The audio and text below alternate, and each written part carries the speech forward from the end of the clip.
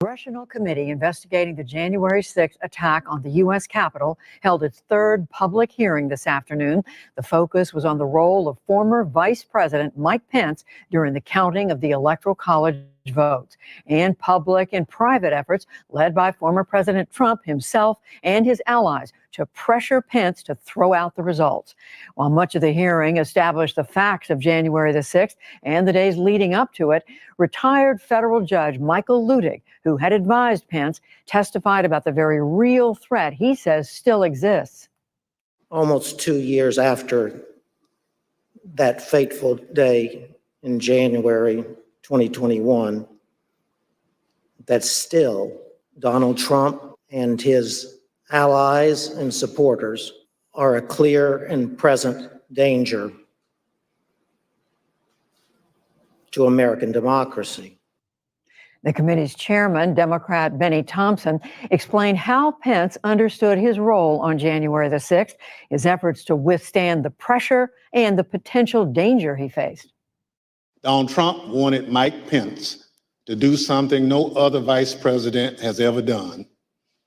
The former president wanted Pence to reject the votes and either declare Trump the winner or send the votes back to the states to be counted again. Mike Pence said no. He resisted the pressure. He knew it was illegal. He knew it was wrong. We're fortunate for Mr. Pence's courage on January 6th. Our democracy came dangerously close to catastrophe. That courage put him in tremendous danger. When Mike Pence made it clear that he wouldn't give in to Donald Trump's scheme, Donald Trump turned the mob on him, a mob that was chanting, "Hang Mike Pence," a mob that had built a hangman's gallows just outside the Capitol. Thanks in part to Mike Pence, our democracy withstood Donald Trump's scheme and the violence of January 6th. But the danger hasn't receded. NewsHour congressional correspondent Lisa Desjardins and our new White House correspondent Laura Barron-Lopez have been watching the hearing today, and they both join me now. Laura, and welcome to you to the NewsHour. We're so glad to have you working with us. I'm going to start with you. So much of today's testimony was around a man named John Eastman, law professor who in those days became a close advisor to then President Trump, with this theory that then Vice President Mike Pence had the power to overturn the election results. Tell us how that picture was fleshed out today. Yeah, so today, Judy, we heard from Greg Jacob, who was former counsel to Vice President Pence at the time, as well as Judge Michael Luttig. Eastman was a clerk of Luttig's previously, and both of them testified that Eastman's theory was not legal, not constitutional, and that it also had no historical precedent. Despite all of that, Eastman continued to push this theory that and his plan that Pence could overturn the election results by simply rejecting the slate of electors that were sent to Congress by the states. And what we heard from Jacob today in testimony was that in his conversations with Eastman, Eastman acknowledged either tacitly or directly that his plan was not legal. Let's watch. And he said, absolutely, Al Gore did not have a basis to do it in 2000. Kamala Harris shouldn't be able to do it in 2024, but I think you should do it today. When I pressed him on the point, I said, John, if the vice president did what you were asking him to do, we would lose 9-0 in the Supreme Court, wouldn't we? And he initially started it, well, I think maybe you would lose only 7-2. And after some further discussion acknowledged, well, yeah, you're right, we would lose 9-0. Despite all of those acknowledgments from Eastman that Jacob recounted, Eastman continued to push Pence's team, which Jacob was a part of, as well as the vice president himself, to go forward with this plan. And what the committee showed us today in the testimony from Jacob, as well as from Mark Short, chief of staff to Vice President Pence, which they had tape deposition from, was that both Jacob and Short talked about what Eastman did in the lead up to January 6th. So on January 5th, Eastman met with Jacob in the White House complex, not far from where I'm standing right now. And Eastman directly asked Jacob, we need Pence to outright reject the electors.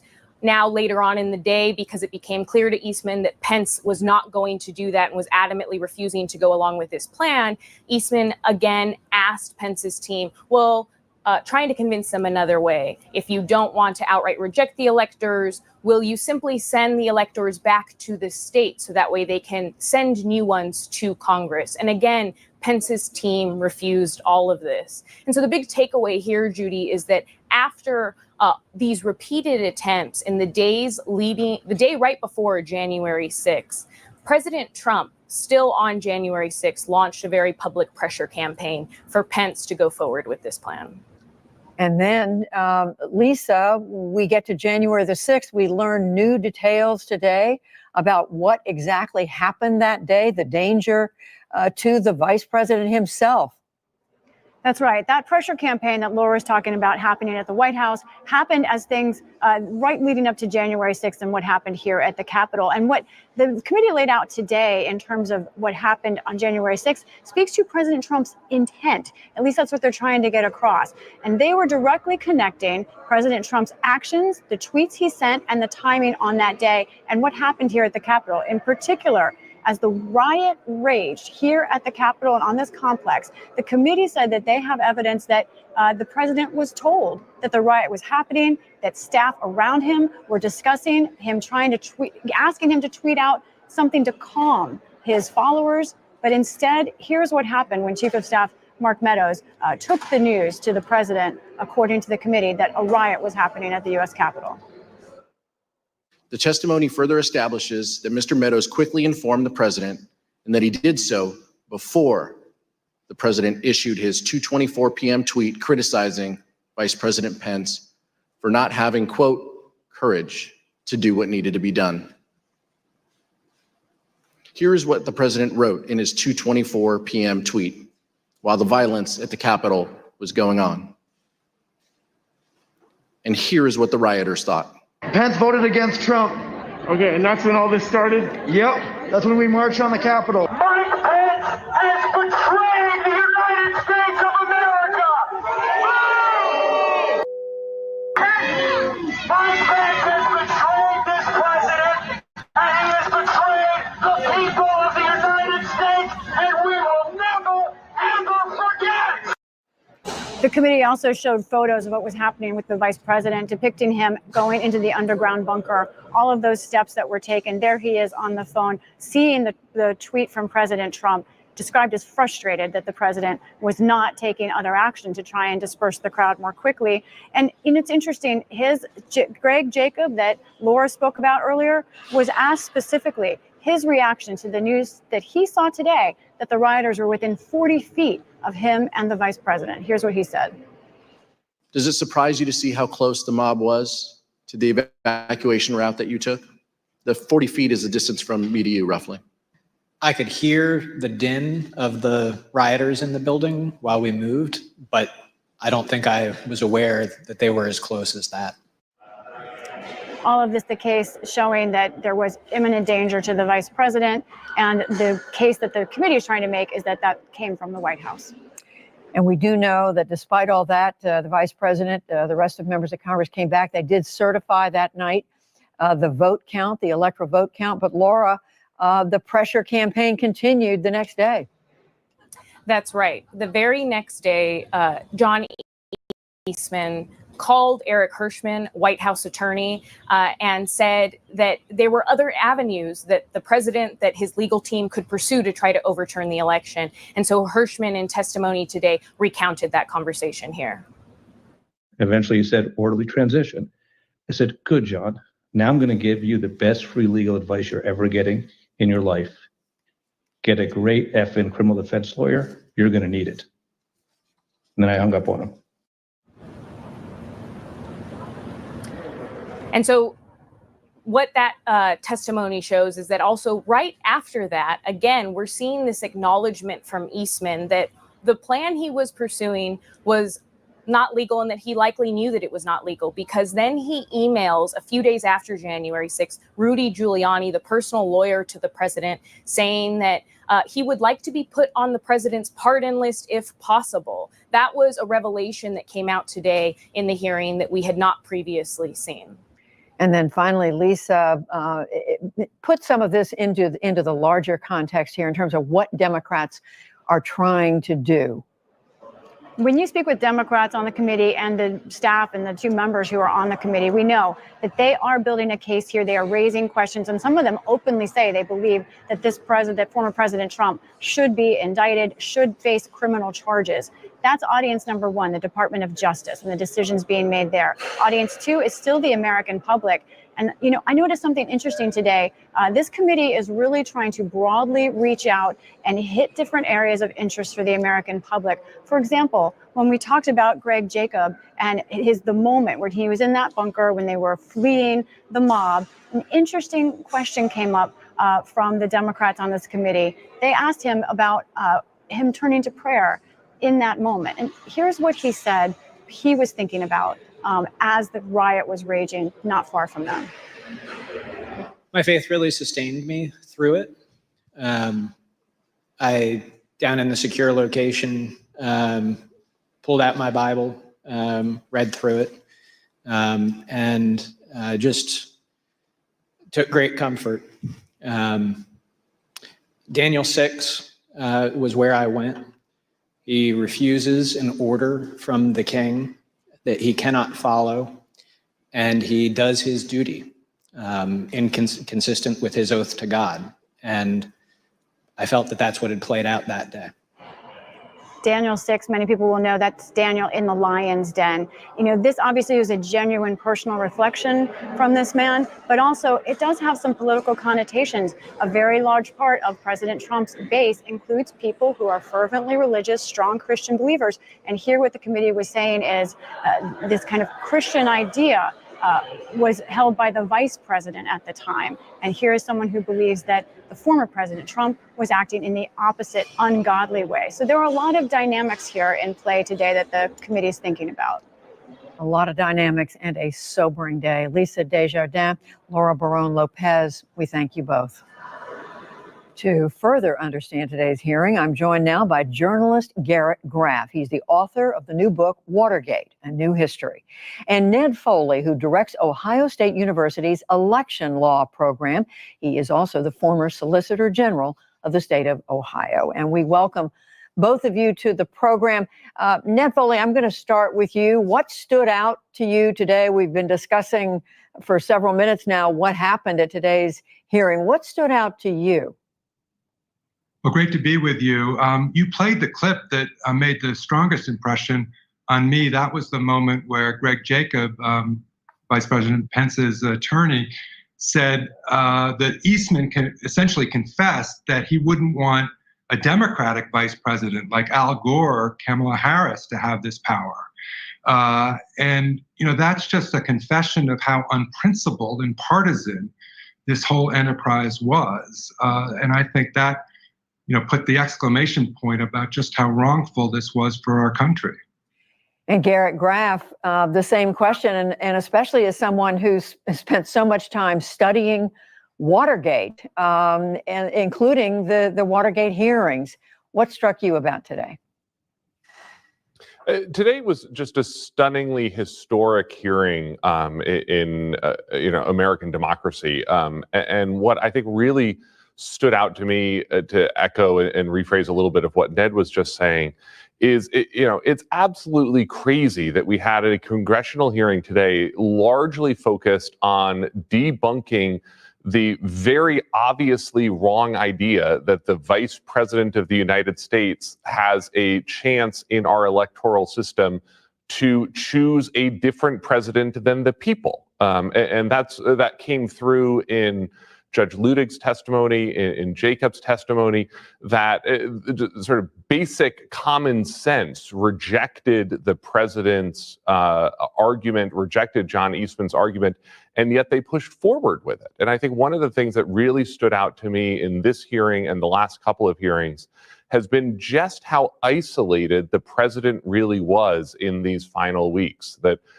President Trump's most senior aides, Vice President Pence's most senior aides, all told him he was wrong and that he was doing something that was illegal and unconstitutional and against the very basic tenets of American democracy. And yet he persisted.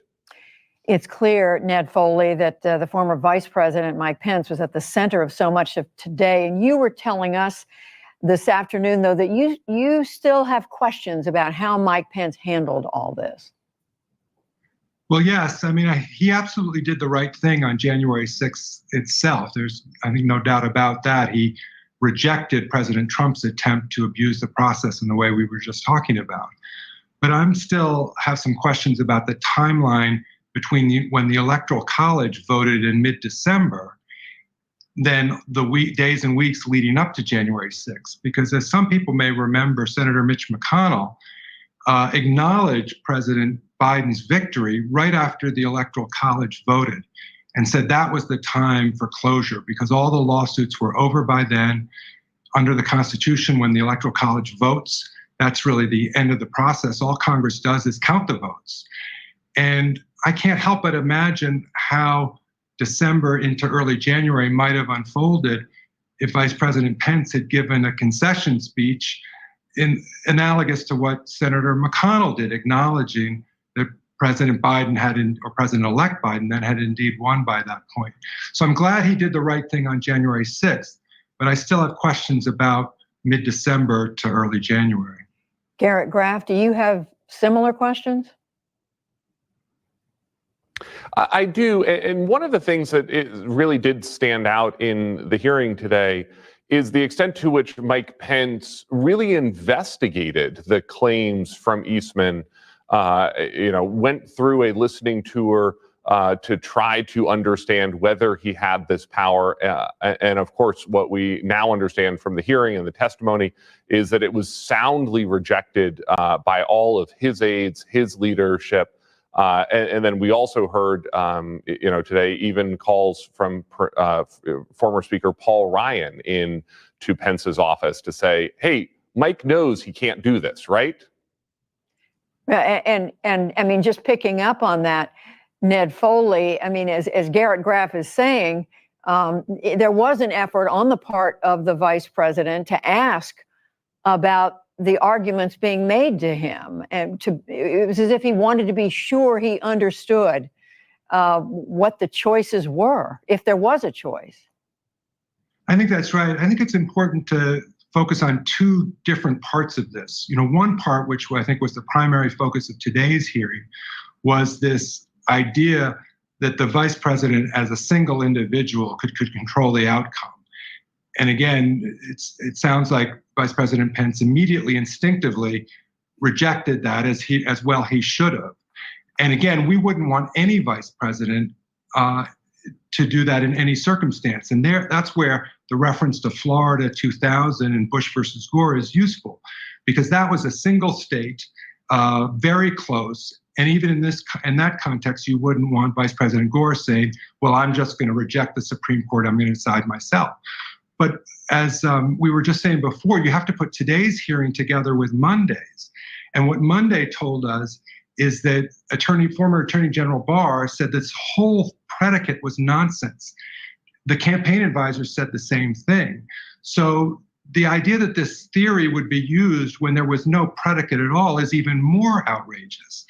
And so given that it was baseless from the beginning, why didn't the vice president come forward early and say, there's no role for me as vice president, and in my role as a candidate for a re-election, I should acknowledge that our ticket lost. Garrett Graff, back to the question, the central point that we are told, or one of the central points that the committee very much wants to make, and that is to offer incontrovertible evidence that President Trump directed the attack on the Capitol. Are you seeing that evidence so far in these hearings? What we are seeing, I think, hearing to hearing, is the building of a very strong case that Donald Trump knew what he was doing was wrong, was being told what he was doing was wrong, and yet continued to build this multifaceted pressure campaign against the institutions that protected the election, whether that's the Justice Department, whether that's the state election officials, or whether that's Vice President Pence certifying the electoral vote. And there, I do think, you asked about Watergate. I do think that there is a distinction that we should draw here, between Richard Nixon's crimes, which were many and terrible, and came out through the result of those Watergate hearings in the summer of 1973. But were fundamentally all abuses of power and crimes against the American people, abuses of civil liberties, abuses of executive power. Donald Trump's crimes here very clearly target the heart of American democracy. And that, to me, is a different order of magnitude of severity. And it's one that I think the committee is making a very strong argument that this is one of the most serious crimes we have ever seen committed in the United States. And in fact, Judge Luttig today, one of the most conservative voices in the judicial establishment, made the case that had Donald Trump succeeded, it would have been the nation's first and most severe constitutional crisis in its history. We certainly took notes, sat up straight when we heard that. Garrett Graff, Ned Foley, thank you both. Thank you. And let's turn now to a member of the panel investigating the January 6th attack. He is Representative Adam Schiff of California. He's one of 7 Democrats on the committee, and I spoke with him just moments ago. Congressman Schiff, thank you so much for joining us. First of all, what do you think today's hearing mainly accomplished? Well, I think it showed the American people that after Trump lost the election, after he lost in the courts, he and others around him cooked up this scheme to try to get the vice president to overturn the election, to violate his constitutional duty. And they put this massive pressure on him to do so. The president whipped up his supporters to the point of violence on January 6th, putting the life of his own vice president, someone who had been loyal and dutiful to him for 4 years, put his life in danger. Vice President Pence did his job. He upheld his constitutional duty, and we're fortunate that he did. But it was yet another plot by the president to try to interfere with the peaceful transfer of power for the first time in our history. Well, to the extent one of the committee's principal goals here is to tie the former president directly to the attack on the Capitol, do you think you've done that?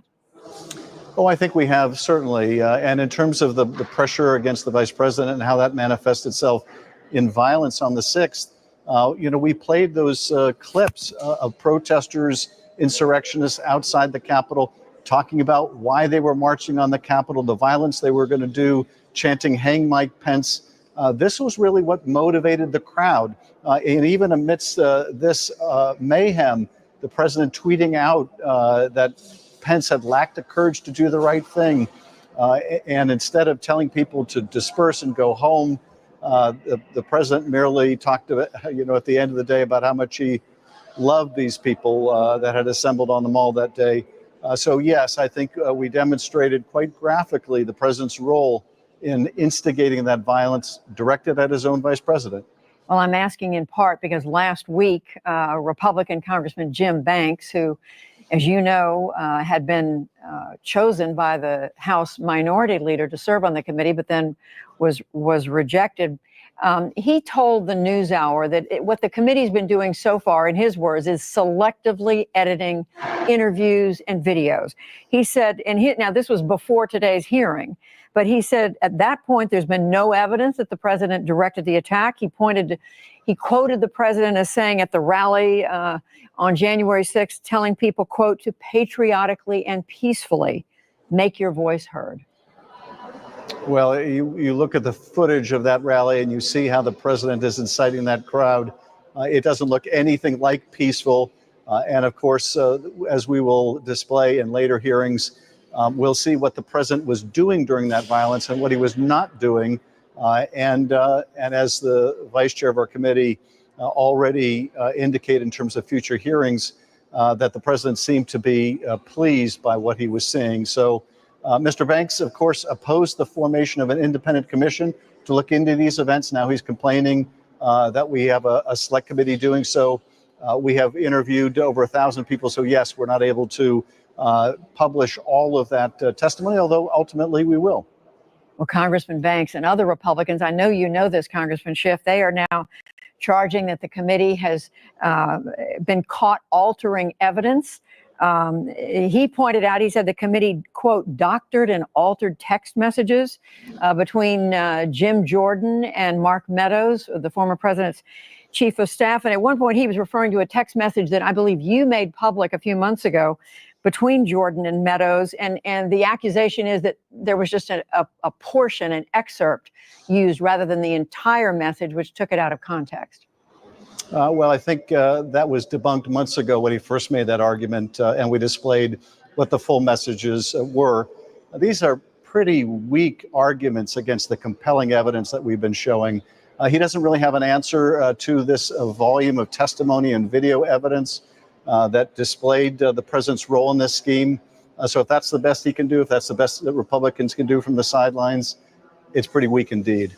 Congressman, today, the chair of the committee, I guess late this afternoon, Congressman Benny Thompson told reporters that the committee has now extended an invitation to Ginny Thomas, the wife of the Supreme Court Justice Clarence Thomas, to come and talk with the committee.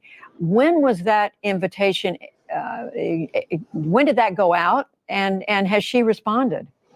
That invitation, I think, went out quite recently. And what I understand, and this is just public reporting, is that she indicated publicly, you would know better than I, that she was receptive to speaking to the committee. But I only have that from public sources and can't confirm that myself.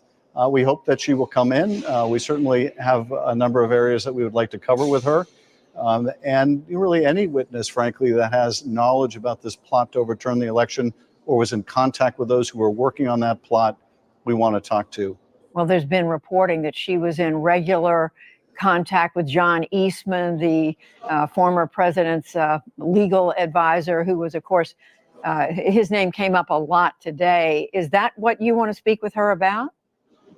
Well, there are a number of things that we want to speak to her about, predominantly that came up during the course of our discovery of documents, in part some of those that Mr. Eastman tried to withhold from the committee.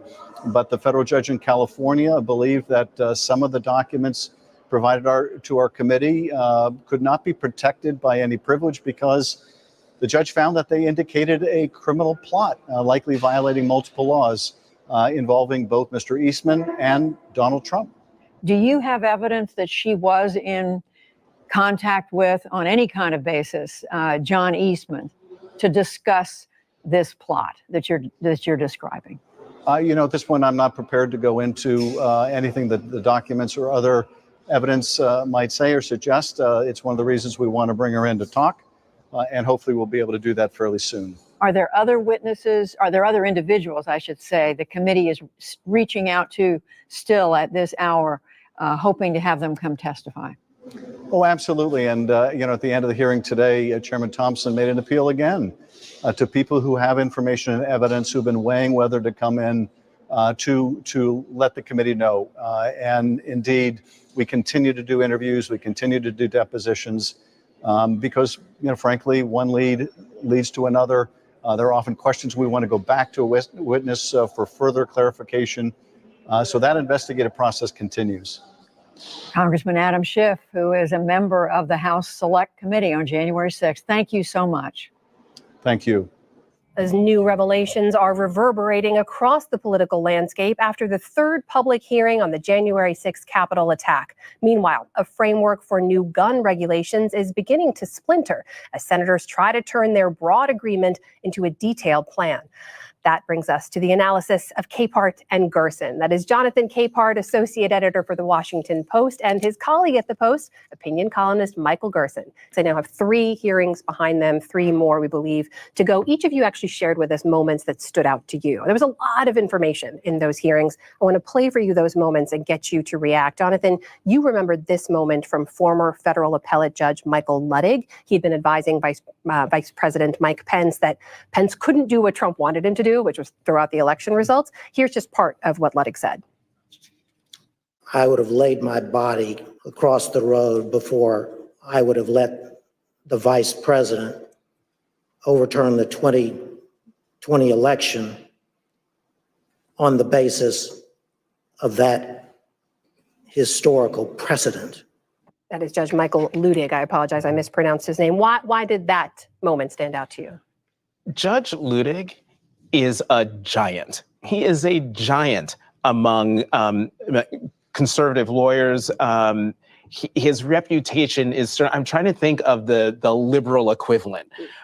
You don't get more senior and more revered than that. The fact that he said he would have thrown himself in Vice President Pence's way to stop him from doing that was pretty incredible. But the other thing he says that we did not show was that he had a warning that Donald Trump and the folks who follow him present a, quote, clear and present danger to our American democracy. This is no liberal Democrat who's talking. This is no just, rank and file Democrat talking. This is a tried and true, dyed-in-the-wool conservative jurist who is ringing the alarm about this scheme that Eastman had come up with, that they were trying to get Vice President Pence to go along with, and who is also saying they're not done. This scheme is not done. January 6th, he didn't say this part, but I'm saying this part. January 6th is a rehearsal for what we could see in 2024. Michael, I found it interesting. Most of the folks who testified, most of the people we heard from were Republicans. And you recall this one moment that stood out to you where we heard from Chief Counsel to the Vice President, Greg Jacob. We learned a lot about what Mike Pence was doing on January 6th, how he was down in a secure location, continuing to work, even as rioters outside were chanting, "Hang Mike Pence." Here is a moment in which Greg Jacob was talking about what happened then. Does it surprise you to see how close the mob was to the evacuation route that you took?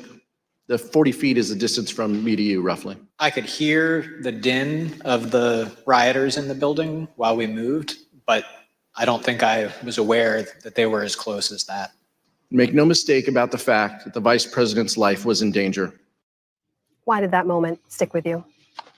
Because it's something we shouldn't get used to. I mean, we had a moment where, with a mob intent on harm, fed and pushed by the sitting president of the United States against his most loyal lieutenant. And it was a near-run thing. This could have been the murder of the vice president. I mean, how would American politics have responded to such a thing? And one thing that came out in the hearing is that during this, as it was happening, President Trump was tweeting pressure tweets attacking the vice president for lacking courage as this was happening. And that indicates to me, a reckless regard for not just his political future, but his life. This is a president, I think we learned again, but it's the most dramatic example. This is not just a corrupt politician. This is an evil man, an amoral man. And that, I think, is, important as we come around to the next election where, he's the Republican frontrunner. That is a dire situation for the Republic. Jonathan, there was another moment that stood out to me when we heard from communications between Trump's lawyer, John Eastman, sending messages. He's the one who's recommending sort of a plan for how to do this, to overturn the election results. And the committee basically shared that he emailed saying, "I've decided I should be on the pardoned list if that is still in the works."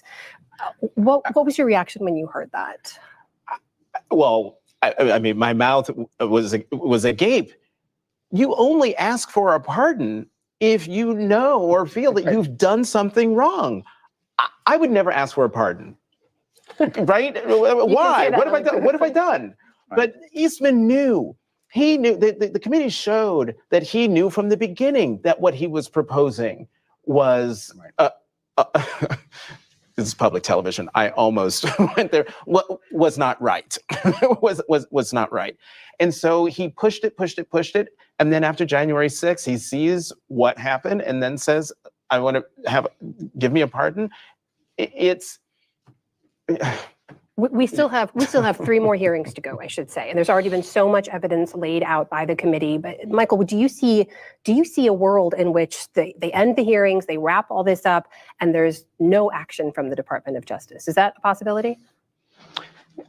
It's a definite possibility, although the Department of Justice made some noise this week, essentially saying, we'd like those transcripts, the ones that you have of these witnesses. And because there is a parallel investigation going on with the committee and the Justice Department, and they've started stepping on one another's feet a little bit.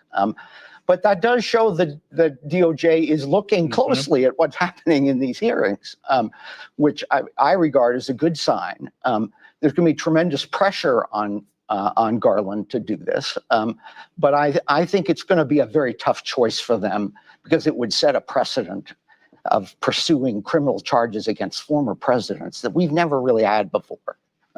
We'll see. Do you also think Mike Pence should testify? We haven't heard from him.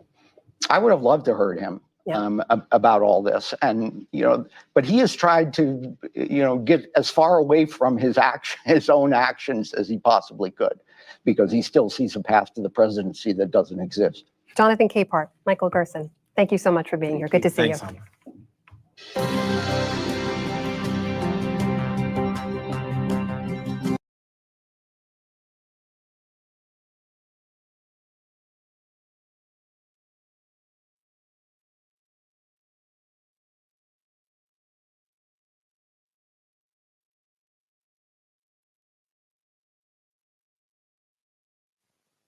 Hello and welcome to the PBS NewsHour. Today, in just a few minutes, the House Select Committee investigating the January 6th insurrection will gavel in the 4th of at least 5 hearings, with today's hearing focusing on the pressure former President Trump and associates put on state legislators and election officials. I'm joined today by PBS NewsHour's White House correspondent, Laura Barron-Lopez.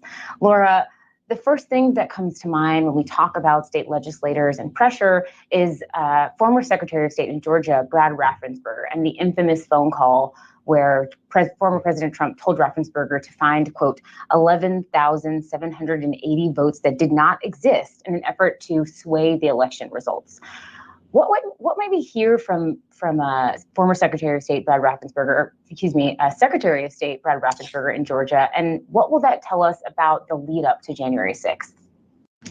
Yeah, so it's going to be a very compelling testimony from Brad Raffensperger. There are multiple things that I'm looking at, Nicole. So one thing that we can listen for as we listen to Raffensperger is a window into what he testified before the Fulton County DA grand jury, because they also are having their own investigation into Trump's pressure campaign and his allies' pressure campaign to overturn the election results in Georgia specifically. So the Fulton County DA is looking at that as well, and Raffensperger testified in a closed meeting before them earlier this month. So we could get a little bit of insight into what exactly he told them as we listen to his testimony today. But we are also probably going to hear a lot about that phone call that President Trump made to Raffensperger to pressure him directly to try to find votes that did not exist. And we all know they did not exist. But to take a step back, this campaign that the president, as well as his allies, pushed on Raffensperger in Georgia is not a one-off. It is something that they did to a number of election officials across a number of states. And so we also expect to hear about that today. This hearing comes on the heels of a Republican primary in Georgia where Secretary of State Brad Raffensperger in Georgia was up against a Trump-supported nominee who he ultimately defeated. But it does beg the question, what is this hearing and what might we hear today do, or how will it inform some of these contests where Republicans are up against Trump-supported nominees? Yeah, Raffensperger did prevail, as did Governor Kemp in his primary, but Georgia appears to be so far more of an anomaly, more of an outlier than actually the trend here, which is that a number of Trump-backed candidates in states for Senate, running for Senate seats and running for other seats across the country continue to win in their Republican primaries. And the majority of those candidates have said that they would not have certified the 2020 election, that the 2020 election was fraudulent, which we all know is a lie. And they have also, indicated that they would be willing to go along with a similar plot in 2024. So we're already starting to see an impact from some of these hearings, Nicole, which is that death threats and threats to a lot of election officials, as well as candidates that are running, including Republicans that are running, is continuing. And we saw over this weekend that Republican Congressman Adam Kinzinger posted a tweet where he showed that he and his family were threatened. They received a letter that threatened violence. And so that is something that we're seeing more and more, increased violent rhetoric from a number of Trump-backed candidates. When we look at this on a national level, according to Representative Cheney, we'll hear about instances of Trump associates trying to pressure state officials in a multitude of states and states beyond Georgia. What do we know about what's happened in other states, and what might we hear or learn more about today? So we're also going to be hearing from Speaker of the House of Arizona, in the state house there, Rusty Bowers. In Arizona, he specifically was another person that was pressured very directly by Trump and his allies to try to get ready a bunch of fake electors, because again, this is connected to what we heard last week in the testimony surrounding Vice President Pence and the pressure campaign that he endured to try to send the slates of electors back to the states, to just outright reject them. And so the game plan from Trump and his allies was to then, if they could convince Pence to send those slates of electors back to the states, then states like Arizona, Georgia, Wisconsin, and about 3 to 4 other states that actually were getting direct pressure from the president and his allies would then send fake electors that certified Trump as the winner back to Congress, and then those would be accepted. So altogether, that was the whole plan, and we're going to hear from Speaker Bowers about the pressure that he endured, but there are 5 other states besides Georgia and Arizona that also were a part of gathering fake electors and talking to Trump and his allies about potentially sending them to Congress. I should also clarify that we are talking about states where Trump associates were attempting to pressure people in states where he lost, but they wanted to change those results. As we obviously continue talking about former President Trump's role and involvement in all of this, the other thing that's important to acknowledge and discuss is that last week he teased a 2024 presidential run. What implications could this have on a potential run by former President Trump, again, for president in 2024? So just this weekend, we saw a new poll come out from ABC and Ipsos, and it found that 6 in 10 Americans think that former President Trump should be charged with a crime for his actions around January 6th.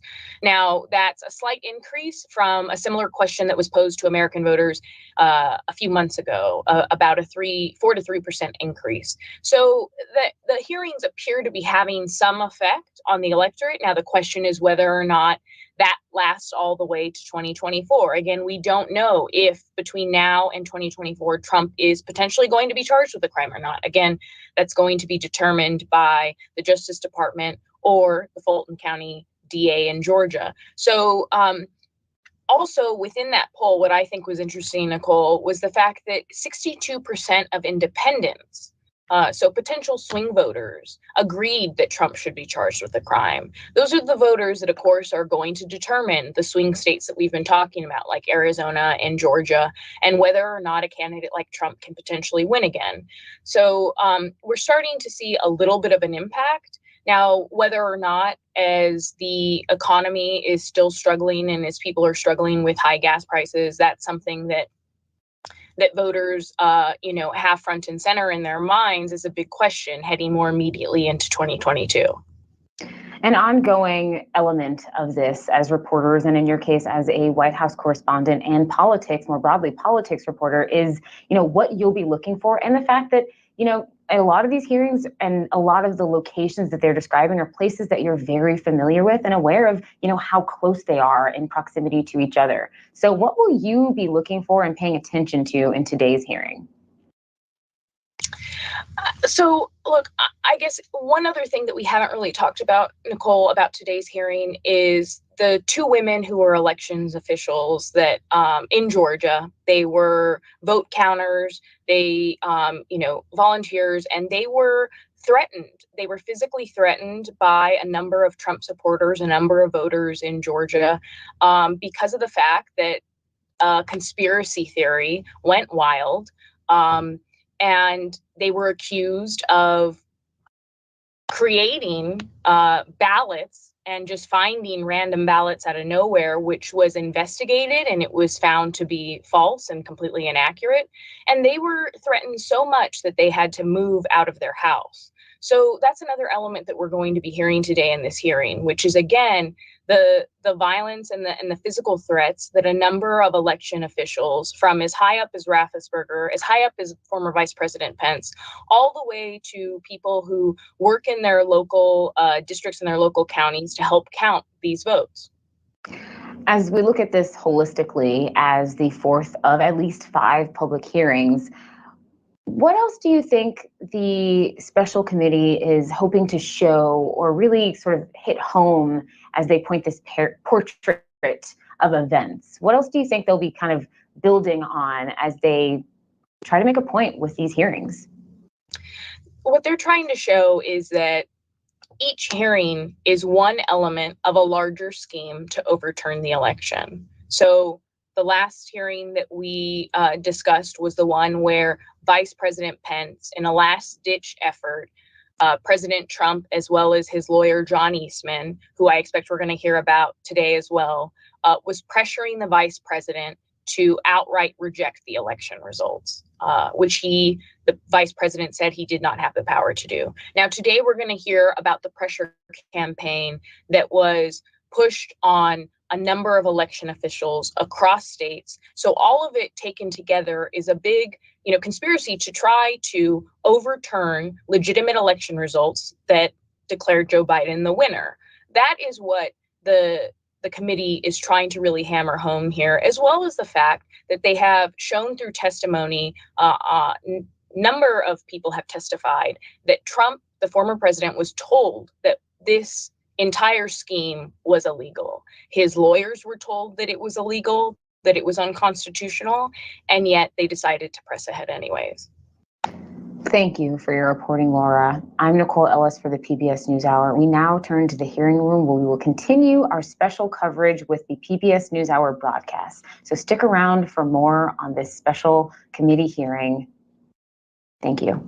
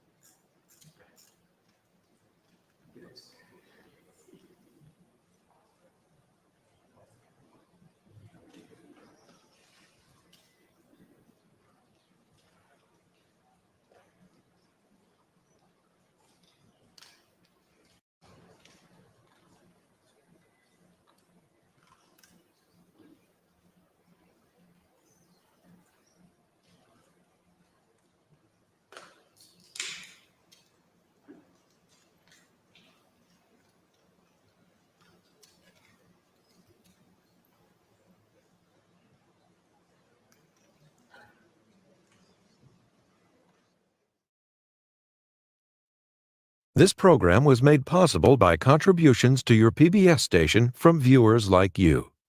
Thank you.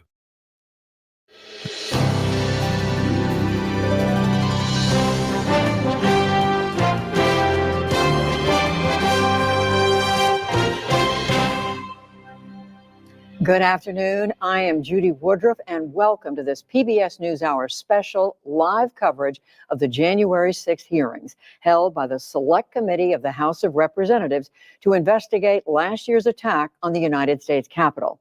This today is the fourth in a series of public hearings the committee is holding this month. Today's hearing is expected to focus on the pressures former President Trump put on state legislators and election officials to change election results. The most glaring example being the former president's phone call to Georgia Secretary of State Brad Raffensperger to, quote, find 11,780 votes. Raffensperger will be one of several witnesses today, along with Gabriel Sterling, who is the chief operating officer in the Georgia Secretary of State's office, and Arizona State House Speaker Rusty Bowers, along with Wandrea Arche Shea Moss. She is a former Georgia election worker. She'll be part of a second panel. You're seeing live pictures now from the hearing room. Members of the January 6th Select Committee walking into the House Committee hearing room. They have made it a habit of getting started on time, so we expect that they'll do that today. We know that there will be statements made not only by the committee chair, Congressman Benny Thompson, but also by the Vice Chair, Liz Cheney, and Congressman Adam Schiff. But let's listen now for the Chairman, Congressman Benny Thompson. The Select Committee to investigate the January 6th attack on the United States Capitol will be in order. Without objection, the chair is authorized to declare the committee in recess at any point. Pursuant to House Deposition Authority Regulation 10, the chair announces the committee's approval to release the deposition material presented during today's hearing. Good afternoon. At our last hearing, we told the story of a scheme driven by Donald Trump to pressure former Vice President Mike Pence to illegally overturn the election results. We showed that when the pressure campaign failed and Mike Pence fulfilled his constitutional obligation, Donald Trump turned a violent mob loose on him. We showed that the mob came within roughly 40 feet of the vice president. Today, we'll show that what happened to Mike Pence wasn't an isolated part of Donald Trump's scheme to overturn the election. In fact, pressuring public servants into betraying their oaths was a fundamental part of the playbook. And a handful of election officials in several key states stood between Donald Trump and the upending of American democracy. As we begin today, it's important to remember when we count the votes for president, we count the votes state by state. For the most part, the candidates who win the popular vote in a state wins all the state's electoral college votes. And whoever wins a majority of the electoral college votes wins the presidency. So when Donald Trump tried to overturn the election results, he focused on just a few states. He wanted officials at the local and state level to say the vote was tainted by widespread fraud and throw out the results, even though, as we showed last week, there wasn't any voter fraud that could have overturned the election results. And like Mike Pence, these public servants wouldn't go along with Donald Trump's scheme. And when they wouldn't embrace the big lie and substitute the will of the voters with Donald Trump's will to remain in power, Donald Trump worked to ensure they faced the consequences. Threats to people's livelihood and lives, threats of violence that Donald Trump knew about and amplified. And in our other hearings, we can't just look backward at what happened in late 2020 and in the early 2021 because the danger hadn't gone away. Our democracy endured a mighty test on January 6th and in the days before. We say our institutions held, but what does that really mean? Democratic institutions aren't abstractions or ideas. They are local officials who oversee elections, secretaries of state, people in whom we placed our trust that they'll carry out their duties. But what if they don't? 2 weeks ago, New Mexico held its primary elections. One county commission refused to certify the results, citing vague, unsupported claims dealing with Dominion voting machines. The court stepped in, saying New Mexico law required the commission to certify the results. 2 of the 3 members of the commission finally relented. One still refused, saying his vote, quote, isn't based on any evidence, it's not based on any facts, it's only based on my gut feeling and my own intuition, and that's all I need. By the way, a few months ago, this county commissioner was found guilty of illegally entering the Capitol grounds on January 6th. This story reminds us of a few things. First, as we've shown in our previous hearings, claims that widespread voter fraud tainted the 2020 presidential election have always been a lie. Donald Trump knew they were a lie, and he kept amplifying them anyway. Everything we described today, the relentless, destructive pressure campaign on state and local officials, was all based on a lie. Donald Trump knew it, he did it anyway. Second, the lie hasn't gone away. It's corrupting our democratic institutions. People who believe that lie are now seeking positions of public trust. And as seen in New Mexico, their oath to be to the people they serve will take a back seat to their commitment to the big lie. If that happens, who will make sure our institutions don't break under the pressure? We won't have close calls. We'll have a catastrophe. My distinguished colleague from California, Mr. Schiff, will present much of the Select Committee's finding on this matter. First, I'm pleased to recognize our Vice Chair, Ms. Cheney of Wyoming, for any opening statement she'd care to offer. Thank you very much, Mr. Chairman. Today, we will begin examining President Trump's effort to overturn the election by exerting pressure on state officials and state legislatures. Donald Trump had a direct and personal role in this effort, as did Rudy Giuliani, as did John Eastman. In other words, the same people who were attempting to pressure Vice President Mike Pence to reject electoral votes illegally were also simultaneously working to reverse the outcome of the 2020 election at the state level. Each of these efforts to overturn the election is independently serious. Each deserves attention both by Congress and by our Department of Justice. But as the federal court has already indicated, these efforts were also part of a broader plan. And all of this was done in preparation for January 6th. I would note 2 points for particular focus today. First, today you will hear about calls made by President Trump to officials of Georgia and other states. As you listen to these tapes, keep in mind what Donald Trump already knew at the time he was making those calls. He had been told over and over again that his stolen election allegations were nonsense. For example, this is what former Attorney General Bill Barr said to President Trump about allegations in Georgia.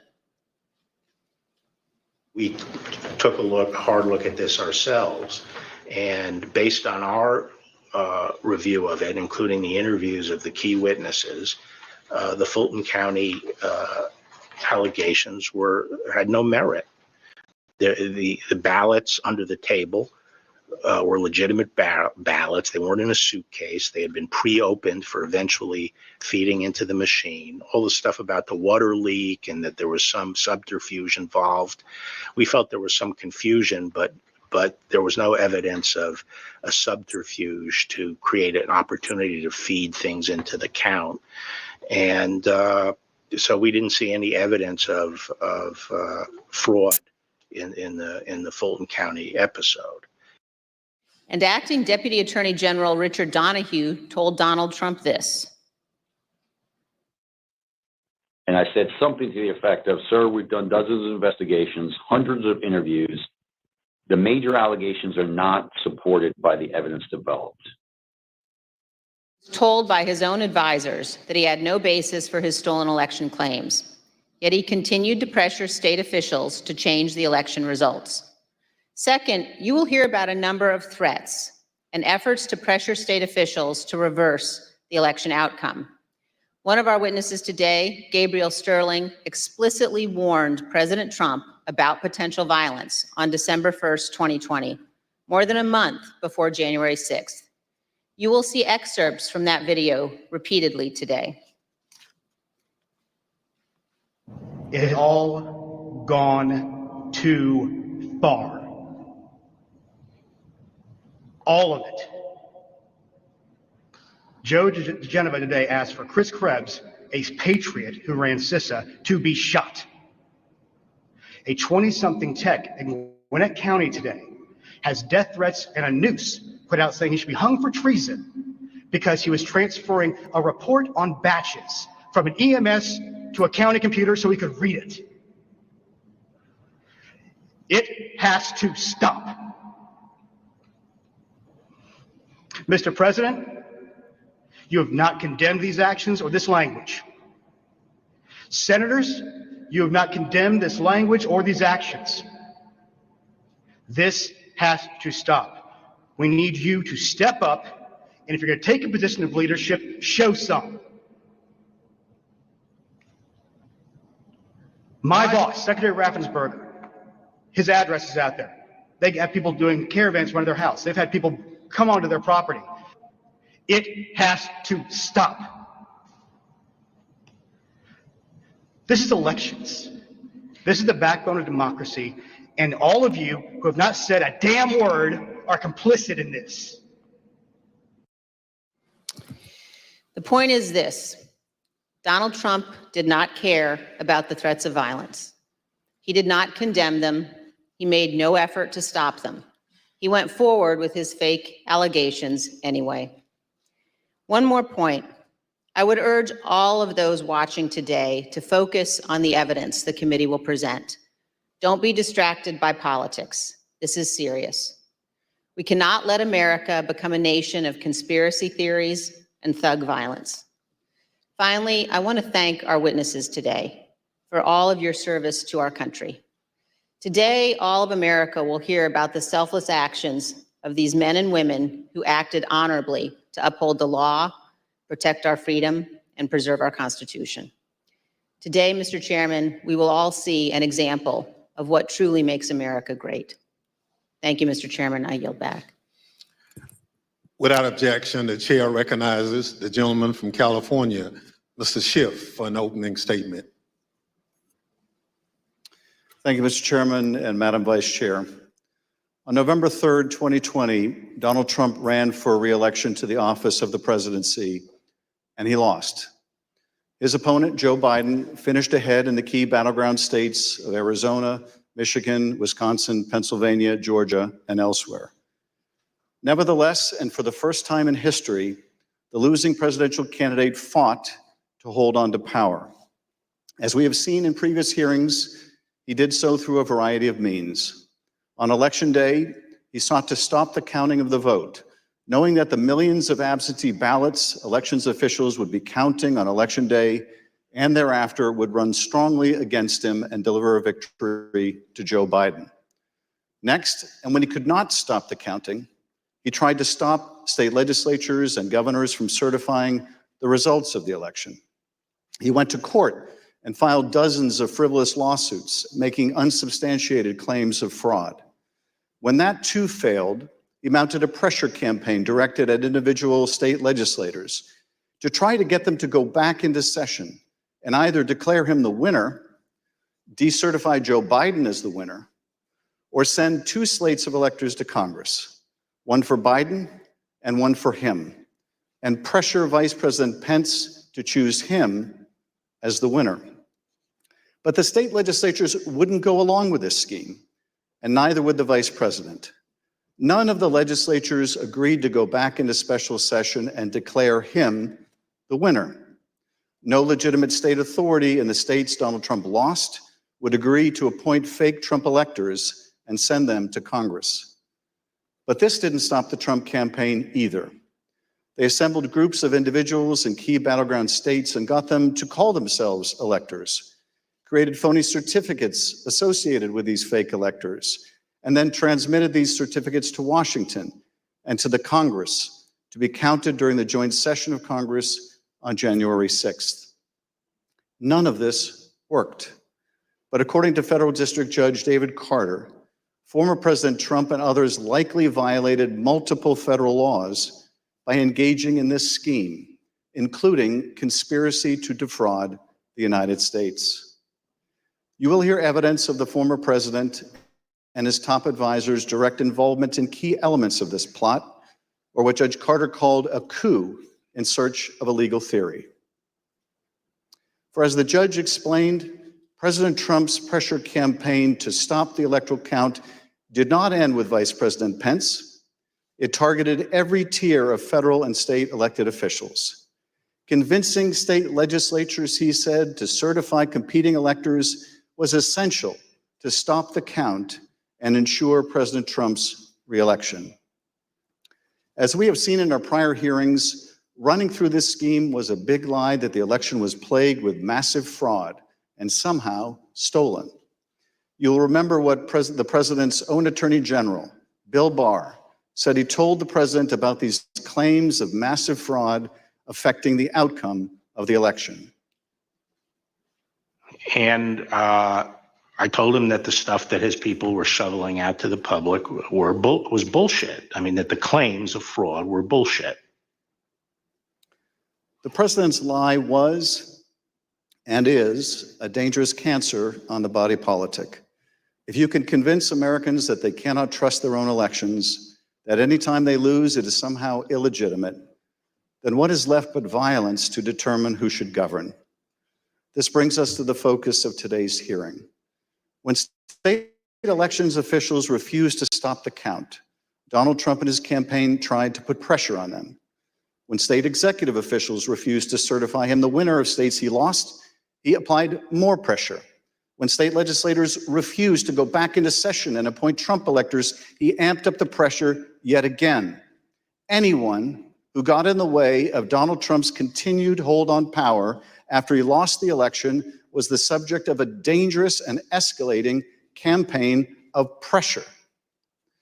This pressure campaign brought angry phone calls and texts, armed protests, intimidation, and all too often, threats of violence and death. State legislators were singled out.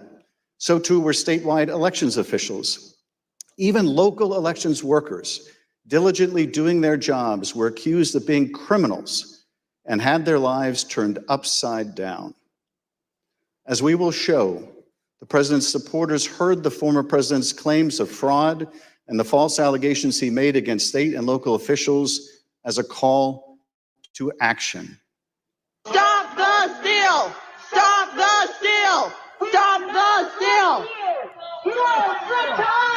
You're a threat to democracy! You're a threat to free and honest elections! America! We love our rights and our freedom! Your enemy will not be allowed in our country. You're a tyrant, you're a felon, and you must turn yourself in to the authorities immediately. And then about 45 minutes later, we started to hear the noises outside my home, and my stomach sunk, and I thought, it's me. And then it's just, we don't know what's going to, I mean, the uncertainty of that was what was the fear. Like, are they coming with guns? Are they going to attack my house? I'm in here with my kid, I'm trying to put him to bed. And so it was, that was the scariest moment, just not knowing what was going to happen. This pressure campaign against state and local officials spanned numerous contested states, as you will see in this video produced by the Select Committee.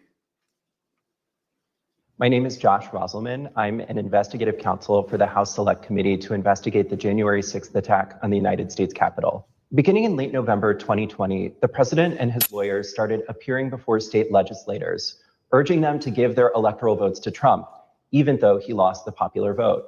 I represent President Trump along with Jenna Ellis, and this is our fourth or fifth hearing. This election has to be turned around because we won Pennsylvania by a lot, and we won all of these swing states by a lot.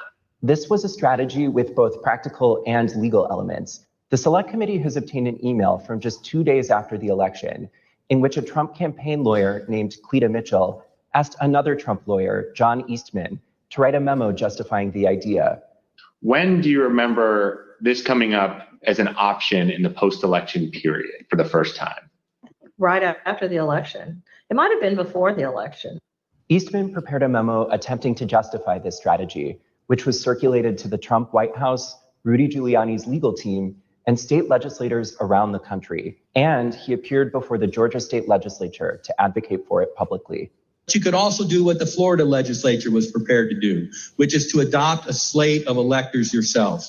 And when you add in the mix of the significant statistical anomalies and sworn affidavits and video evidence of outright election fraud, I don't think it's just your authority to do that, but quite frankly, I think you have a duty to do that, to protect the integrity of the election here in Georgia. But Republican officials in several states released public statements recognizing that President Trump's proposal was unlawful. For instance, Georgia Governor Brian Kemp called the proposal unconstitutional, while Arizona House Speaker Rusty Bowers wrote that the idea would undermine the rule of law. The pressure campaign to get state legislators to go along with the scheme intensified when President Trump invited delegations from Michigan and Pennsylvania to the White House. Either you or Speaker Chatfield, did you make the point to the president that you were not going to do anything that violated Michigan law? I believe we did. Whether or not it was those exact words or not, but I think that the words that I would have more likely used is we were going to follow the law. Nevertheless, the pressure continued. The next day, President Trump tweeted, quote, "Hopefully the courts and/or legislatures will have the courage to do what has to be done to maintain the integrity of our elections and the United States of America itself. The world is watching." He posted multiple messages on Facebook listing the contact information for state officials and urging his supporters to contact them to, quote, "demand a vote on decertification." In one of those posts, President Trump disclosed Mike Shirkey's personal phone number to his millions of followers. All I remember is receiving over just shy of 4,000 text messages over a short period of time, calling to take action. It was a loud noise, loud, consistent cadence of, we hear that the Trump folks are calling and asking for changes in the electors, and you guys can do this. Well, they were believing things that were untrue. These efforts also involved targeted outreach to state legislators. Hi, Representative. My name is Angela McCallum. I'm calling from Trump campaign headquarters in Washington, D.C. You do have the power to reclaim your authority and send a slate of electors that will support President Trump and Vice President Pence. From President Trump's lawyers and from Trump himself. And I've become friendly with legislators that I didn't know 4 weeks ago. Another legislator, Pennsylvania House Speaker Brian Cutler, received daily voicemails from Trump's lawyers in the last week of November.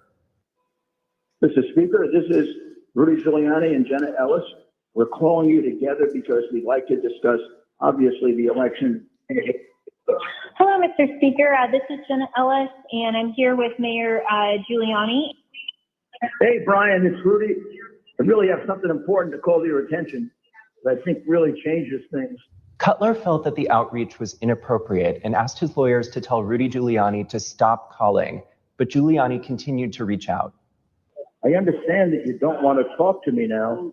I just want to bring some facts to your attention and talk to you as a fellow Republican On December 30th, Trump ally Steve Bannon announced a protest at Cutler's home. We're getting on the road and we're going down to Cutler. We're going to start going to offices. And if we have to, we're going to go to homes and we're going to let them know what we think about them. There were multiple protests. I actually don't remember the exact number.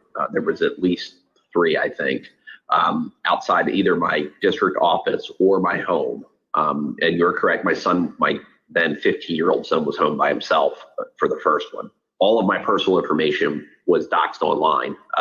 It was my personal email, my personal cell phone, my home phone number. In fact, we had to disconnect our home phone for about 3 days because it would ring all hours of the night and would fill up with messages. Brian Cutler, we're outside. Clerks facing felony charges in Michigan. Poll watchers denied access in Pennsylvania. These ads were another element in the effort. The Trump campaign spent millions of dollars running ads online and on television. The evidence is overwhelming. Call your governor and legislators. Demand they inspect the machines and hear the evidence. Public pressure on state officials often grew dangerous in the lead up to January 6th. Let us in! Let us in! Let us in! Let us in! Special session! Special session! Special session! We'll light the whole shit on fire. What are we going to do?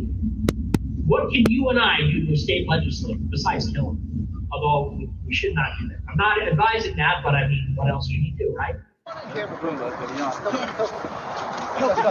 The punishment for treason is death. The state pressure campaign and the danger it posed to state officials and to state capitals around the nation was a dangerous precursor to the violence we saw on January 6th at the U.S. Capitol. Today, you will hear from Rusty Bowers, the Republican Speaker of the Arizona House of Representatives. He will tell us about his conversations with the president, with Rudy Giuliani and John Eastman, and what the president's team asked of him and how his oath of office would not permit it.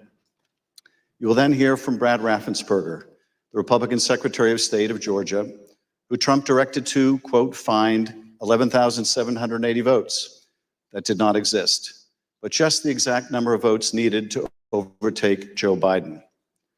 You will also hear from Gabriel Sterling, the chief operating officer, his chief operating officer, about the spurious claims of fraud in the elections in Georgia, and who, responding to a cascading set of threats to his elections team, warned the president to stop, that someone was going to get killed. And you will hear from Wandrea Shea Moss, a former local elections worker in Fulton County, Georgia, about how all of the lies about the election impacted the lives of real people who administer our elections and still do. You will hear what they experienced when the most powerful man in the world, the President of the United States, sought to cling to power after being voted out of office by the American people. The system held, but barely. And the system held because people of courage, Republicans and Democrats, like the witnesses you will hear today, put their oath to the country and Constitution above any other consideration. They did their jobs, as we must do ours. Thank you, Mr. Chairman, and I yield back. I now welcome our first panel of witnesses.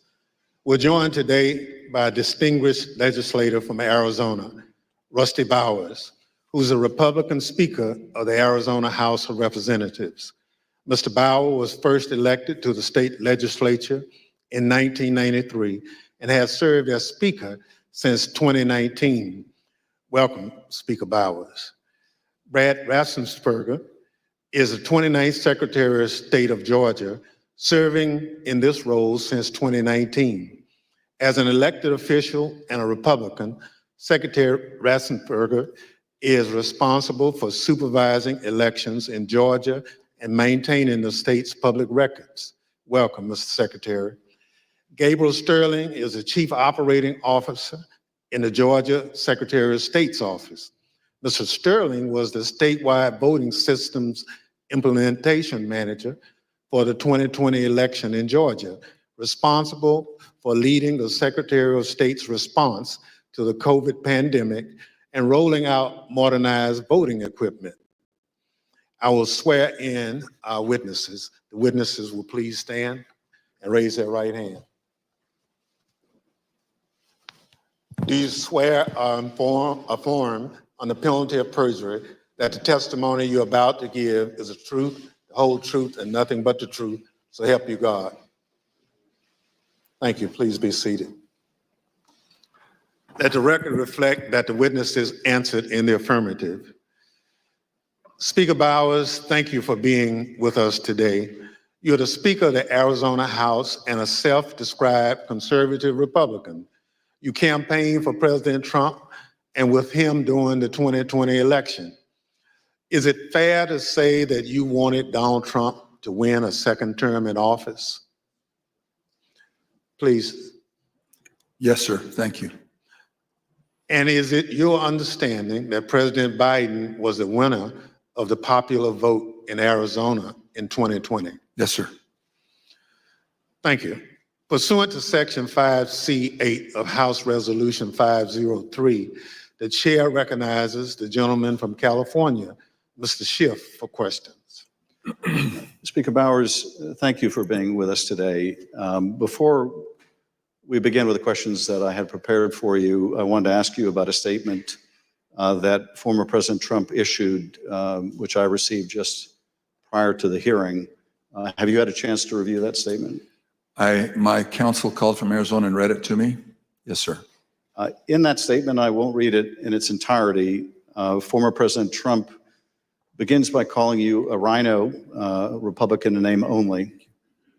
He then references a conversation in November 2020 in which he claims that you told him that the election was rigged and that he had won Arizona.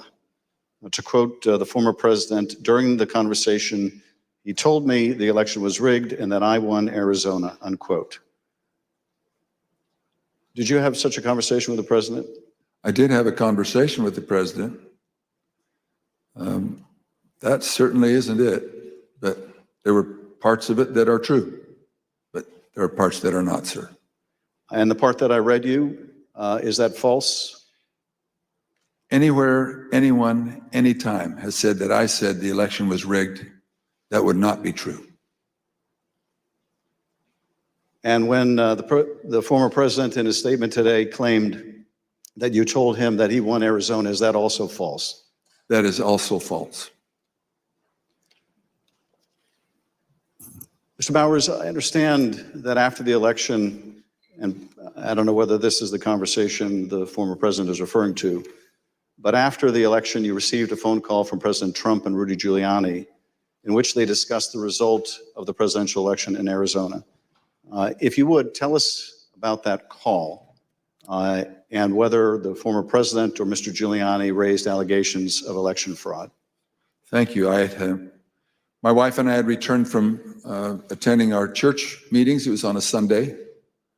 And we were still in the driveway, and I had received a call from a colleague telling me that the White House was trying to get in touch with her and I, and that she said, please, if you get a call, let's try to take this together.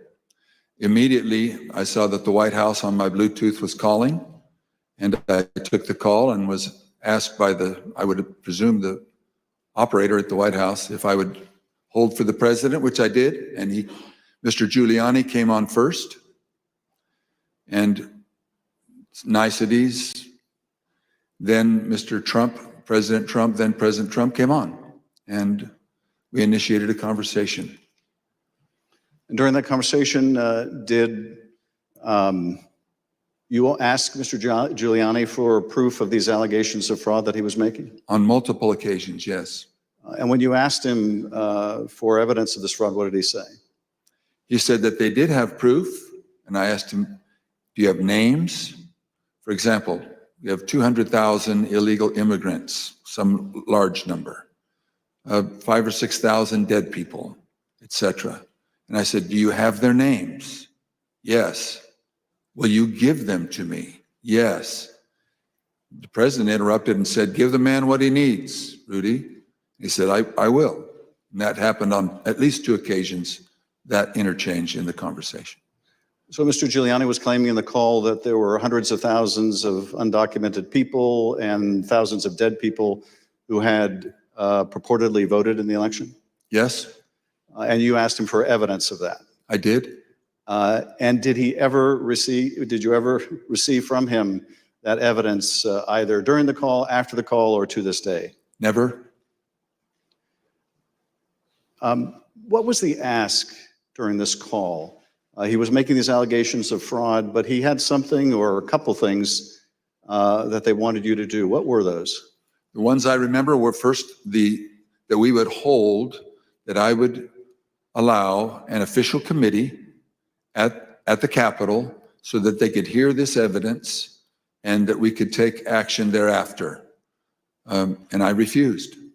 I said, up to that time, the circus, I called it a circus, had been brewing with lots of demonstrations, both at the counting center, at the Capitol, and other places. And I didn't want to have that in the House. I did not feel that the evidence, granted in its absence, merited a hearing, and I didn't want to be used as a pawn if there was some other need that the committee hearing would fulfill. So that was the first ask, that we hold an official committee hearing. And what was his second ask? I said, to what end? To what end the hearing? He said, well, we have heard by an official high up in the Republican legislature that there is a legal theory or a legal ability in Arizona that you can remove the electors of President Biden and replace them. And we would like to have the legitimate opportunity through the committee to come to that end and remove that. And I said, that's something that's totally new to me. I've never heard of any such thing. And he pressed that point. And I said, look, you are asking me to do something that is counter to my oath when I swore to the Constitution to uphold it. And I also swore to the Constitution and the laws of the state of Arizona. And this is totally foreign as an idea or a theory to me. And I would never do anything of such magnitude without deep consultation with qualified attorneys. And I said, I've got some good attorneys and I'm going to give you their names. But you are asking me to do something against my oath, and I will not break my oath. And I think that was up to that point. During the conversation, and you heard, I think, when we played a snippet of Mr. Giuliani calling other state legislators and saying that he was calling us essentially a fellow Republican, did he make a similar appeal to you or bring up the fact that you shared a similar party? Whether it was in that call or in a later meeting, he did bring that up more than once. And how would he bring that up? He would say, aren't we all Republicans here? I would think we would get a better reception. I mean, I would think you would listen a little more open to my suggestions that we're all Republicans. And this evidence that you asked him for that would justify this extraordinary step, I think you said they never produced. Why did you feel, either in the absence of that evidence or with it, what they were asking you to do would violate your oath to the Constitution? First of all, when the people, and in Arizona, I believe it's some 40 plus years earlier, the legislature had established the manner of electing our officials or the electors for the presidential race.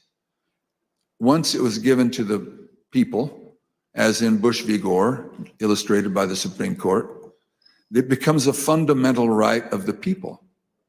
So as far as I was concerned, for someone to ask me I would call it a paucity, there was no evidence being presented of any strength. Evidence can be hearsay evidence, it's still evidence, but it's still hearsay. But strong judicial quality evidence, anything that would say to me, you have a doubt, deny your oath.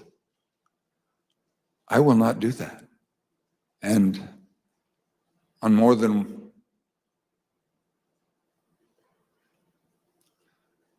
one occasion throughout all this, that has been brought up and it is a tenet of my faith that the Constitution is divinely inspired, of my most basic foundational beliefs. And so for me to do that because somebody just asked me to is foreign to my very being. I will not do it. During that conversation, Speaker Bowers, did you ask him if what he was proposing had ever been done before? I did. And what did he say? He said, well, I'm not familiar with Arizona law or any other laws, but I don't think so. And that also was brought up in other conversations, both with him and with John Eastman and others. Speaker Bowers, I understand that a week after that call, Mr. Giuliani appeared with others associated with President Trump's effort to overturn the result of the election at a purported legislative hearing in a hotel ballroom in Phoenix. Was this an official hearing of the state legislature? It was not. And why was it not a real or official hearing of the legislature? A legislator can hold a group meeting. You can call it a hearing.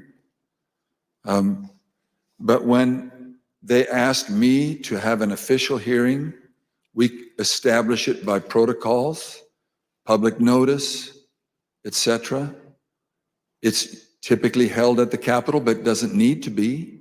We can authorize a hearing off campus. And in this case, I had been asked on several occasions to allow a hearing. I had denied it, but said, you're free to hold a meeting, any meeting you want, to the person who asked, and which he ultimately did. I think he was a little frustrated, but he ultimately did. This meeting was the same day, I believe, that the governor of Arizona, Doug Ducey, certified Biden as the winner of the presidential election in Arizona. Did you meet with Mr. Giuliani and his associates while they were in Phoenix sometime after that purported legislative hearing at the hotel? Yes, I did, sir. And at that meeting, did Mr. Giuliani raise any specific allegations of election fraud again? His initial comments were, again, the litany of groups of illegal individuals or people deceased, etc. And he had brought that up. And I wasn't alone in that meeting. There were others, and other members of the Senate aggressively questioned him. And then I proceeded to question him on the proof that he was going to bring me, etc. But he did bring those up, yes. And these other legislators were also Republican members of the Senate? They were, yes, sir. And did they also press him for proof of these allegations? They pressed him very strongly. Two of them especially, very strongly. And at some point, did Mr. Giuliani ask one of the other attorneys on his team to help him out with the evidence? He did. He asked Jenna Ellis, who was sitting to his right. One thing was that it was more to the point of, was there sufficient evidence or action that we could justify the recalling of the electors? But at that part of the conversation, I know he referred to someone else. But he did ask, do we have the proof, to Jenna, Miss Ellis? And she said, yes. And I said, I want the names. Do you have the names? Yes. Do you have how they voted? We have all the information. I said, can you get to me that information? Did you bring it with you? She said, no. Both Mr. Giuliani asked her and I asked generally if they'd brought it with them. She said, no, it's not with me, but we can get it to you. And I said, then you didn't bring me the evidence, which was repeated in different iterations for some period of time. At some point, did one of them make a comment that they didn't have evidence, but they had a lot of theories? That was Mr. Giuliani. And what exactly did he say and how that come up? My recollection, he said, we've got lots of theories, we just don't have the evidence. And I don't know if that was a gaffe or maybe he didn't think through what he said, but both myself and others in my group, the three in my group and my council, both remembered that specifically, and afterwards we kind of laughed about it. And getting back to the ask in that phone call that preceded this meeting, he wanted you to have the legislature dismiss the Biden electors and replace them with Trump electors on the basis of these theories of fraud? He did not say it in those exact words, but he did say that Arizona law, according to what he understood, that would be allowed and that we needed to come into session to take care of that, which initiated a discussion about, again, what I can legally and not legally do. And I can't go into session in Arizona unilaterally or on my sole prerogative. In this meeting or at any other later time, did anyone provide you with evidence of election fraud sufficient to affect the outcome of the presidential election in Arizona? No one provided me ever such evidence. The select committee has uncovered evidence in the course of our investigation that at Stop the Steal protests at state capitals across the country, there were individuals with ties to the groups or parties involved in the January 6th attack on the U.S. Capitol. One of those incursions took place in the Arizona House of Representatives building, as you can see in this footage. This is previously undisclosed video of protesters illegally entering and refusing to leave the building. One of the individuals prominently shown in this video is Jacob Chansley. Perhaps better known as the QAnon shaman, this rioter entered the Capitol on January 6th, was photographed leaving a threatening note on the dais in the U.S. Senate chamber, and was ultimately sentenced to 41 months in prison after pleading guilty to obstruction of an official proceeding. Other protesters who occupied the Arizona House of Representatives building included Proud Boys, while men armed with rifles stood just outside the entrance.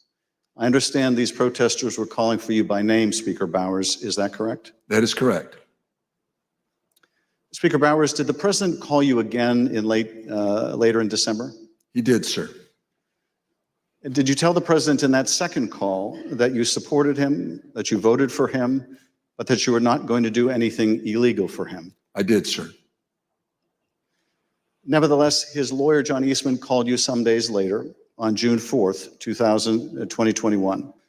And he did have a very specific ask that would have required you to do just what you had already told the president you wouldn't do, something that would violate your oath. Is that correct? That's correct. It wasn't just me. I had my counsel and others on the call. And what did Dr. Eastman want you to do? That we would, in fact, take a vote to overthrow, or I shouldn't say overthrow, that we would decertify the electors, and that because we had plenary authority to do so. And he cited Article 2, Section 1, I think it's Clause 2, and said that in his opinion, that gave us the authority. If there was, I don't recall him saying sufficient evidence, but there was some call or some strong reason to do so or justification to do so that we could do that. And that he was asking that his suggestion was that we would do it. And I said, again, I took an oath. For me to take that, to do what you do would be counter to my oath. I don't recall if it was in that conversation clearly that we talked more about the oath, but I said, what would you have me do? And he said, just do it and let the court sort it out. And I said, you're asking me to do something that's never been done in history, the history of the United States. And I'm going to put my state through that without sufficient proof. And that's going to be good enough with me? That I would put us through that, my state, that I swore to uphold both in Constitution and in law? No, sir. He said, well, that's my suggestion would be just do it and let the courts figure it all out. And he didn't use that exact phrase, but that was what his meaning was. And I declined, and I believe that was close to the end of our phone call. And again, this took place after you had recently spoken with President Trump and told him that you wouldn't do anything illegal for him. Is that right? It wasn't days after, obviously it was days after, but a few days had gone by. But you had told President Trump you would not do anything illegal for him. I did, both times. And you told Dr. Eastman that you did not believe there was legal support to justify what he was asking, but he still wanted you to do it and effectively let the courts work it out? I've been warned, don't say things you think maybe he said, but I do remember him saying that the authority of the legislature was plenary and that you can do it. I said, then you should know that I can't even call the legislature into session without a 2/3 majority vote. We're only 30+1. There's no way that could happen. But in your view, what he was asking you to do would have violated your oath to the Constitution, both the United States Constitution and the Constitution of the state of Arizona? Yes, sir. Did you also receive a call from U.S. Representative Andy Biggs of Arizona on the morning of January 6th? I did. And what did Mr. Biggs ask you to do? I believe that was the day that the vote was occurring to each state to have certification or to declare the certification of the electors. And he asked if I would sign on both to a letter that had been sent from my state and or that I would support the decertification of the electors. And I said I would not. Mr. Speaker, on December 4th, 2020, shortly after your meeting with Rudy Giuliani and other allies of President Trump, you released a statement publicly addressing, quote, calls for the legislature to overturn the 2020 certified election results. The statement is very straightforward in explaining the, quote, breathtaking request, unquote, made by representatives of President Trump, quote, that the Arizona legislature overturn the certified results of last month's election and deliver the state's electoral college votes to President Trump, unquote. Why did you believe, as you wrote in this statement, that the rule of law forbid you from doing what President Trump and his allies wanted you to do? Representative, I'm sorry, I should be saying, Mr. Chairman, Representative Schiff, there's two sides to the answer. One is, what am I allowed to do? And what am I forbidden to do? We have no legal pathway, both in state law nor to my knowledge in federal law, for us to execute such a request. And I am not allowed to walk or act beyond my authority. If I'm not specifically authorized as a legislator, as a legislature, then I cannot act to the point of calling us into session. Some say that just a few legislators have plenary authority, and that has come as part of all of this discussion, I'll call it. But so to not have authority and be forbidden to act beyond my authority on both counts, I am not authorized to take such action, and that would deny my oath. In your statement, you included excerpts from President Ronald Reagan's inaugural address in 1981. The newly inaugurated president told the country, quote, the orderly transfer of authority as called for in the Constitution routinely takes place as it has for almost 2 centuries. And few of us stop to think how unique we really are. In the eyes of many in the world, this every 4-year ceremony we accept as normal is nothing less than a miracle. Tell us, if you would, Mr. Speaker, why did you include President Reagan's words in your public statement?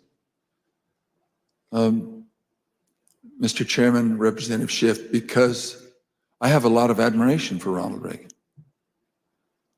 I've had the opportunity of going through his home with one other person and walking through, and I have a lot of admiration for him.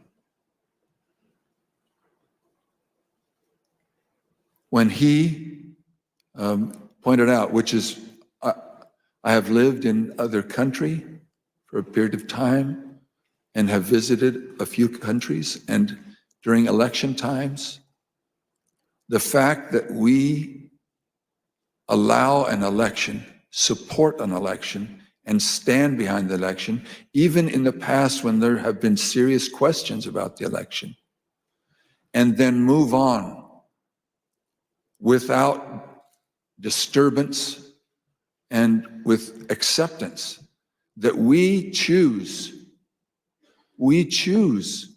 to follow the outcome of the will of the people. That will, it means a lot to me, and I know it meant a lot to him. And so we included that.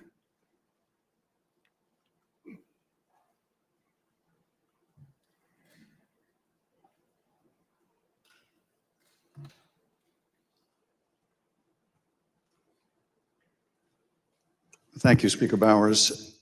I now want to look even more deeply at the fake electors scheme. Every 4 years, citizens from all over the United States go to the polls to elect their president. Under our Constitution, when we cast our votes for president, we are actually voting to send electors pledged to our preferred candidate to the Electoral College. In December, the electors in each state meet, cast their votes, and send those votes to Washington. There is only one legitimate slate of electors from each state.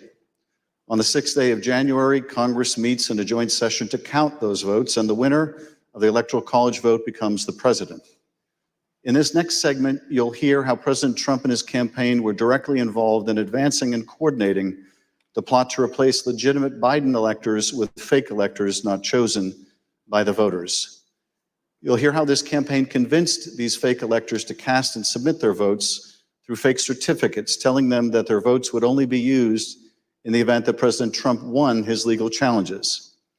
Yet when the president lost those legal challenges, when courts rejected them as frivolous and without merit, the fake elector scheme continued.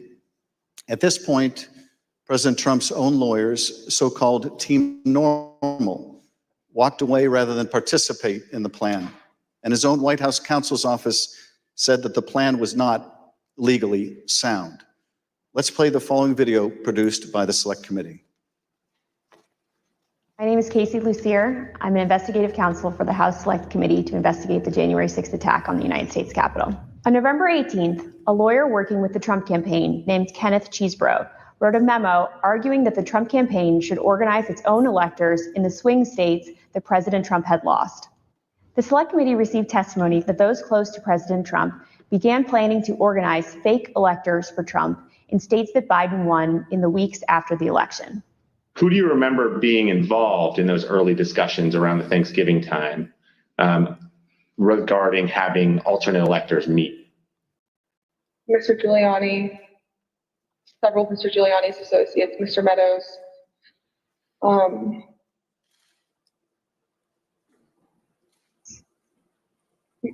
members of Congress, although it's difficult to distinguish if the members I'm thinking of were involved during Thanksgiving or if they were involved as we progress through December. At the president's direct request, the RNC assisted the campaign in coordinating this effort. What did the president say when he called you? Essentially, he turned the call over to Mr. Eastman, who then proceeded to talk about the importance of the RNC helping the campaign gather these contingent electors in case any of the legal challenges that were ongoing changed the result of any of the states.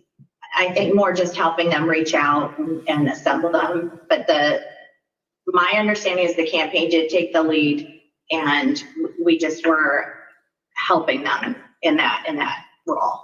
As President Trump and his supporters continued to lose lawsuits, some campaign lawyers became convinced that convening electors in states that Trump lost was no longer appropriate. I just remember I either replied or called somebody saying, unless we have litigation pending that's like in these states, like, I don't think this is appropriate, or, this isn't the right thing to do.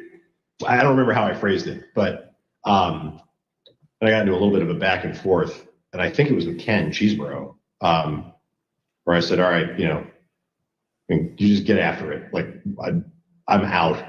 At that point, I had Josh Finley email Mr. Chesebro politely to say, this is your task. you are responsible for the Electoral College issues moving forward. And this was my way of taking that responsibility to zero. The committee learned the White House counsel's office also felt the plan was potentially illegal. And so to be clear, did you hear the White House counsel's office say that this plan to have alternate electors meet and cast votes for Donald Trump in states that he had lost was not legally sound? Yes, sir. And who was present for that meeting that you remember? It was in our office. It was Mr. Meadows, Mr. Giuliani, and a few of Mr. Giuliani's associates. The select committee interviewed several of the individual fake electors, as well as Trump campaign staff who helped organize the effort. We were just, kind of useful idiots or rubes at that point. A strong part of me really feels that it's just kind of as the road continued and as that was failure, that got formulated as what do we have on the table? Let's just do it. And now, after what we've told you today about the select committee's investigation, about the conclusion of the professional lawyers on the campaign staff, Justin Clark, Matt Morgan, and Josh Finley, about their unwillingness to participate in the convening of these electors, how does that contribute to your understanding of these issues? I'm angry. I'm angry because I think in a sense, no one really cared if people were potentially putting themselves in jeopardy. Would you have not wanted to participate in this any further as well? I absolutely would not have, had I known that the three main lawyers for the campaign that I'd spoken to in the past and were leading up were not on board. Yeah. I was told that these would only count if a court ruled in our favor. So that would have been using our electors, it would have been using our electors in ways that we weren't told about, and we wouldn't have supported. Documents obtained by the select committee indicate that instructions were given to the electors in several states that they needed to cast their ballots in complete secrecy. Because this scheme involved fake electors, those participating in certain states had no way to comply with state election laws, like where the electors were supposed to meet. One group of fake electors even considered hiding overnight to ensure that they could access the state capitol, as required in Michigan. Did Mr. Norton say who he was working with at all on this effort to have electors meet? He said he was working with the president's campaign. He told me that the Michigan Republican electors were planning to meet in the Capitol and hide overnight so that they could fulfill the role of casting their vote in per law in the Michigan chambers. And I told him in no uncertain terms that that was insane and inappropriate. In one state, the fake electors even asked for a promise that the campaign would pay their legal fees if they got sued or charged with a crime. Ultimately, fake electors did meet on December 14th, 2020 in Arizona, Georgia, Michigan, Pennsylvania, New Mexico, Nevada, and Wisconsin. At the request of the Trump campaign, the electors from these battleground states signed documents falsely asserting that they were the, quote, duly elected electors from their state, and submitted them to the National Archives and to Vice President Pence in his capacity as President of the Senate. Here is what some of the fake elector certificates look like as compared to the real ones. But these ballots had no legal effect. In an email produced to the Select Committee, Dr. Eastman told a Trump campaign representative that it did not matter that the electors had not been approved by a state authority. Quote, the fact that we have multiple slates of electors demonstrates the uncertainty of either. That should be enough. He urged that Pence act boldly and be challenged. Documents produced to the Select Committee show that the Trump campaign took steps to ensure that the physical copies of the fake electors' electoral votes from 2 states were delivered to Washington for January 6th. Text messages exchanged between Republican Party officials in Wisconsin show that on January 4th, the Trump campaign asked for someone to fly their fake electors' documents to Washington. A staffer for Wisconsin Senator Ron Johnson texted a staffer for Vice President Pence just minutes before the beginning of the joint session. This staffer stated that Senator Johnson wished to hand deliver to the vice president the fake electors' votes from Michigan and Wisconsin. The vice president's aide unambiguously instructed them not to deliver the fake votes to the vice president. Even though the fake elector slates were transmitted to Congress and the executive branch, the vice president held firm in his position that his role was to count lawfully submitted electoral votes. Joseph R. Biden Jr. of the state of Delaware has received 306 votes. Donald J. Trump of the state of Florida has received 232 votes. Which is what he did when the joint session resumed on January 6th after the attack on the Capitol. 538.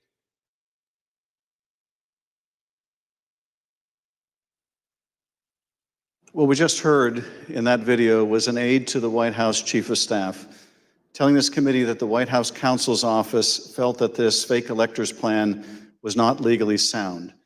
Nevertheless, the Trump campaign went forward with the scheme anyway. Speaker Bowers, were you aware that fake electors had met in Phoenix on December 14th and purported to cast electoral votes for President Trump? I was not. When you learned that these electors had met and sent their electoral votes to Washington, what did you think? Well, I thought of the book, The Gang That Couldn't Shoot Straight. And I just thought, this is a tragic parody. Mr. Bowers, I understand that as you flew from Phoenix to Washington yesterday, you reflected upon some passages from a personal journal that you were keeping in December 2020 while all of this was taking place. With your permission, I'm wondering if you would be willing to share one passage in particular with us. Thank you very much. It is painful to have friends who have been such a help to me turn on me with such rancor. I may, in the eyes of men, not hold correct opinions or act according to their vision or convictions, but I do not take this current situation in a light manner, a fearful manner, or a vengeful manner. I do not want to be a winner by cheating. I will not play with laws I swore allegiance to, with any contrived desire towards deflection of my deep foundational desire to follow God's will as I believe He led my conscience to embrace. How else will I ever approach Him in the wilderness of life, knowing that I ask this guidance only to show myself a coward in defending the course He let me take. He led me to take. Thank you, Mr. Speaker. Those are powerful words. I understand that taking the courageous positions that you did following the 2020 election in defense of the rule of law and protecting the voters of Arizona resulted in you and your family being subjected to protests and terrible threats. Can you tell us how this impacted you and your family? Well, as others in the videos have mentioned, we received, my secretaries would say, in excess of 20,000 emails and tens of thousands of voicemails and texts, which saturated our offices and we were unable to work, or at least communicate. But at home, up till even recently, it is the new pattern or a pattern in our lives to worry what will happen on Saturdays, because we have various groups come by and they have had video panel trucks with videos of me proclaiming me to be a pedophile and a pervert and a corrupt and politician, and blaring loudspeakers in my neighborhood and leaving literature both on my property, but arguing and threatening with neighbors and with myself.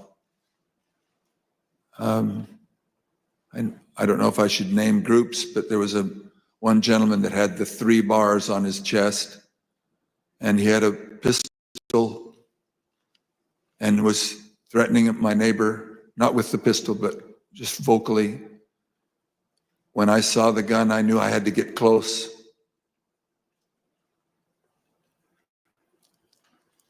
And at the same time, on some of these, we had a daughter who was gravely ill, who was upset by what was happening outside. And my wife, that was a valiant person, very, very strong, quiet, very strong woman.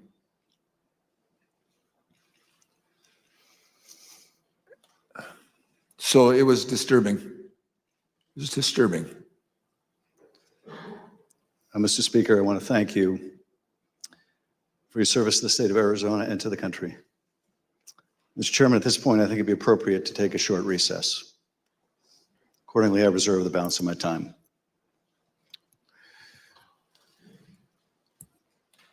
The chair requests that those in the hearing room remain seated until the Capitol Police have escorted members and witnesses from the room. We'll have 5 minutes, 5-minute recess. And with that, Chairman Benny Thompson, following on the questions from Congressman Adam Schiff, who is a member of this January 6th Select Committee, called the committee to a brief recess. He said just 5 minutes. They are clearly trying to stick to the time that they set. We've just been listening to dramatic testimony from the Speaker of the House in the state of Arizona, the threats that he and his family have been under, and as he said, are continuing because he stood up to former President Trump and the people around him who were urging him to overturn the results of the election in the state of Arizona.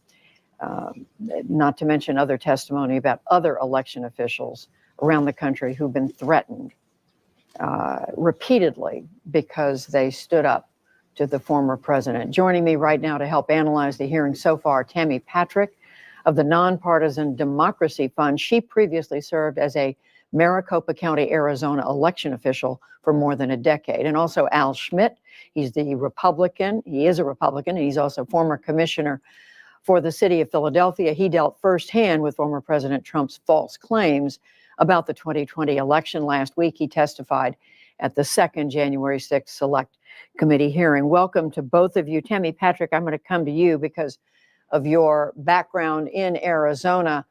You have heard much of what we just heard from the Arizona current Speaker of the House, Dusty Bowers. Tell us what you are hearing and how this comes across based on what you know happened in your state.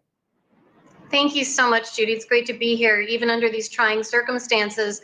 I think what we now know is that the facts of the election were completely disregarded. We know that the election was legitimate and that Biden was and continues to be the winner of the 2020 presidential election. And yet there was this very conscientious decision made to promote this false narrative. As one of the Michigan legislators, Pat, pointed out, they were believing things that were untrue and promoting them. And so I think you can tell from Speaker Bowers' testimony that election officials take their job very personally. They are deeply passionate about their responsibility to our democratic republic. And for many, myself included, it's our life's work. And so when we see this narrative spawning these violent threats against election officials that, quite frankly, are our neighbors, our friends, our family, they go to our places of worship, and their children play on the same sports teams. When we attack them, we attack our very democracy, and that's where I am so concerned with those individuals who aren't watching today's hearing. And we hope, of course, that many Americans are watching or will watch a replay of this as the hours and the days go on. Al Schmidt, I want to bring you into this, former Philadelphia City Commissioner. What we've been hearing is testimony from Republicans. These are people, including Speaker Bowers, he said he was a supporter of President Trump, had hoped former President Trump would win re-election, but he was not going to go along with the scheme that the former president and the people around him were pushing. And what we're hearing in Arizona was taking place, as we know, in other states around the country as well. And I think it's very important what the committee is doing here. When I testified the other day, I believe all panelists were Republicans as well, as they had in the hearing before that. I think there is a real obligation on Republicans to be straightforward about this and to be very honest about it, and what has been going on in our party, and to tell the truth about the election. And I think Speaker Bowers did that very powerfully, not just the mechanics and legal machinations that were going on, but on the human side of all this as well. No question. He was, the description of the threats that have been taking place. And as he said, even now, he looks to the weekend as a time when people are going to be outside his home. And he mentioned a man with a gun threatening one of his neighbors, his wife, and his late daughter. Daughter who passed away, being deeply disturbed by all this. Tammy Patrick, I'm going to come back to you because we did hear Speaker Bowers say that he asked the Trump team repeatedly for evidence of what they were claiming they had, that votes were miscounted, that there were immigrants who had voted, that dead people had voted. But he said they never provided that evidence. That's right. They didn't provide the evidence because it doesn't exist. They're playing a narrative that harkens back to, dead people are voting in large numbers. People who are eligible are voting in large numbers. And we know that fraud narrative is incorrect. Fraud occurs very, very minimally in this country.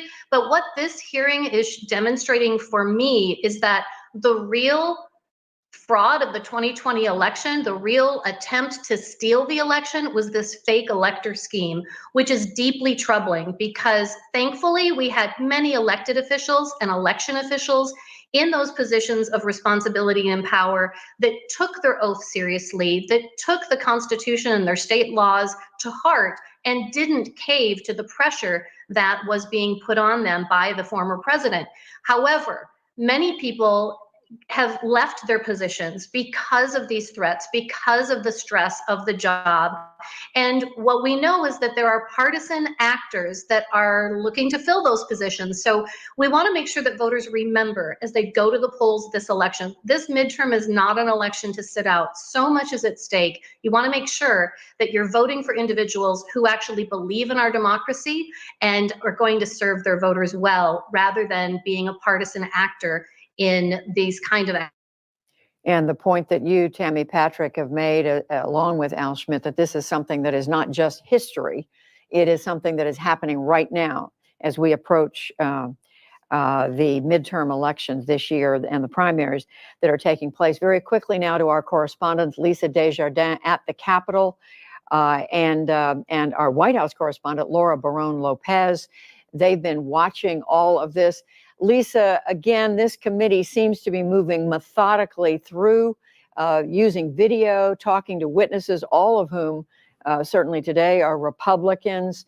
They seem to be following, they're very much following closely their plan to try to harden up the evidence of what the former president did. That's right, Judy. And today's testimony was the kind of testimony that I anticipated would be more for those of us who kind of follow the minutia of the elections process. Maybe for some of us more political nerds. But I found it to be one of the more gripping hours that we've had of testimonies. Rusty Bowers, this is a man who is very conservative. If you look at his record, you look at what he's pushed for in the Arizona State House on issues like abortion or guns, there is no arguing. This man is conservative. He is a very kind of deep red Republican in terms of the issues we associate with that party mostly. But here he was saying that I am standing up for the elections process. And you heard just that really impassioned plea. And so importantly, and Adam Schiff, the Democrat from California, made sure to ask him to talk about his love Bauer's love of Ronald Reagan. And this goes to what we've been talking about before, Judy. The committee here is really trying to say this isn't about partisans. This isn't even about people who are anti-Trump, as the Trump supporters may see this committee, that this is about something bigger. And they are trying to reach out to people who may not share their views with things like faith, examples of people of faith. And here's an example of someone regarding, really the Republican icon, Ronald Reagan, invoking his name in the name of democracy and against former President Trump. That's right. They've spoken now on a number of occasions with witnesses who speak about their faith as they speak about their oath, as we heard Speaker Rusty Bowers doing, that he was not going to violate his oath to the people, to the Constitution, and to the people of Arizona who elected him, and what his job is as the leader of the State House of Representatives. Also joining us, Laura Barone Lopez, who is our White House correspondent. Laura, we've talked about this. The White House, President Biden is not directly involved, of course, in these hearings, but there's no question the White House watching this very closely.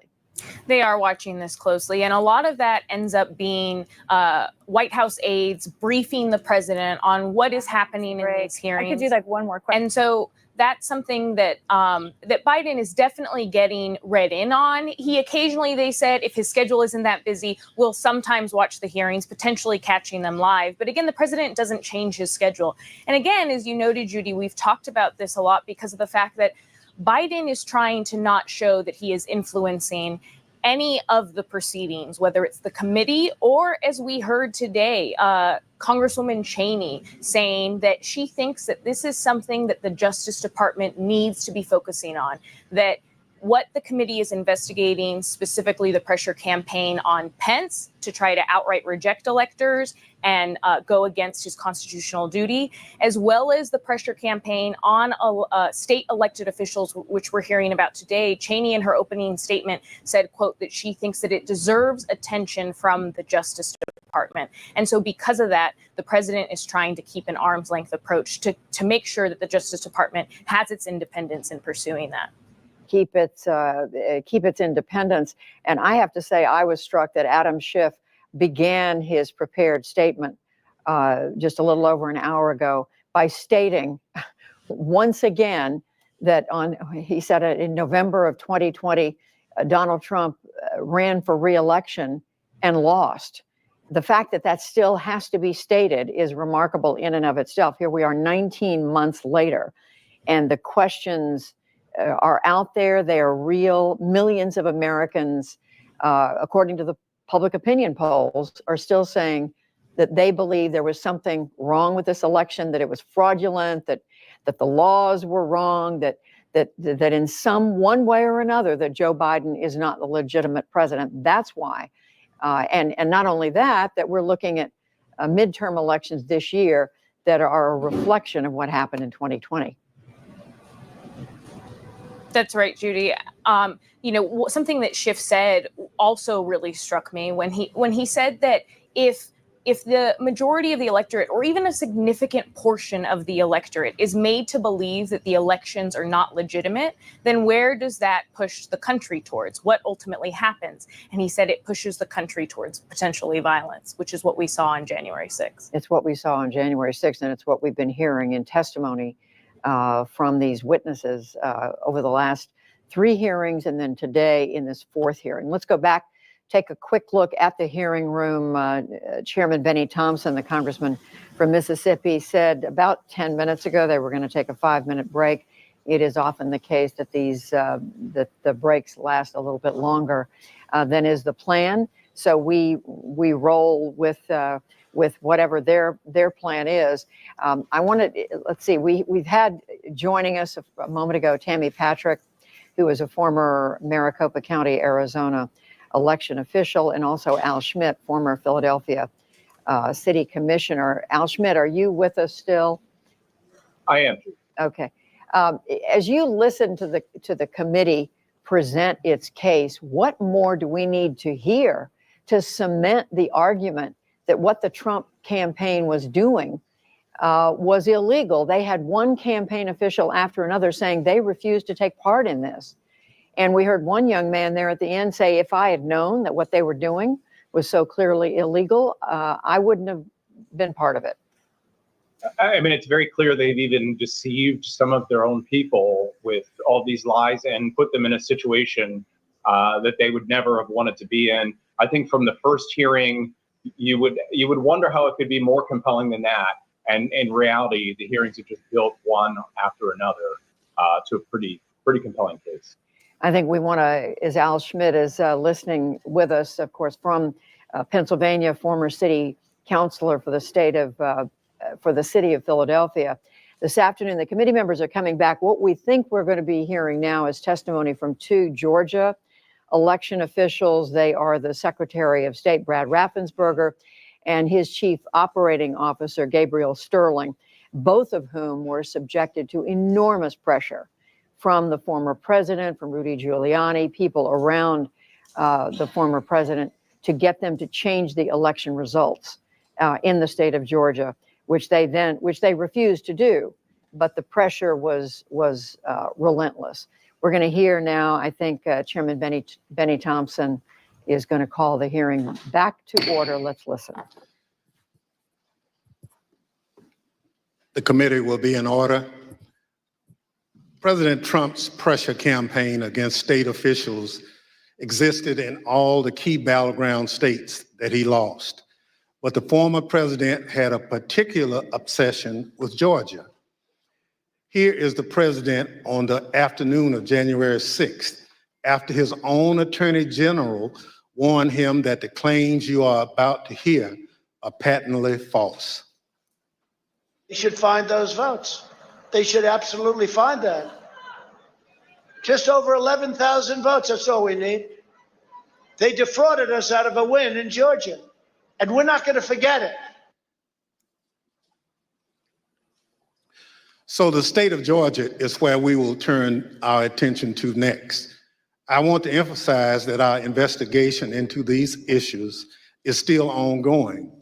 As I stated in our last hearing, if you have relevant information or documentary evidence to share with the Select Committee, we welcome your cooperation. But we will share some of our findings with you today. Secretary Raffensperger, thank you for being here today. You've been a public servant in Georgia since 2015, serving first as a member of the Georgia House of Representatives, and then since January 2019, as Georgia's Secretary of State. As a self-described conservative Republican, is it fair to say that you wanted President Trump to win the 2020 election? Yes, it is. Mr. Secretary, many witnesses have told the Select Committee that Election Day, November 3rd, 2020, was a largely uneventful day in their home states. In spite of the challenges of conducting an election during a pandemic, you wrote in the Washington Post that the election was, quote, successful. Tell us, what was your impression of how Election Day had proceeded in Georgia? On Election Day in November, our election went remarkably smooth. In fact, we meet at the GEMA headquarters. That's the Georgia Energy Emergency Management Association meeting location, but we were following wait times in line. In the afternoon, our average wait time was 3 minutes statewide that we were recording for various precincts, and it actually got down to 2 minutes. And at the end of the day, we felt that we had a successful election from the standpoint of the administration and the operation of the election. Thank you. The chair recognizes the gentleman from California, Mr. Schiff. Thank you, Mr. Chairman. Secretary Raffensperger, did Joe Biden win the 2020 presidential election in Georgia, and by what margin? President Biden carried the state of Georgia by approximately 12,000 votes. And Mr. Secretary, as I understand it, your office took several steps to ensure the accuracy of the vote count in Georgia, reviewing the vote count in at least 3 different ways. These steps included a machine recount, a forensic audit, and a full hand recount of every one of the 5 million ballots cast. Did these efforts, including a recount of literally every ballot cast in the state of Georgia, confirm the result? Yes, they did. We counted the ballots where the first tabulation would be scanned Then when we did our 100% hand audit of the entire, all 5 million ballots in the state of Georgia, all cast in place, all absentee ballots, they were all hand recounted and they came remarkably close to the first count. And then upon the election being certified, President Trump, because he was within 0.5%, could ask for a recount. And then we recounted them again through the scanners and we got remarkably the same count. 3 counts, all remarkably close, which showed that President Trump did come up short. Nevertheless, as you will see, the president and his allies began making numerous false allegations of voter fraud. False allegations that you and Mr. Sterling, among others, had to address. Mr. Sterling, thank you also for being here today.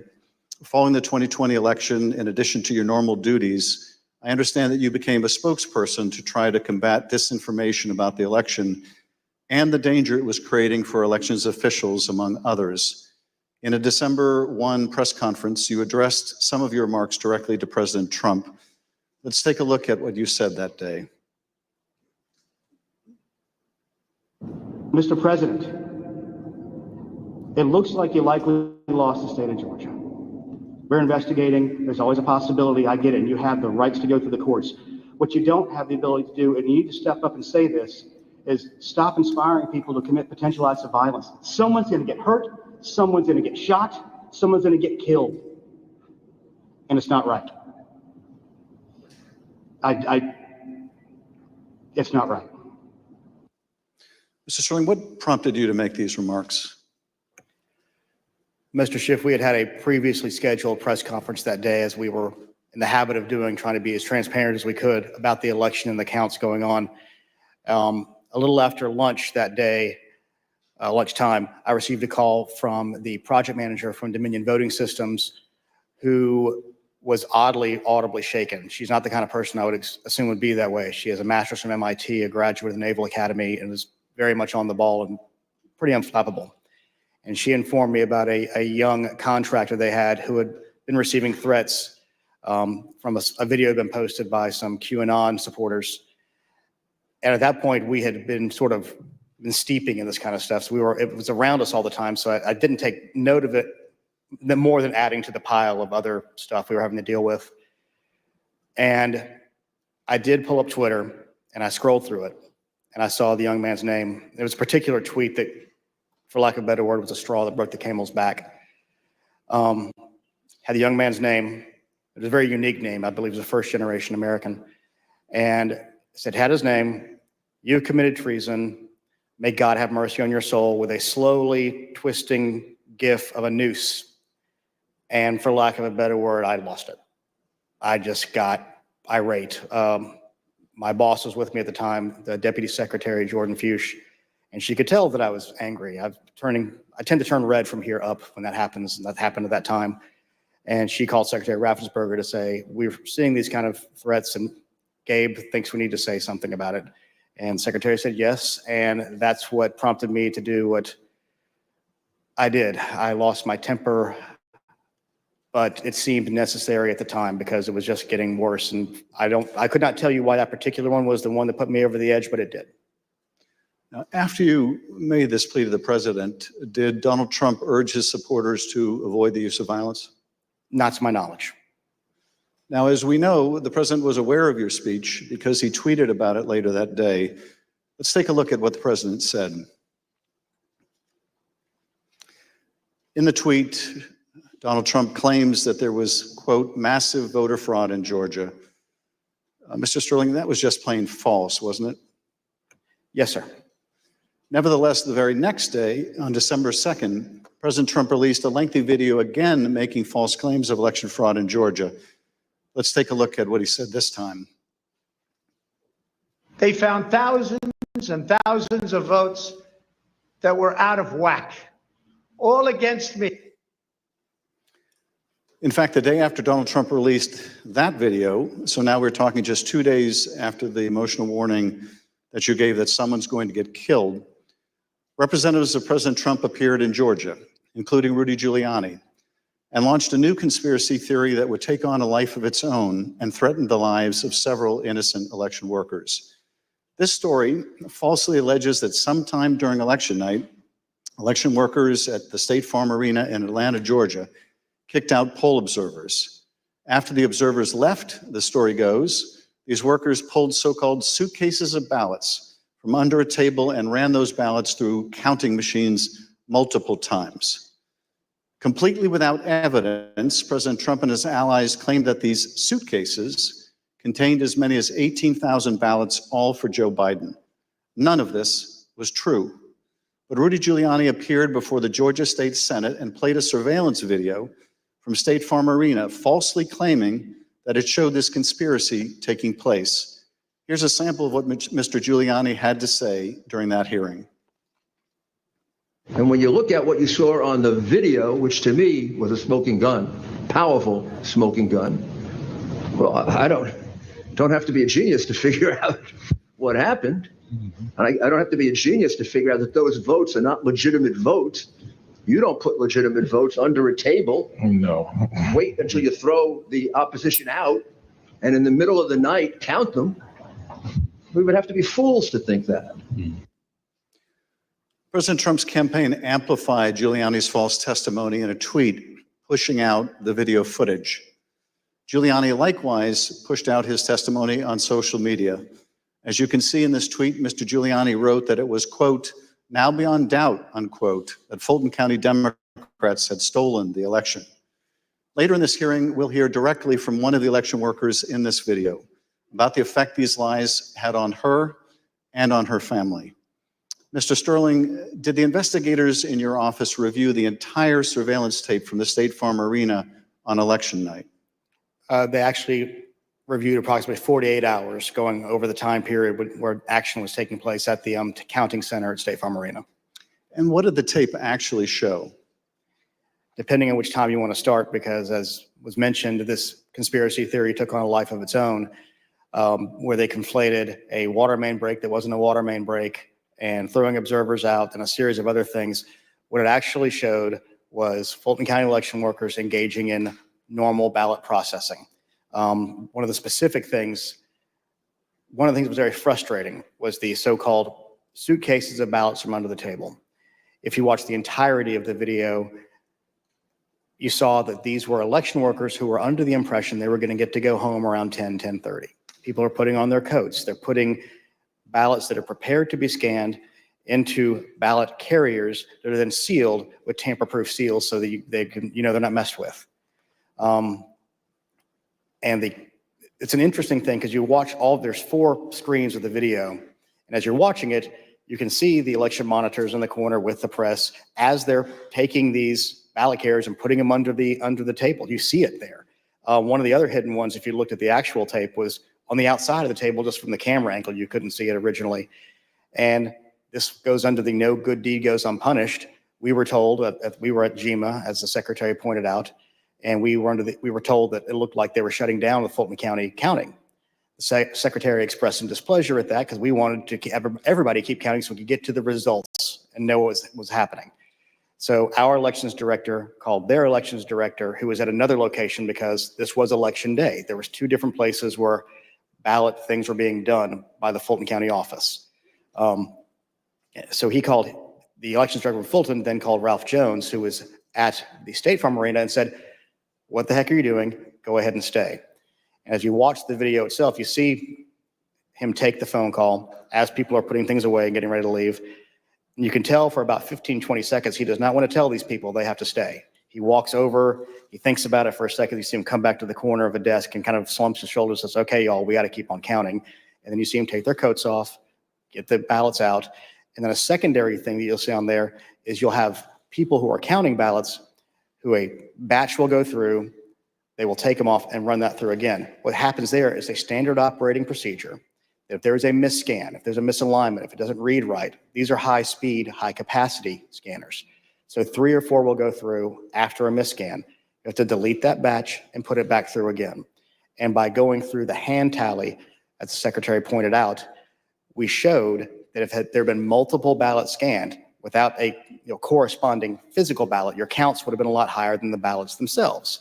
And by doing the hand tally, we saw 2 specific numbers that were met. The hand tally got us to a 0.1053% off of the total votes cast and 0.0099% on the margin, which is essentially dead on accurate. Most academic studies say on a hand tally, you'll have between 1% and 2%, but because we use ballot marking devices where it's very clear what the voter intended, it made it a lot easier for us to conduct that hand count and show that none of that was true. Now, I understand that when you reviewed these tapes and did the analysis, it disproved this conspiracy theory.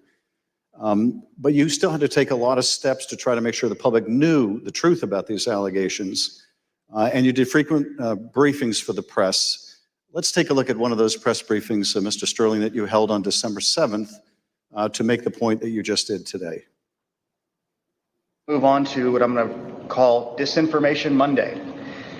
Out of the gate, many of y'all saw the videotape from State Farm Arena.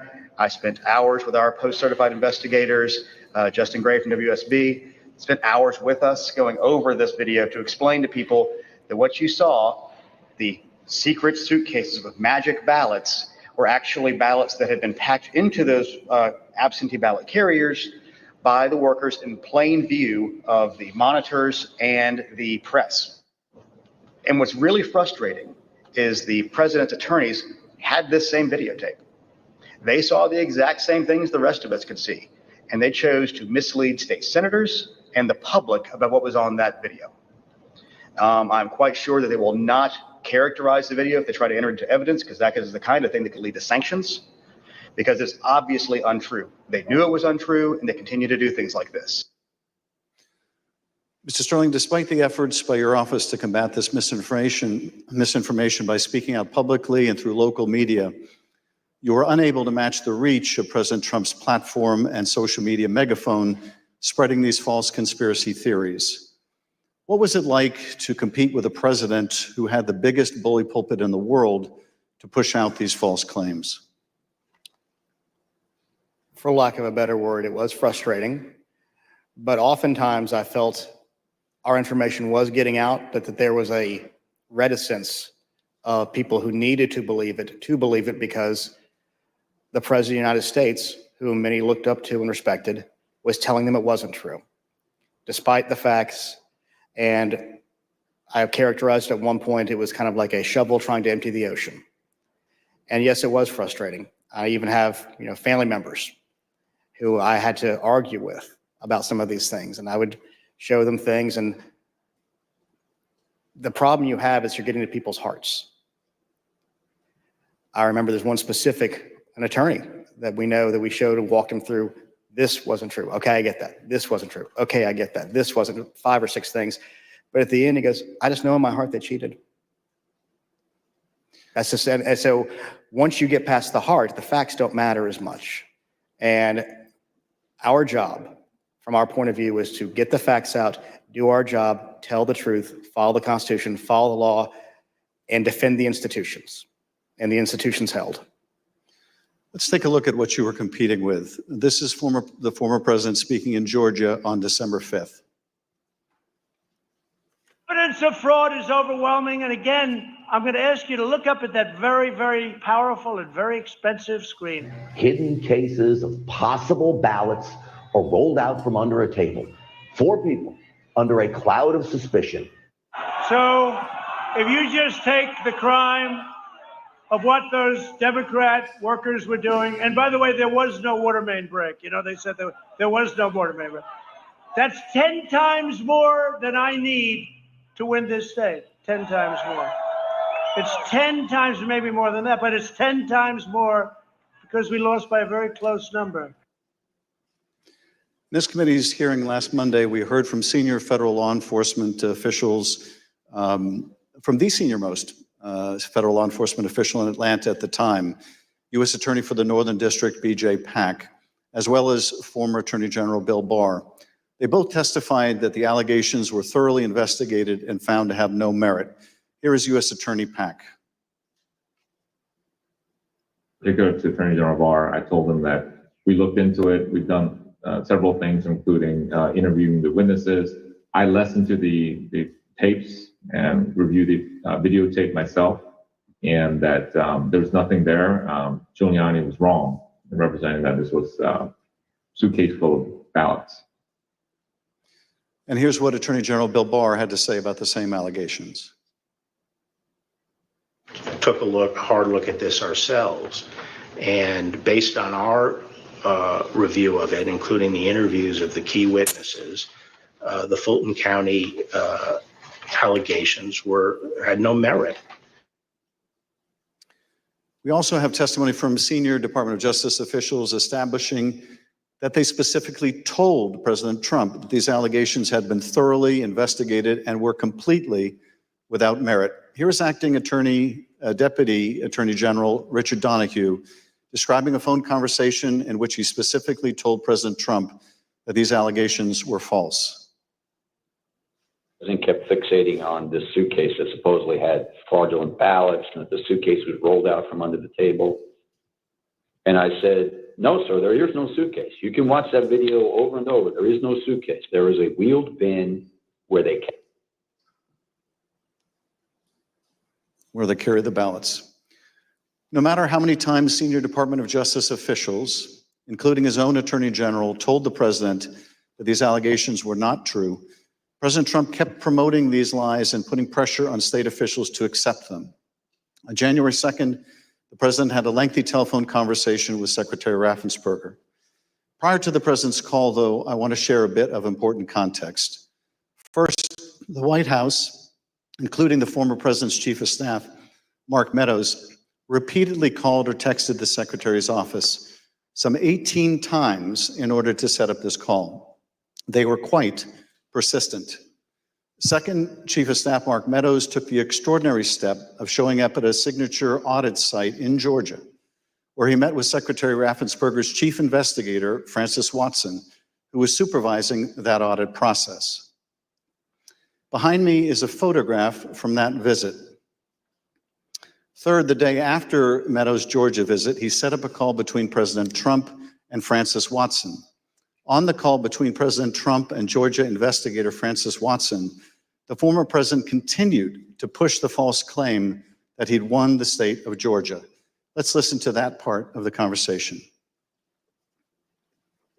You know, you have the most important job in the country right now, because if we win Georgia, first of all, if we win, you're going to have 2 wins. They're not going to win right now. You know, they're down because the people of Georgia are so angry at what happened to me. They know I won by hundreds of thousands of votes. It wasn't close.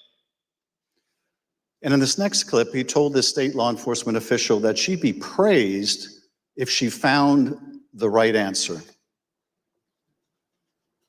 Hopefully, you know, I will. When the right answer comes out, you'll be praised. I mean, I don't know why. You know, they made it so hard. They will be praised. People will say, "Great," because that's what it's about. That ability to check and to make it right. Because everyone knows it's wrong. There's just no way.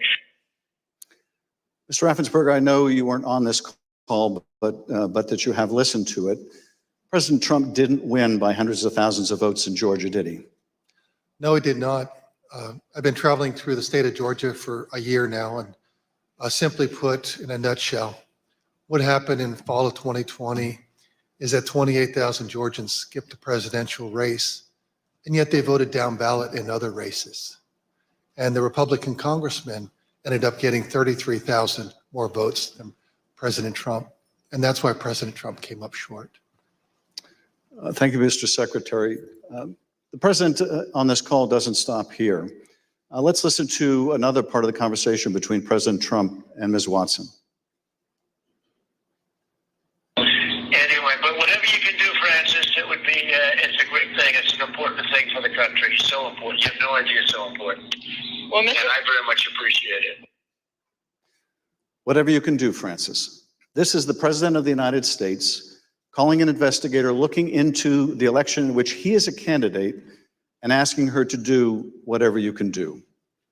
Mr. Secretary, he placed this call to your chief investigator on September 23rd, 2020. The Select Committee has received text messages indicating that Mark Meadows wanted to send some of the investigators in her office, in the words of one White House aide, a shitload of POTUS stuff, including coins, actual autographed MAGA hats, etc. White House staff intervened to make sure that didn't happen. It was clear at the time of this call that the former president had his sights set on January 6th. Listen to this portion when he told Francis Watson about a very important date. Do you think they'll be working after Christmas and keep it going fast? Because, you know, we have that date of the 6th, which is a very important date.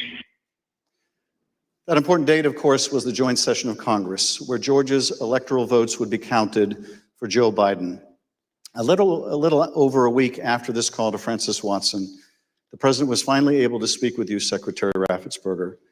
Bear in mind, as we discuss this call today, that by this point in time, early January, the election in Georgia had already been certified.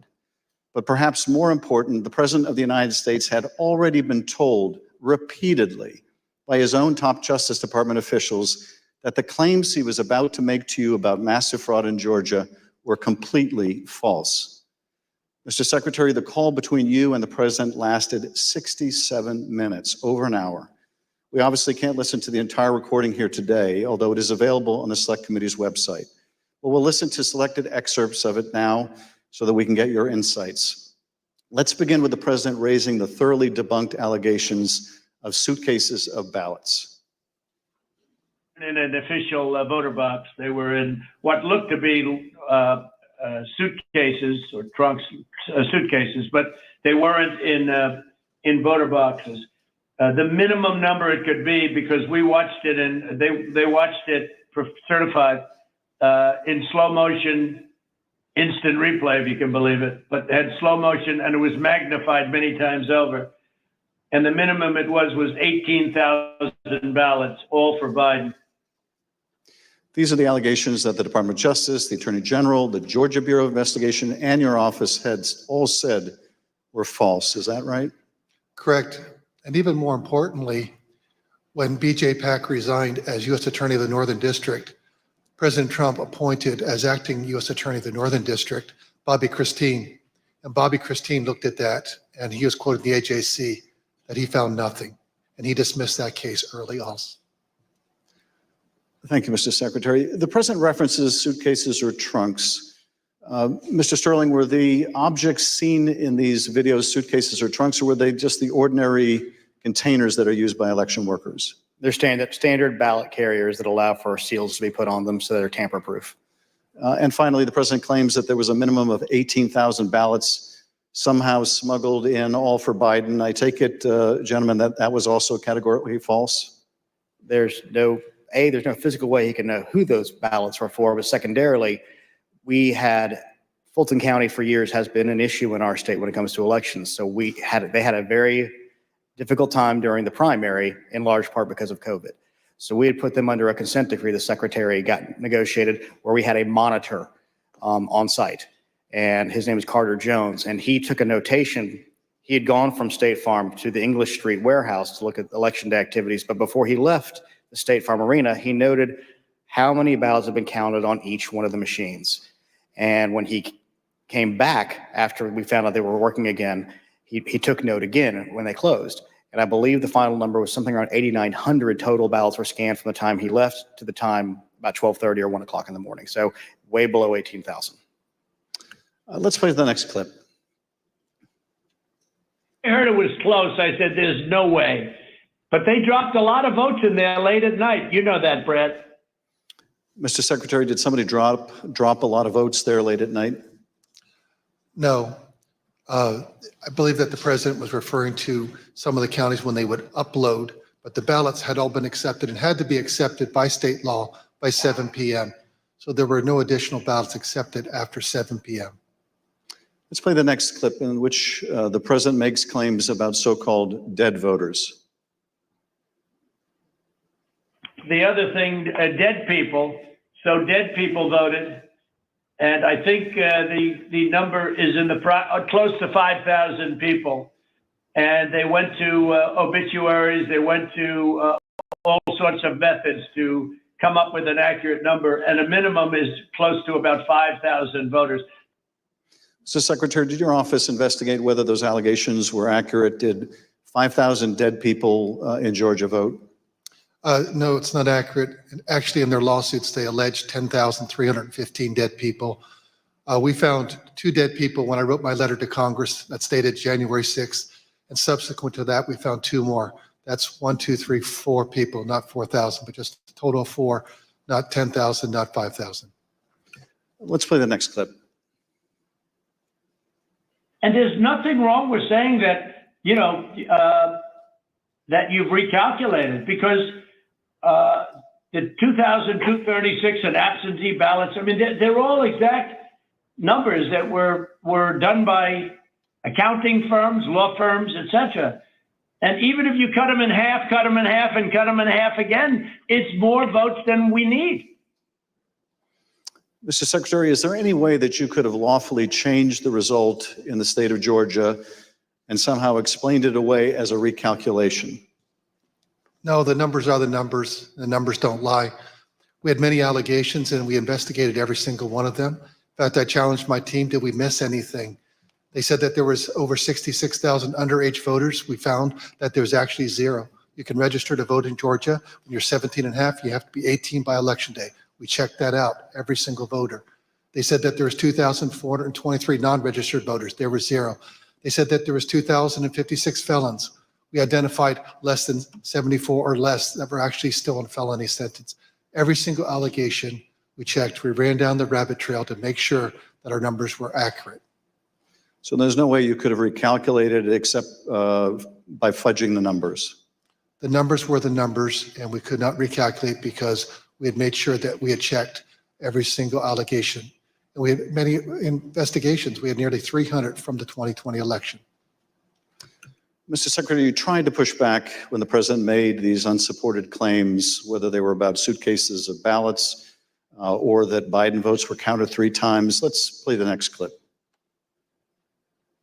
President, they did not put that. We did an audit of that, and we proved conclusively that they were not scanned 3 times.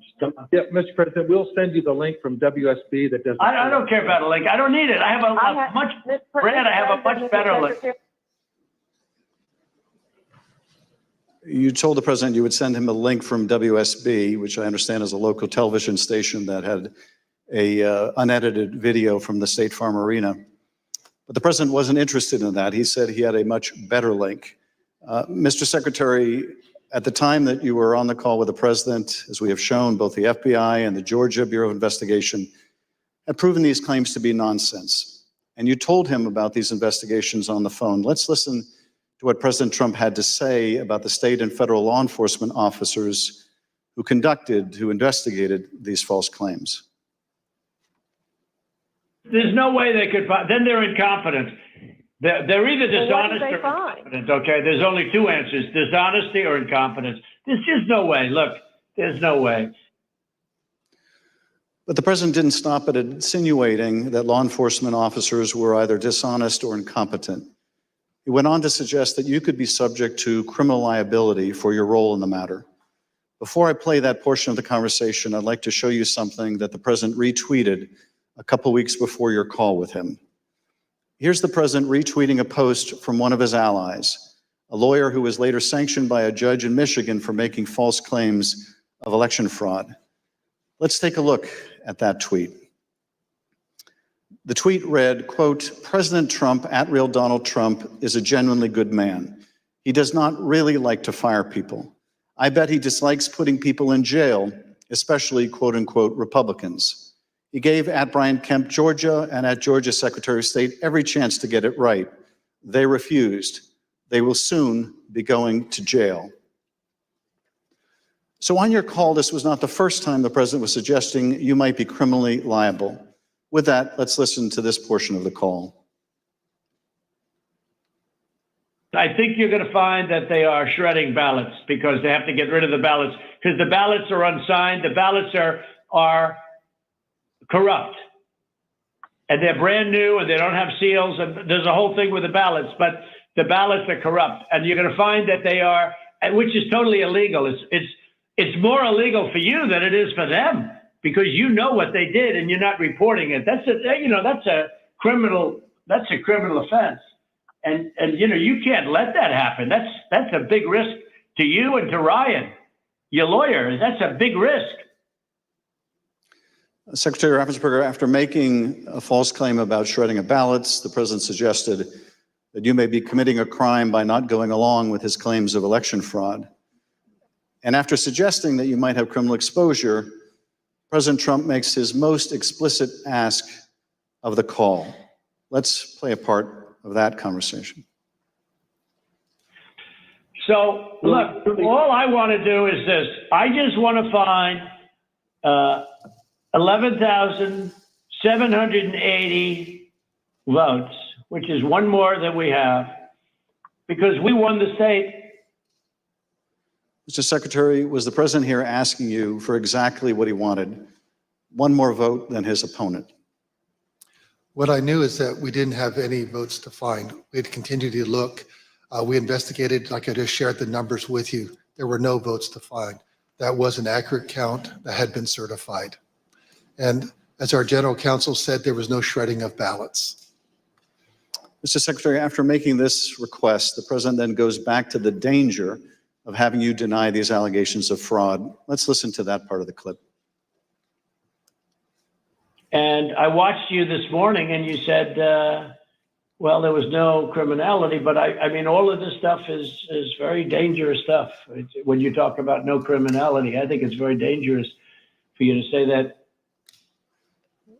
Secretary Raffensperger, you wrote about this in your book, and you said, quote, "I felt then and still believe today that this was a threat. Others obviously thought so too, because some of Trump's more radical followers have responded as if it was their duty to carry out this threat. Please tell us what you, your wife, even your daughter-in-law experienced regarding threats from Trump's more radical followers."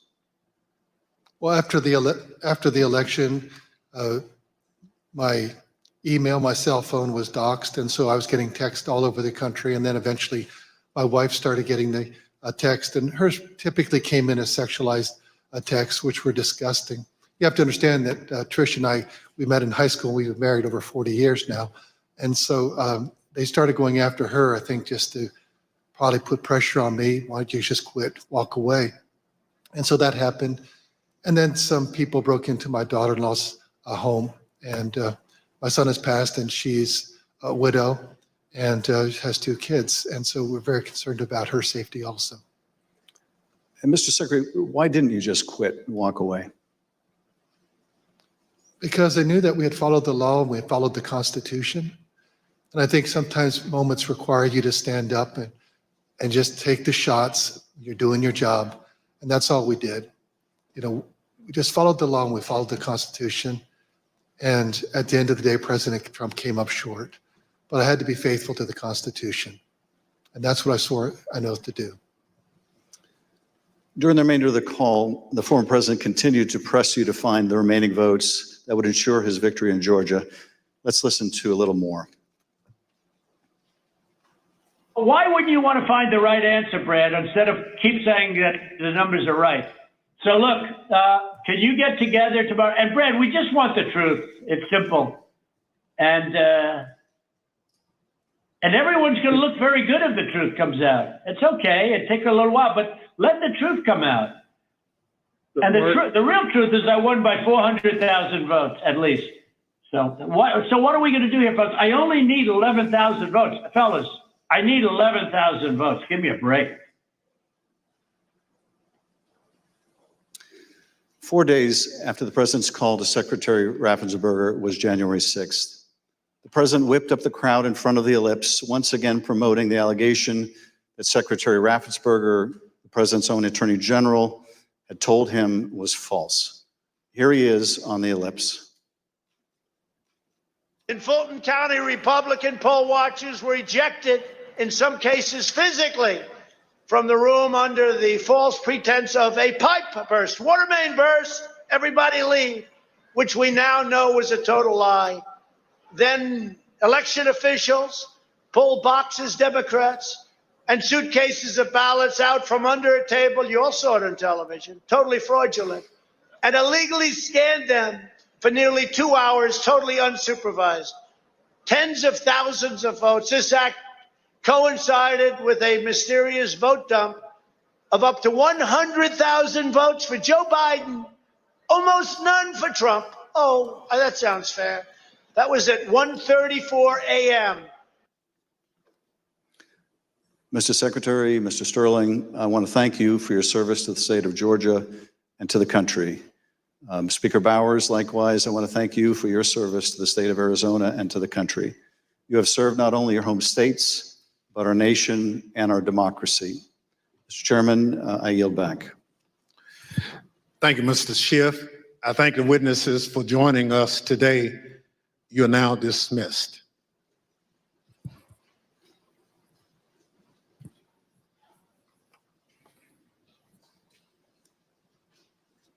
These witnesses have been the featured speakers, individuals being queried by the committee members for the last 2 hours. There is another witness coming up right now. She is the former Georgia election worker. Her name is Wandrea Shay Moss. We expect to see her any moment now. The committee has given us a schedule of who they are talking with, whom they've invited to be a witness. And we know that she is next. It looks as if she may be walking into the room now to take her place at the desk. We've been listening to Congressman Adam Schiff ask these two Georgia election officials, Brad Raffensperger, who's the Secretary of State, and Gabriel Sterling, who is his Chief Operations Officer, talk to them about what they experienced, threats from former President Trump if they didn't agree to change the election results. We're going to hear similar lines of questioning, but this time they will be directed to Shay Moss. Her full name is Wandrea Shay Moss. She formerly worked for the state of Georgia. I now welcome our final witness this afternoon.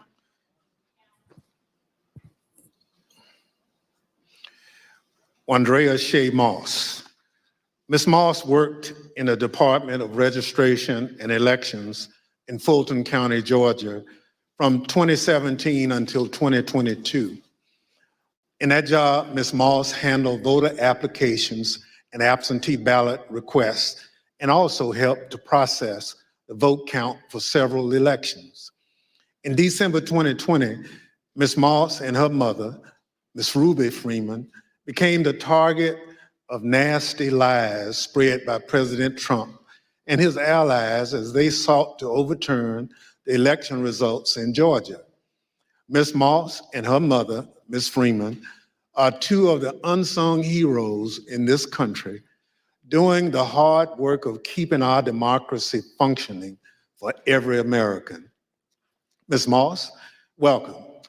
Thank you for your service, and I thank you for being here today. I will now swear you in. Please stand.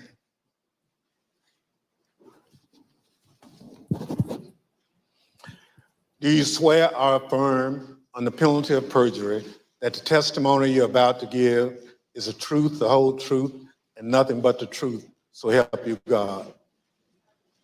Thank you. Please be seated. Let the record reflect that the witness answered in the affirmative. Ms. Moss, thank you very much for being here today. I understand that you are here along with your mother today. Would you like to introduce your mama?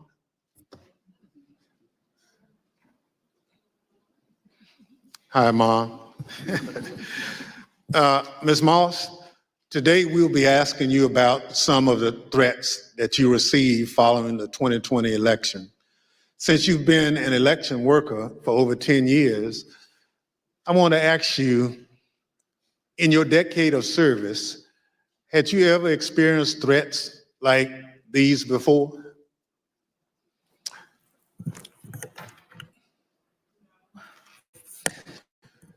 Don't be nervous. Just, I understand.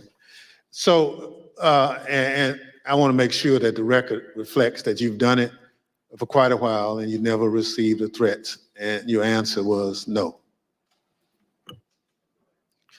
Thank you. Pursuant to Section 5C8 of the House Resolution 503, the chair recognizes the gentleman from California, Mr. Schiff, for questions. Good afternoon, Ms. Moss. Thank you for being here. I understand that you were employed by the Fulton County Registration and Elections Department for more than 10 years, and I understand that you love that job. Please tell us what made you so fond of the work that you did.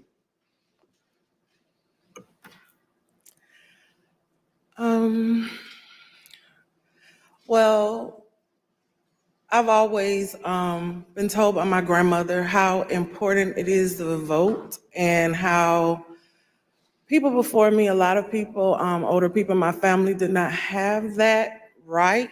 So what I loved most about my job were the older voters. Younger people could usually do everything from their phone or go online, but the older voters like to call, they like to talk to you, they like to get my card, they like to know that every election I'm here. And like even college students, a lot of parents trust in me to make sure their child does not have to drive home. They'll get an absentee ballot, they can vote, and I really found pleasure in that. I liked being the one that, if someone can't navigate my voter page, or, they want a new precinct card and they don't have a copy machine or a computer or all of that, I could put it in the mail for them. I was excited always about sending out all the absentee ballots for the elderly, disabled people. I even remember driving to an hospital to give someone her absentee application. That's what I love the most. So you really enjoyed helping people vote and participate, and that was something, the right to vote, that your grandmother taught you was precious. Yes. Well, I know the events that we're here to talk about today are incredibly difficult to relive. Your proud service as an election worker took a dramatic turn on the day that Rudy Giuliani publicized a video of you and your mother counting ballots on election night. President Trump, Rudy Giuliani, and others claimed on the basis of this video that you and your mother were somehow involved in a plot to kick out observers, bring suitcases of false ballots for Biden into the arena, and then run them through the machines multiple times. None of that was true, was it? None of it. I'd like to show you some of the statements that Rudy Giuliani made in a second hearing before the Georgia state legislators, a week after that video clip from State Farm Arena was first circulated by Mr. Giuliani and President Trump. I want to advise viewers that these statements are completely false and also deeply disturbing. Tape earlier in the day of Ruby Freeman and Shay Freeman Moss and one other gentleman quite obviously surreptitiously passing around USB ports as if they're vials of heroin or cocaine. I mean, it's obvious to anyone who's a criminal investigator or prosecutor, they are engaged in surreptitious illegal activity again that day. And that's a week ago, and they're still walking around Georgia lying. They should have been questioned already. Their places of work, their homes should have been searched for evidence of ballots, for evidence of USB ports, for evidence of voter fraud. That video was from Rudy Giuliani's appearance at a Georgia State Senate hearing on December 10. How did you first become aware that Rudy Giuliani, the president's lawyer, was accusing you and your mother of a crime?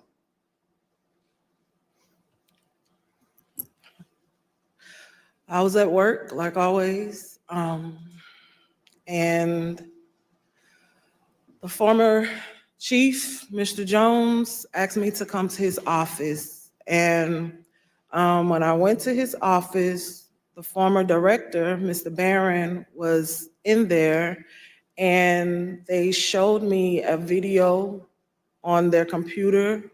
It was just like a very short clip of us working at State Farm, and it had someone on the video like talking over the video, just saying that we were doing things that we weren't supposed to do, just lying throughout the video. And that's when I first found out about it. And were there social media posts that they showed you responding to those false claims?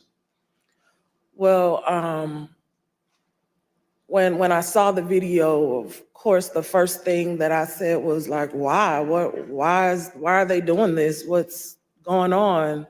And they, just told me that Trump and his allies were not satisfied with the outcome of the election, and they were getting a lot of threats and being harassed online, and asked me, have I been receiving anything, and I need to check on my mom.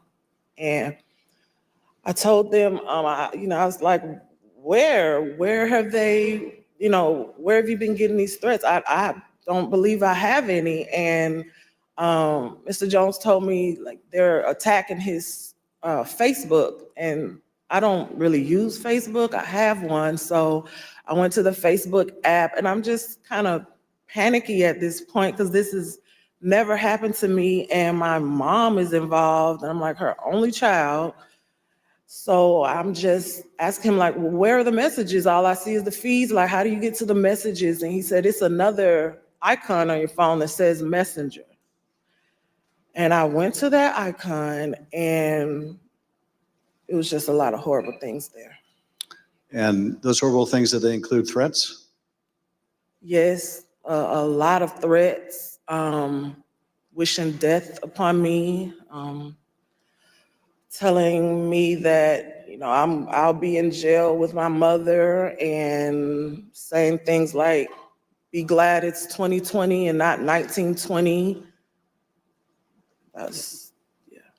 Were a lot of these threats and vile comments racist in nature? A lot of them were racist. A lot of them were just hateful. But yes, sir. In one of the videos we just watched, Mr. Giuliani accused you and your mother of passing some sort of USB drive to each other. What was your mom actually handing you on that video? A ginger mint. It wasn't just Rudy Giuliani. We heard President Trump make these false allegations repeatedly during his call with Secretary Raffensperger. Let's listen to a portion of what he had to say about you and your mother. We had at least 18,000, that's on tape. We had them counted very painstakingly, 18,000 voters having to do with Ruby Freeman. She's a vote scammer, a professional vote scammer and hustler. Donald Trump attacked you and your mother using her name 18 times on that call. 18 times. Ms. Moss, can you describe what you experienced listening to former President Trump attack you and your mother in a call with the Georgia Secretary of State? I felt horrible. I felt like it was all my fault. Like, if I would have never decided to be an elections worker, like, I could have done anything else, but that's what I decided to do. And now people are lying and spreading rumors and lies and attacking my mom. I'm her only child. Going to my grandmother's house. I'm her only grandchild. And my kid. It's just, I felt so bad. I just felt bad for my mom, and I felt horrible for picking this job and being the one that always wants to help and always there, and never missing out one election. I just felt like it was my fault for putting my family in this situation. Well, it wasn't your fault. Your mother was kind enough to come speak with us earlier. Let's listen to her story in her words. My name is Ruby Freeman. I've always believed that when God says that he'll make your name great, but this is not the way it was supposed to be. I could have never imagined the events that followed the presidential election 2020. For my entire professional life, I was Lady Ruby. My community in Georgia, where I was born and lived my whole life, knew me as Lady Ruby. I built my own business around that name, LaRuby's Unique Treasures, a pop-up shop catering to ladies with unique fashions. I wore a shirt that proudly proclaimed that I was, and I am, Lady Ruby. Actually, I had that shirt on. I had that shirt in every color. I wore that shirt on Election Day 2020. I haven't worn it since, and I'll never wear it again. Now I won't even introduce myself by my name anymore. I get nervous when I bump into someone I know in the grocery store who says my name. I'm worried about who's listening. I get nervous when I have to give my name for food orders. I'm always concerned of who's around me. I've lost my name and I've lost my reputation.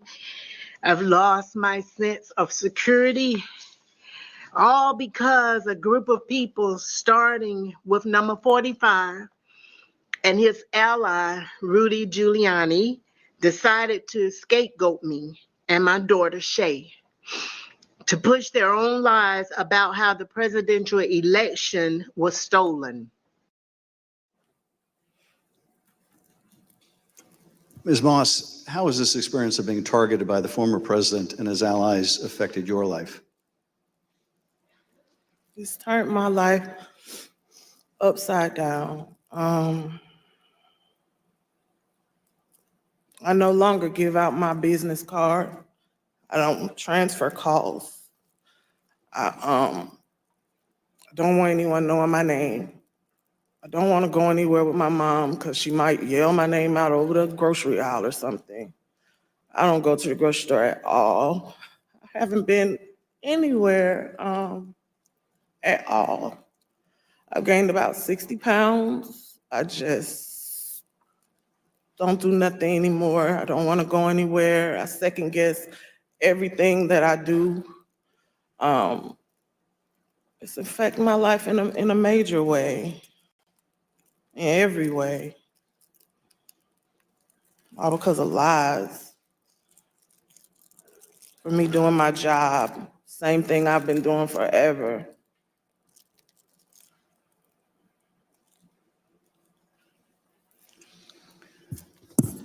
Your mother also told the select committee about how she had to leave her own home for her safety and go into hiding after the FBI told her that it would not be safe for her there before January 6th and until the inauguration. Let's listen to a clip of her story in her own words.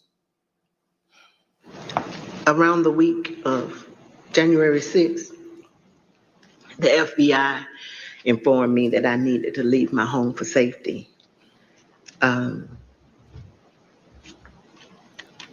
And I left my home for safety around that time. Understood. How long did you stay out? Did you, remain outside of your home for your own safety?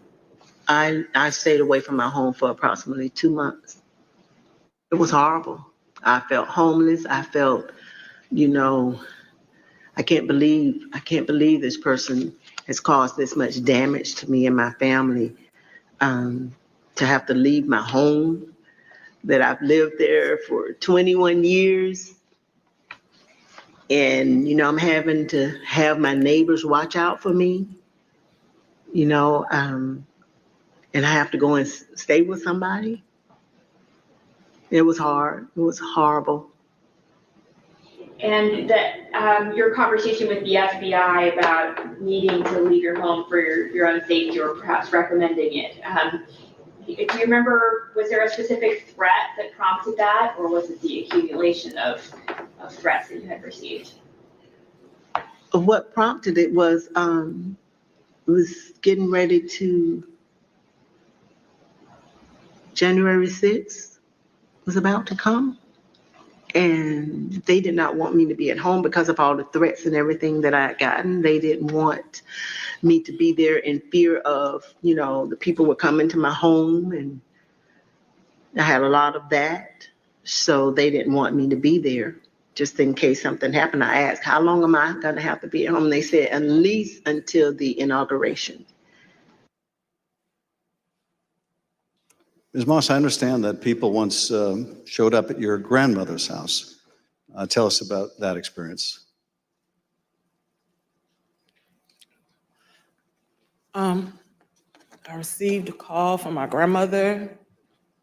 This woman is my everything. I've never even heard her or seen her cry ever in my life. And she called me screaming at the top of her lungs, like, Shay, oh my God, Shay, just freaking me out, saying that there were people at her home and they, they knocked on the door, and of course she opened it and seeing who was there, who it was, and they just started pushing their way through, claiming that they were coming in to make a citizen's arrest. They needed to find me and my mom. They knew we were there. And she was just screaming and didn't know what to do. And I wasn't there. So, I just felt so helpless and so horrible for her. And she was just screaming. I told her to close the door. Don't open the door for anyone. And,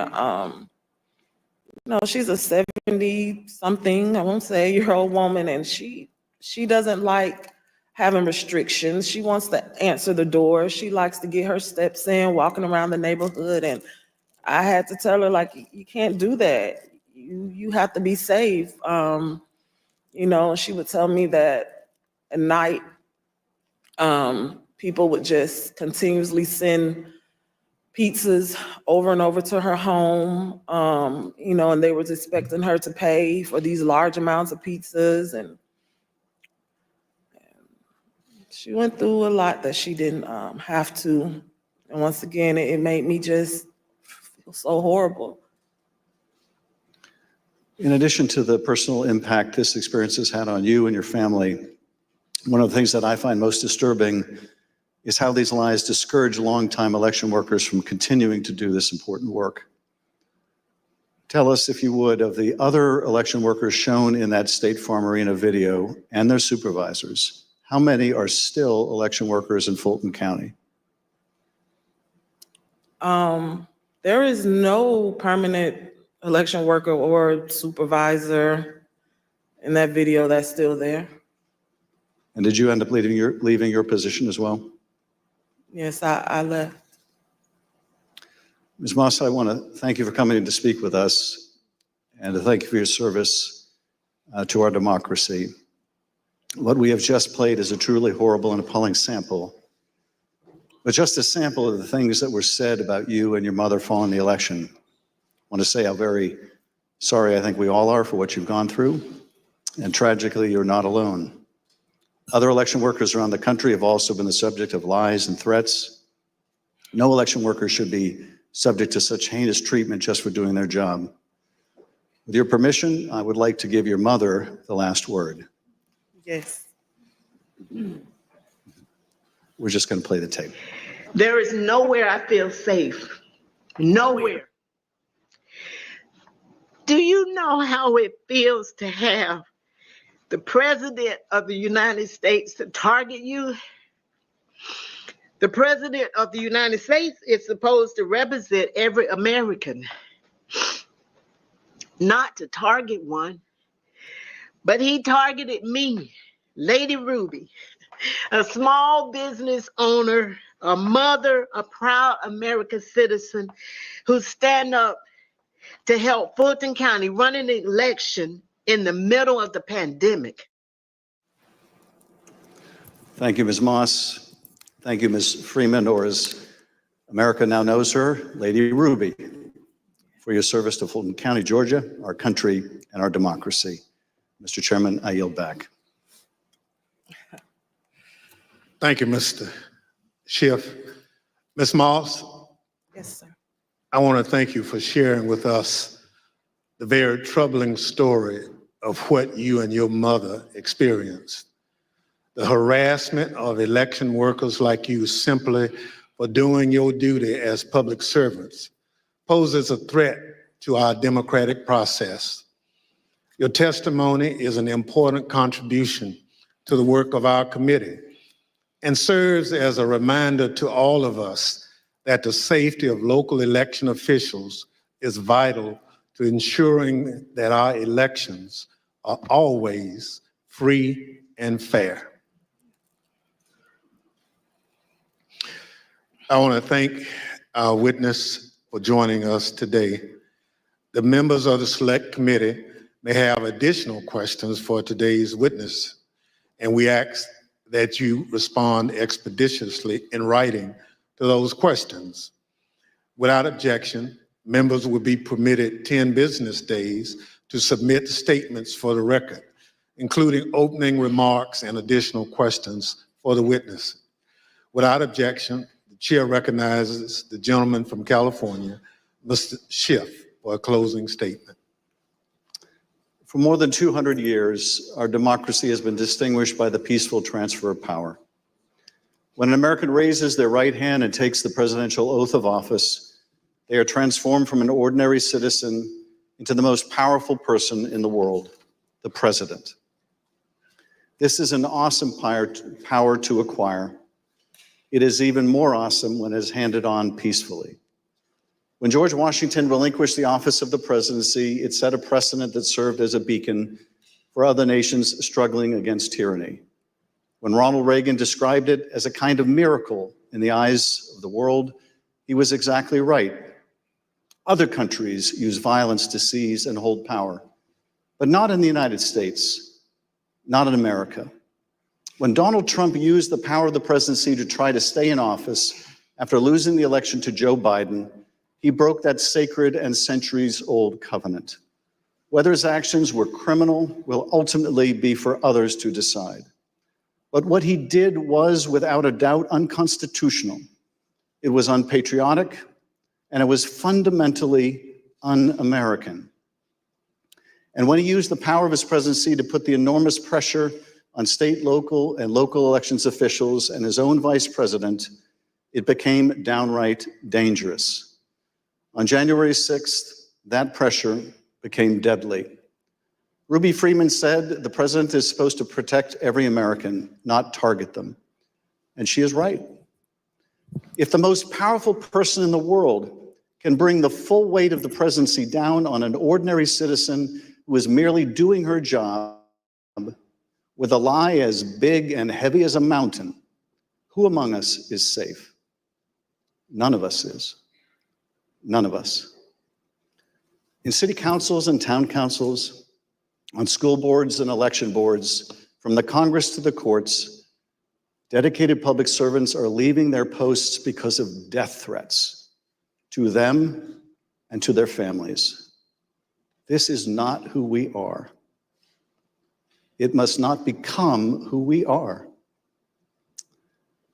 Our democracy held because courageous people like those you heard from today put their oath to the Constitution above their loyalty to one man or to one party. The system held, but barely, and the question remains, will it hold again? If we are able to communicate anything during these hearings, I hope it is this. We have been blessed beyond measure to live in the world's greatest democracy. That is a legacy to be proud of and to cherish, but it is not one to be taken for granted. That we have lived in a democracy for more than 200 years does not mean we shall do so tomorrow. We must reject violence. We must embrace our Constitution with the reverence it deserves, take our oath of office and duties as citizens seriously, informed by the knowledge of right and wrong, and armed with no more than the power of our ideas and the truth, carry on this venerable experiment in self-governance.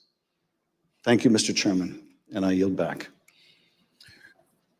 Without objection, the chair recognizes the gentlewoman from Wyoming, Ms. Ms. Cheney for a closing statement. Thank you very much, Mr. Chairman. Lady Ruby and Shay, thank you for your courage. Thank you for your strength. Thank you for being here today. It means so much for everyone to hear your story, so thank you for that. We have had tremendous testimony today. We've been reminded that we're a nation of laws, and we've been reminded by you and by Speaker Bowers and Secretary of State Raffensperger, Mr. Sterling, that our institutions don't defend themselves. Individuals do that. And we reminded that it takes public servants. It takes people who've made a commitment to our system to defend our system. We also have been reminded what it means to take an oath under God to the Constitution, what it means to defend the Constitution. And we were reminded by Speaker Bowers that our Constitution is indeed a divinely inspired document. And so it's been an honor to spend time with you and with our previous witnesses here today. To date, more than 30 witnesses called before this committee have not done what you've done, but have invoked their Fifth Amendment rights against self-incrimination. Roger Stone took the fifth, General Michael Flynn took the fifth, John Eastman took the fifth. Others, like Steve Bannon and Peter Navarro, simply refused to comply with lawful subpoenas, and they have been indicted. Mark Meadows has hidden behind President Trump's claims of executive privilege and immunity from subpoenas. We're engaged now in litigation with Mr. Meadows. The American people in our hearings have heard from Bill Barr, Jeff Rosen, Richard Donahue, and many others who stood up and did what is right. And they will hear more of that testimony soon. But the American people have not yet heard from Mr. Trump's former White House counsel, Pat Cipollone. Our committee is certain that Donald Trump does not want Mr. Cipollone to testify here. Indeed, our evidence shows that Mr. Cipollone and his office tried to do what was right. They tried to stop a number of President Trump's plans for January 6th. Today and in our coming hearings, you will hear testimony from other Trump White House staff explaining what Mr. Cipollone said and did, including on January 6th. But we think the American people deserve to hear from Mr. Cipollone personally. He should appear before this committee, and we are working to secure his testimony. Thank you, Mr. Chairman. I yield back. People answer the call to public service in such different ways. Some run for office. Some volunteer to make sure their neighbors can get to their voting locations. Some work at polling sites to help election day go smoothly. Some look into problems to guarantee our elections are secure and accurate, just to name a few. As I mentioned at the start of this hearing, when we talk about our democratic institutions, we're talking about these individuals and many others who do these jobs across the country. They represent the backbone of our democracy at its most important moments, when the citizens cast their votes and when those votes are counted. We've heard the stories of their courage. They've earned the thanks of a grateful nation. But for Donald Trump, these witnesses and others like them were another roadblock to his attempt to cling to power. On Thursday, we'll hear about another part of that scheme, his attempt to corrupt the country's top law enforcement body, the Justice Department, to support his attempt to overturn the election. Just as we heard today that Donald Trump was deeply involved in a scheme to pressure state officials to overturn the election results, we will hear on Thursday that Donald Trump was also the driving force behind the effort to corrupt the Justice Department. Listen to this clip from the former acting Attorney General, Richard Donahue. The president said, suppose I do this. Suppose I replace him, Jeff Rosen, with him, Jeff Clark. What do you do? And I said, sir, I would resign immediately. There's no way I'm serving 1 minute under this guy, Jeff Clark. You'll hear from Mr. Donahue in person on Thursday as my colleague, Mr. Kinzinger, presents details about this plan. The chair requests those in the hearing room remain seated until the Capitol Police have escorted members from the room. Without objection, the committee stands adjourned. And Chairman Benny Thompson of the House Select Committee on the January 6th investigation has gavelled to a close this fourth day of hearings, another dramatic day of testimony just in the last half hour or so. Moving, emotional testimony from a young election worker named Shay Moss, who was threatened along with her mother and her grandmother simply because Ms. Moss worked in the election office. President Trump singled her out, said there was video of her engaging in illegal activities. You can see her there in the picture speaking with the young woman who's bending down to speak with her. I think that's Congresswoman Elaine Luria of Virginia, and Congressman Adam Kinzinger made their way over to say hello. And now they're speaking with Shay Moss's mother, Ruby Freeman. Again, that's Congresswoman Luria in the pink suit. And I believe we saw Congresswoman Liz Cheney moving in their direction as well. Yes, there she is, giving a hug to Shay Moss, who delivered such emotional testimony about how she's been afraid to go anywhere. She said, I won't go to the grocery store. I'm afraid to tell anybody who I am. That's Adam Schiff, who did most of the questioning today, Democratic congressman from the state of California. And then there's the chair of the committee, Benny Thompson, followed by Zoe Lofgren. It looks as if most, if not all, the members of this select committee have made their way over to the witnesses, and I don't believe we've seen this on other days of the hearings, at least not in my memory.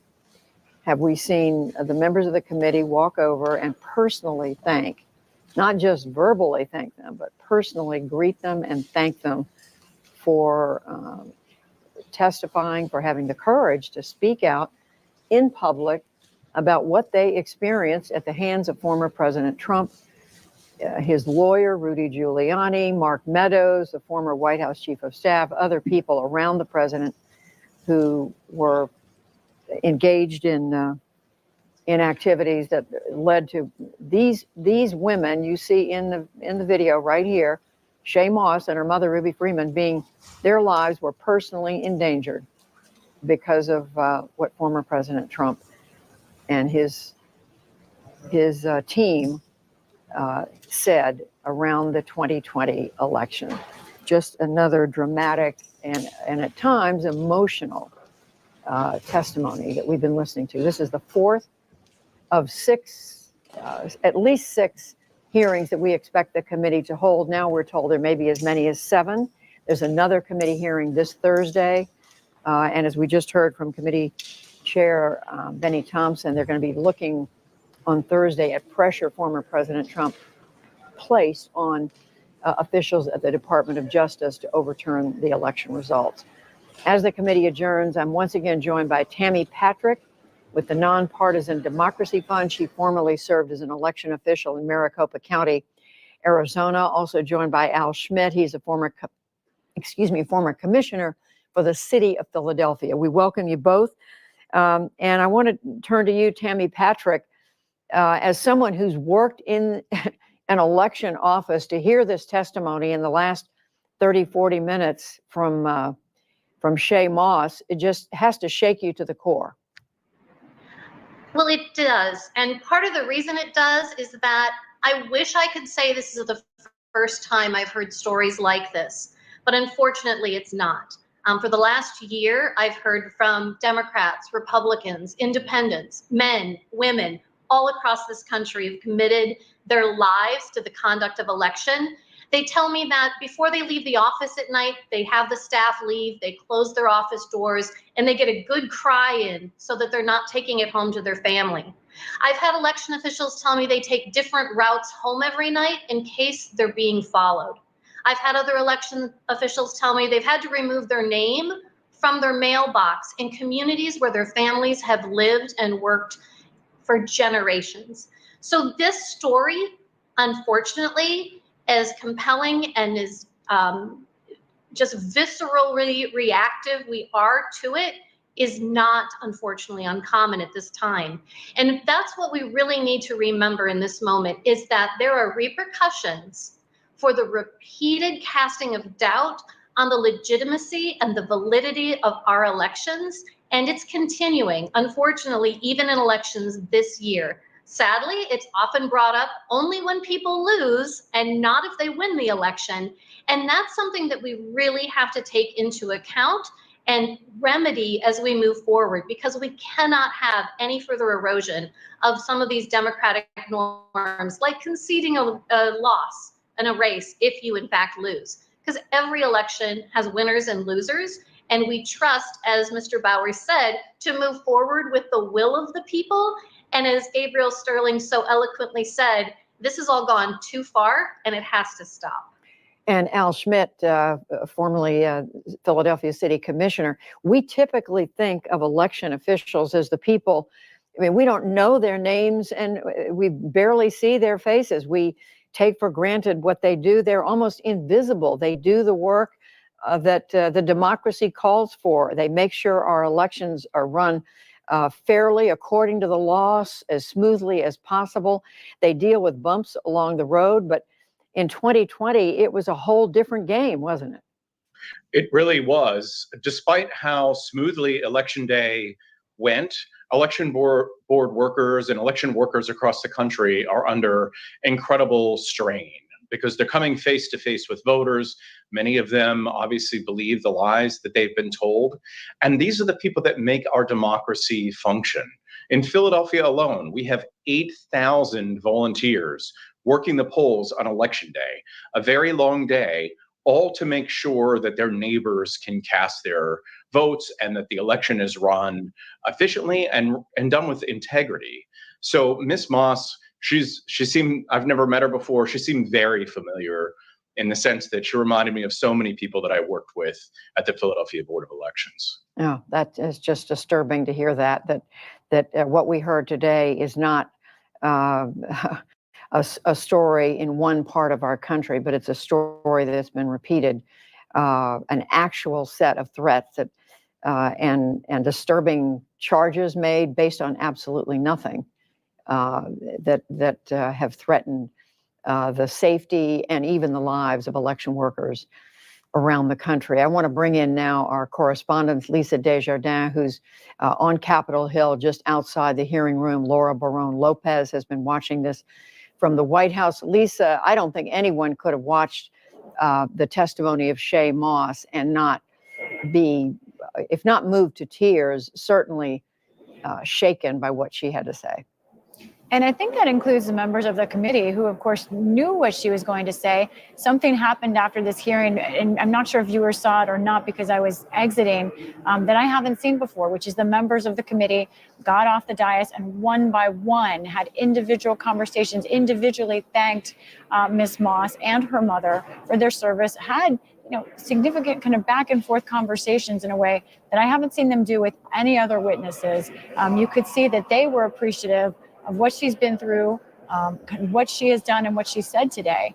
And I think that it really stands out that this committee is trying to point out on a human level the dangers of the theories and the schemes, as they call them, that were being run by the Trump White House in regards to that election.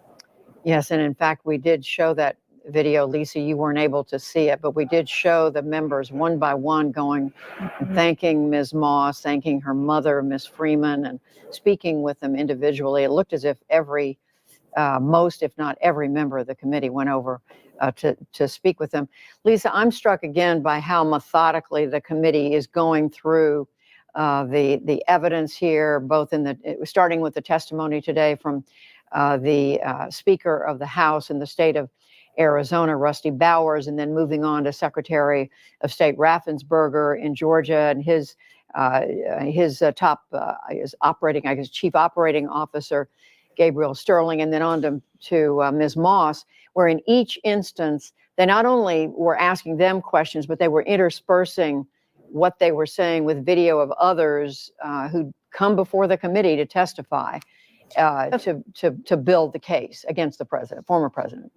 That's right. A reminder that this committee has interviewed 1,000 individuals. Sometimes we hear about the Justice Department investigation into January 6th, and it is rightly called the largest criminal case in this nation's history in terms of numbers of defendants. This, I believe, is also the largest investigation that Congress has ever done in terms of numbers of individuals. You could see the painstaking ways in which this committee was going through all of the many hours of material that they have and trying to find the moments that they felt make their case. One moment that I heard today that I wanted to raise especially was from Ronna McDaniel. We talk, of course, this hearing is focused on former President Trump, the highest elected Republican in the country when he was in office. Well, Ronna McDaniel is the highest ranking Republican in that party as the chairwoman of that party. We heard her today say in that testimony presented that, in fact, from her understanding, it was the Trump campaign that was really spearheading the idea of those alternate slates of electors. And this gets really nitty gritty, but this is potentially a criminal issue when you talk about these alternate slates of electors. There are several different statutes which in our criminal law, including defrauding an election, that's just one of them, that a slate of alternate fake electors could apply to. So the stakes are very high here. Doesn't only apply to the former president, but also to the two members of Congress that we heard mentioned in this hearing. Representative Andy Biggs of Arizona, testimony said that he was involved in creating perhaps and pushing an alternate slate in Arizona. And then Senator Ron Johnson of Wisconsin, testimony that one of his staffers was texting and indicated that the senator wanted to hand deliver alternate slates of electors to the vice president on January 6th. Now, Senator Johnson's press secretary has responded saying that he had no role in creating those slates, but they haven't yet denied that the senator was interested in somehow propelling that forward. And I'm asking them, but those are very serious allegations. It's not just red tape when we're talking about these alternate slates of electors. That is a potentially criminal issue that now we have two more members of Congress this committee is raising in connection. Potentially criminal. It doesn't get any more serious than this. Another thing I was struck by, and I want to bring in Laura Barone Lopez, our White House correspondent. Laura, you've covered Washington for several years. This was the previous White House, but we heard Liz Cheney, the committee vice chair, say toward the end how the committee is working to persuade Pat Cipollone, the former White House attorney under President Trump, who so far has resisted the committee request to come and testify. It's pretty clear the committee has been able to piece together a lot of what they believe took place in the last days, in the hours and days leading up to January the 6th. But they very much would like for Pat Cipollone to come and testify as well. Yes, we heard Representative Cheney say that if President Trump had his way, then Pat Cipollone would not be testifying. Cipollone, White House counsel, we know was actually in the West Wing with Trump on January 6th. He's one of the very few aides that was. And so that is why the committee wants to hear so badly from him. They did have a conversation with him earlier this year, but the extent to which he's cooperating or to which he will ultimately come and testify before the committee is still unknown. And Cheney essentially called him out, saying that they would like to hear from him as they continue to hold more hearings. And then they also previewed what next week's or what the next hearing will be, which is on, again, this continued pressure campaign on now we're moving over to the Justice Department and who was in charge of the Justice Department at that time, and President Trump and his allies' pressure campaign to include the Justice Department in this plan, in this attempt to try to overturn the election results. But what stood out to me from the hearing today, Judy, was the fact that we saw and we heard time and time again from Congressman Schiff, as well as other members of the committee, exactly what they wanted the country, as well as the current Justice Department, to take away, which is that from the testimony today, which is that it's individuals. It is not some abstract institution that protects democracy. And that if one of these individuals, whether it was Rusty Bowers or Brad Raffensperger in Georgia, had decided to go along with this effort to overturn election results, then we would could very well be living in a very different country today. We heard exactly right. We heard Liz Cheney speak about these institutions can't defend themselves. It takes individuals to do that. And we heard, I believe it was Adam Schiff, Congressman Schiff, who was doing much of the questioning today, refer to how fragile this system was, how it came close to breaking, but it didn't break. It held. And I just have to say how notable it is how many officials, I'm looking at you standing in front of the White House, how many people who were working in the White House for President Trump who did stand up to him ultimately and were trying to persuade others around them to do the same thing. It was a remarkable ending few weeks of that presidency. That's right. I mean, we've heard time and time again, whether it was last week when we heard from aides, close aides to Vice President Pence, that they told John Eastman, who we heard about again today, a Trump lawyer, they told John Eastman, they told President Trump that they would not go forward with this. The vice president would not go forward with this attempt to overturn the election. But again, had any single one of them decided to, we would have a very different result. We would have a very different result for sure. Well, I want to thank all of you who've joined us for this special coverage.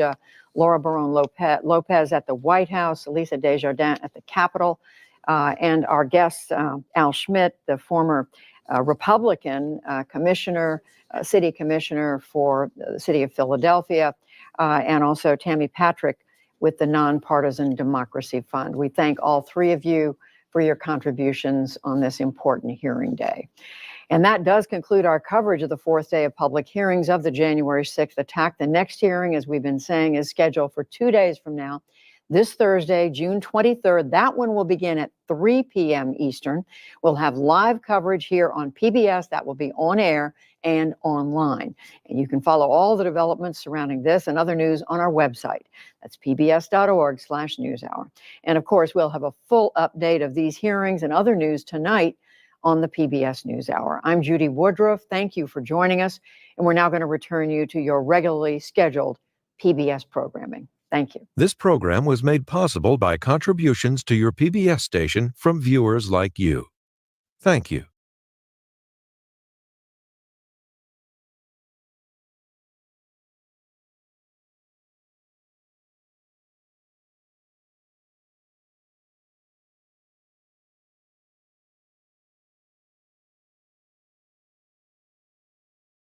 The Congressional Committee investigating the January 6th attack on the U.S. Capitol held its third public hearing this afternoon. The focus was on the role of former Vice President Mike Pence during the counting of the Electoral College votes and public and private efforts led by former President Trump himself and his allies to pressure Pence to throw out the results. While much of the hearing established the facts of January the 6th and the days leading up to it, retired federal judge Michael Luttig, who had advised Pence, testified about the very real threat he says still exists. Almost 2 years after that fateful day in January 2021, that still Donald Trump and his allies and supporters are a clear and present danger to American democracy. The committee's chairman, Democrat Benny Thompson, explained how Pence understood his role on January the 6th, his efforts to withstand the pressure and the potential danger he faced. Donald Trump wanted Mike Pence to do something no other vice president has ever done. The former president wanted Pence to reject the votes and either declare Trump the winner or send the votes back to the states to be counted again. Mike Pence said no. He resisted the pressure. He knew it was illegal. He knew it was wrong.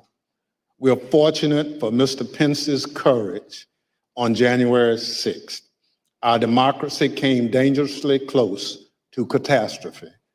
That courage put him in tremendous danger. When Mike Pence made it clear that he wouldn't give in to Donald Trump's scheme, Donald Trump turned the mob on him, a mob that was chanting, "Hang Mike Pence." a mob that had built a hangman's gallows just outside the Capitol. Thanks in part to Mike Pence, our democracy withstood Donald Trump's scheme and the violence of January 6th. But the danger hasn't receded. NewsHour congressional correspondent Lisa Desjardins and our new White House correspondent Laura Barón-López have been watching the hearing today, and they both join me now. Laura, and welcome to you to the NewsHour. We're so glad to have you working with us. I'm going to start with you. So much of today's testimony was around a man named John Eastman, law professor who in those days became a close advisor to then President Trump, with this theory that then Vice President Mike Pence had the power to overturn the election results. Tell us how that picture was fleshed out today. Yeah, so today, Judy, we heard from Greg Jacob, who was former counsel to Vice President Pence at the time, as well as Judge Michael Luttig. Eastman was a clerk of Luttig's previously, and both of them testified that Eastman's theory was not legal, not constitutional, and that it also had no historical precedent. Despite all of that, Eastman continued to push this theory that and his plan that Pence could overturn the election results by simply rejecting the slate of electors that were sent to Congress by the states. And what we heard from Jacob today in testimony was that in his conversations with Eastman, Eastman acknowledged either tacitly or directly that his plan was not legal. Let's watch. And he said, absolutely. Al Gore did not have a basis to do it in 2000. Kamala Harris shouldn't be able to do it in 2024, but I think you should do it today. When I pressed him on the point, I said, John, if the vice president did what you were asking him to do, we would lose 9-0 in the Supreme Court, wouldn't we? And he initially started it, well, I think maybe you would lose only 7-2. And after some further discussion, acknowledged, well, yeah, you're right, we would lose 9-0. Despite all of those acknowledgments from Eastman that Jacob recounted, Eastman continued to push Pence's team, which Jacob was a part of, as well as the vice president himself, to go forward with this plan. And what the committee showed us today in the testimony from Jacob, as well as from Mark Short, Chief of Staff to Vice President Pence, which they had tape deposition from, was that both Jacob and Short talked about what Eastman did in the lead up to January 6th. So on January 5th, Eastman met with Jacob in the White House complex, not far from where I'm standing right now. And Eastman directly asked Jacob, we need Pence to outright reject the electors. Now, later on in the day, because it became clear to Eastman that Pence was not going to do that and was adamantly refusing to go along with this plan, Eastman again asked Pence's team, well, trying to convince them another way. If you don't want to outright reject the electors, will you simply send the electors back to the state so that way they can send new ones to Congress? And again, Pence's team refused all of this. And so the big takeaway here, Judy, is that after these repeated attempts in the day right before January 6th, President Trump, still on January 6th, launched a very public pressure campaign for Pence to go forward with this plan. And then, Lisa, we get to January the 6th. We learn new details today about what exactly happened that day, the danger to the vice president himself. That's right. That pressure campaign that Laura's talking about happening at the White House happened as things right leading up to January 6th and what happened here at the Capitol. And what the committee laid out today in terms of what happened on January 6th speaks to President Trump's intent. At least that's what they're trying to get across. And they were directly connecting President Trump's actions, the tweets he sent, and the timing on that day and what happened here at the Capitol. In particular, as the riot raged here at the Capitol and on this complex, the committee said that they have evidence that the president was told that the riot was happening, that staff around him were discussing him trying to tweet, asking him to tweet out something to calm his followers. But instead, here's what happened when Chief of Staff Mark Meadows took the news to the president, according to the committee, that a riot was happening at the U.S. Capitol. The testimony further establishes that Mr. Meadows quickly informed the president and that he did so before the president issued his 2:24 p.m. tweet criticizing Vice President Pence for not having, quote, courage to do what needed to be done. Here is what the president wrote in his 2:24 p.m. tweet while the violence at the Capitol was going on. And here is what the rioters thought. Pence voted against Trump. Okay, and that's when all this started? Yep, that's when we marched on the Capitol. Mike Pence has betrayed the United States of America! Mike Pence has betrayed this president, and he has betrayed the people of the United States, and we will never, ever forget! The committee also showed photos of what was happening with the vice president, depicting him going into the underground bunker, all of those steps that were taken. There he is on the phone, seeing the tweet from President Trump, described as frustrated that the president was not taking other action to try and disperse the crowd more quickly. And it's interesting, Greg Jacob that Laura spoke about earlier was asked specifically his reaction to the news that he saw today that the rioters were within 40 feet of him and the vice president. Here's what he said. Does it surprise you to see how close the mob was to the evacuation route that you took? The 40 feet is the distance from me to you, roughly. I could hear the din of the rioters in the building while we moved, but I don't think I was aware that they were as close as that. All of this the case showing that there was imminent danger to the vice president, and the case that the committee is trying to make is that that came from the White House. And we do know that despite all that, the vice president, the rest of members of Congress came back. They did certify that night the vote count, the electoral vote count. But Laura, the pressure campaign continued the next day. That's right. The very next day, John Eastman called Eric Hirschman, White House attorney, and said that there were other avenues that the president, that his legal team could pursue to try to overturn the election. And so Hirschman, in testimony today, recounted that conversation here. Eventually he said, orderly transition. I said, good, John. Now I'm going to give you the best free legal advice you're ever getting in your life. Get a great effing criminal defense lawyer. You're going to need it. And then I hung up on him.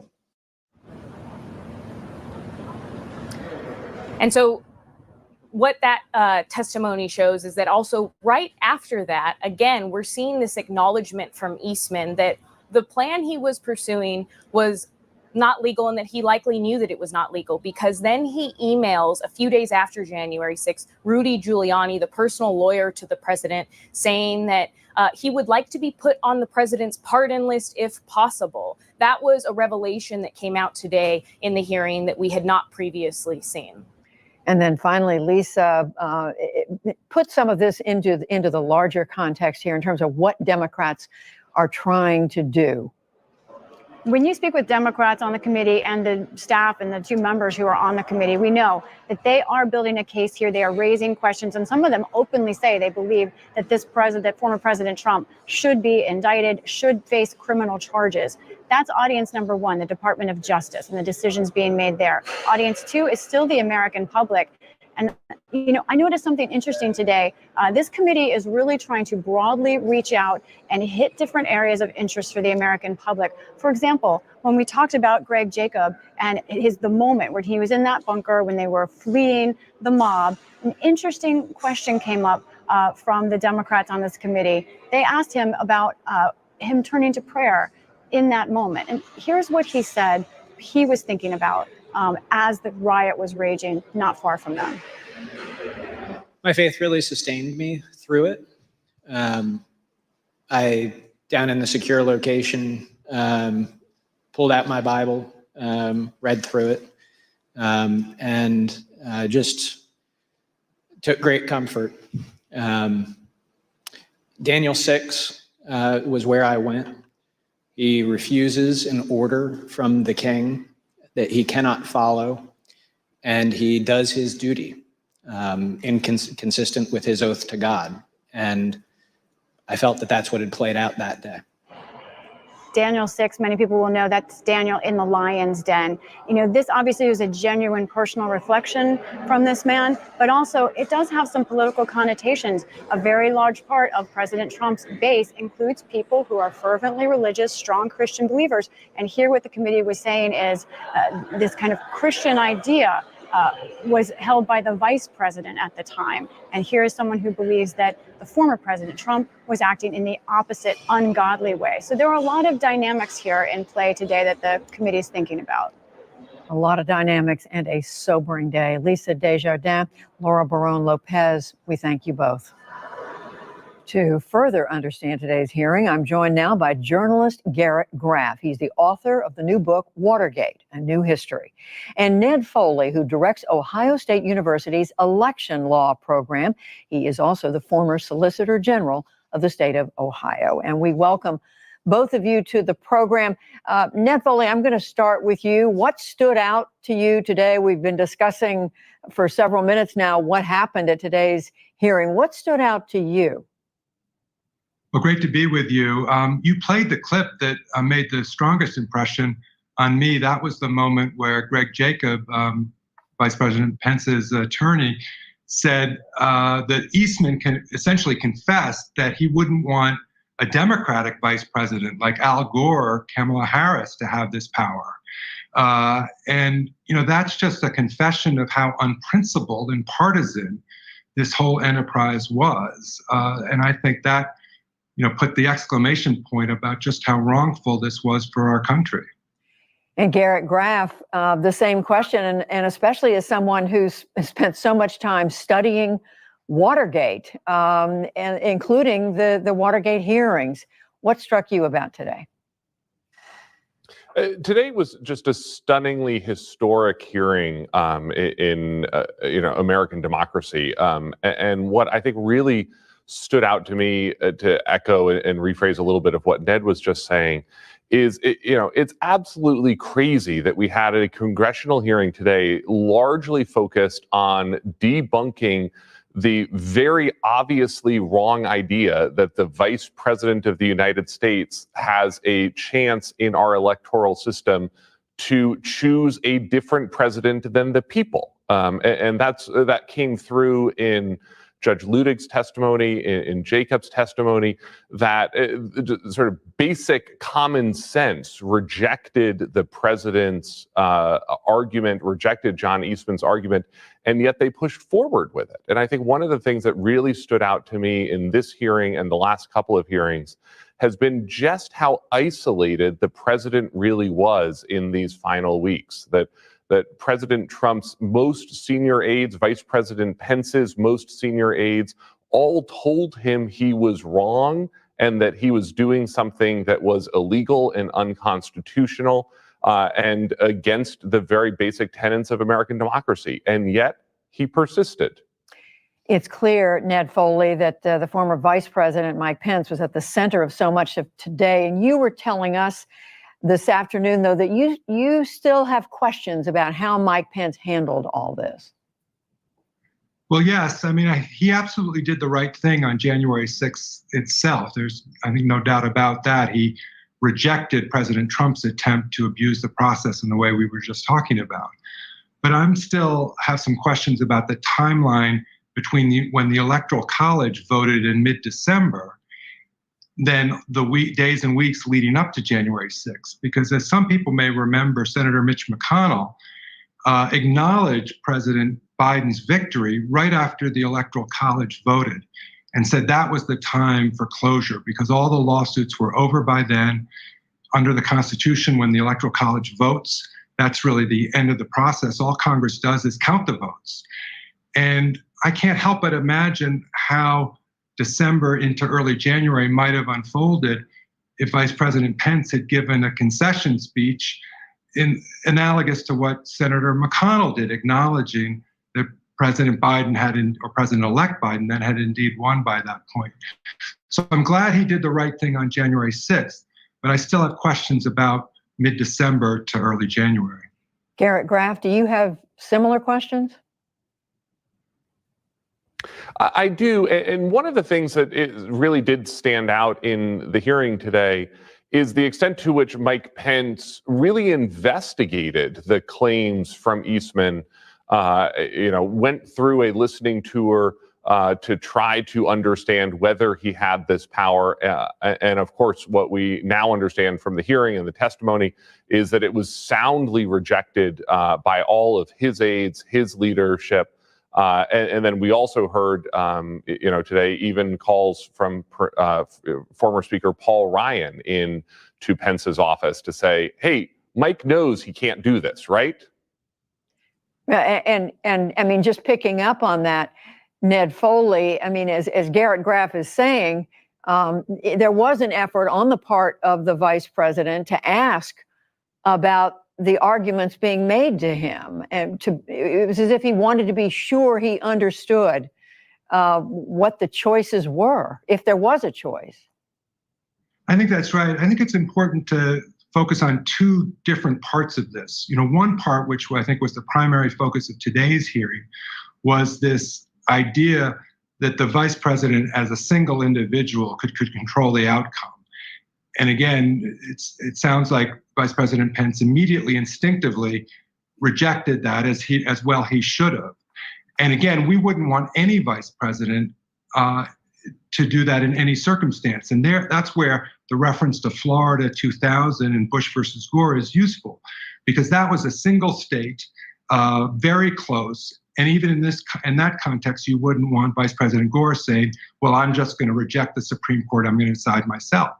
But as we were just saying before, you have to put today's hearing together with Monday's. And what Monday told us is that former Attorney General Barr said this whole predicate was nonsense. The campaign advisors said the same thing. So the idea that this theory would be used when there was no predicate at all is even more outrageous. And so given that it was baseless from the beginning, why didn't the vice president come forward early and say, there's no role for me as vice president, and in my role as a candidate for a re-election, I should acknowledge that our ticket lost. Garrett Graff, back to the question, the central point that we are told, or one of the central points that the committee very much wants to make, and that is to offer incontrovertible evidence that President Trump directed the attack on the Capitol. Are you seeing that evidence so far in these hearings? What we are seeing, I think, hearing to hearing, is the building of a very strong case that Donald Trump knew what he was doing was wrong, was being told what he was doing was wrong, and yet continued to build this multifaceted pressure campaign against the institutions that protected the election, whether that's the Justice Department, whether that's the state election officials, or whether that's Vice President Pence certifying the electoral vote. And there, I do think, you asked about Watergate. I do think that there is a distinction that we should draw here, between Richard Nixon's crimes, which were many and terrible, and came out through the result of those Watergate hearings in the summer of 1973. But were fundamentally all abuses of power and crimes against the American people, abuses of civil liberties, abuses of executive power. Donald Trump's crimes here very clearly target the heart of American democracy. And that, to me, is a different order of magnitude of severity. And it's one that I think the committee is making a very strong argument that this is one of the most serious crimes we have ever seen committed in the United States. And in fact, Judge Luttig today, one of the most conservative voices in the judicial establishment, made the case that had Donald Trump succeeded, it would have been the nation's first and most severe constitutional crisis in its history. We certainly took notes, sat up straight when we heard that. Garrett Graff, Ned Foley, thank you both. Thank you. And let's turn now to a member of the panel investigating the January 6th attack. He is Representative Adam Schiff of California. He's one of 7 Democrats on the committee, and I spoke with him just moments ago. Congressman Schiff, thank you so much for joining us. First of all, what do you think today's hearing mainly accomplished? Well, I think it showed the American people that after Trump lost the election, after he lost in the courts, he and others around him cooked up this scheme to try to get the vice president to overturn the election, to violate his constitutional duty. And they put this massive pressure on him to do so. The president whipped up his supporters to the point of violence on January 6th, putting the life of his own vice president, someone who had been loyal and dutiful to him for 4 years, put his life in danger. Vice President Pence did his job. He upheld his constitutional duty, and we're fortunate that he did. But it was yet another plot by the president to try to interfere with the peaceful transfer of power for the first time in our history. Well, to the extent one of the committee's principal goals here is to tie the former president directly to the attack on the Capitol, do you think you've done that? Oh, I think we have, certainly. And in terms of the pressure against the vice president and how that manifests itself in violence on the 6th, we played those clips of protesters, insurrectionists outside the Capitol, talking about why they were marching on the Capitol, the violence they were going to do, chanting, "Hang Mike Pence." This was really what motivated the crowd. And even amidst this mayhem, the president tweeting out that Pence had lacked the courage to do the right thing. And instead of telling people to disperse and go home, the president merely talked at the end of the day about how much he loved these people that had assembled on the Mall that day. So yes, I think we demonstrated quite graphically the president's role in instigating that violence directed at his own vice president. Well, I'm asking in part because last week, Republican Congressman Jim Banks, who, as you know, had been chosen by the House Minority Leader to serve on the committee, but then was rejected. He told the NewsHour that what the committee's been doing so far, in his words, is selectively editing interviews and videos. He said, now this was before today's hearing, but he said at that point there's been no evidence that the president directed the attack. He quoted the president as saying at the rally on January 6th, telling people, quote, to patriotically and peacefully make your voice heard.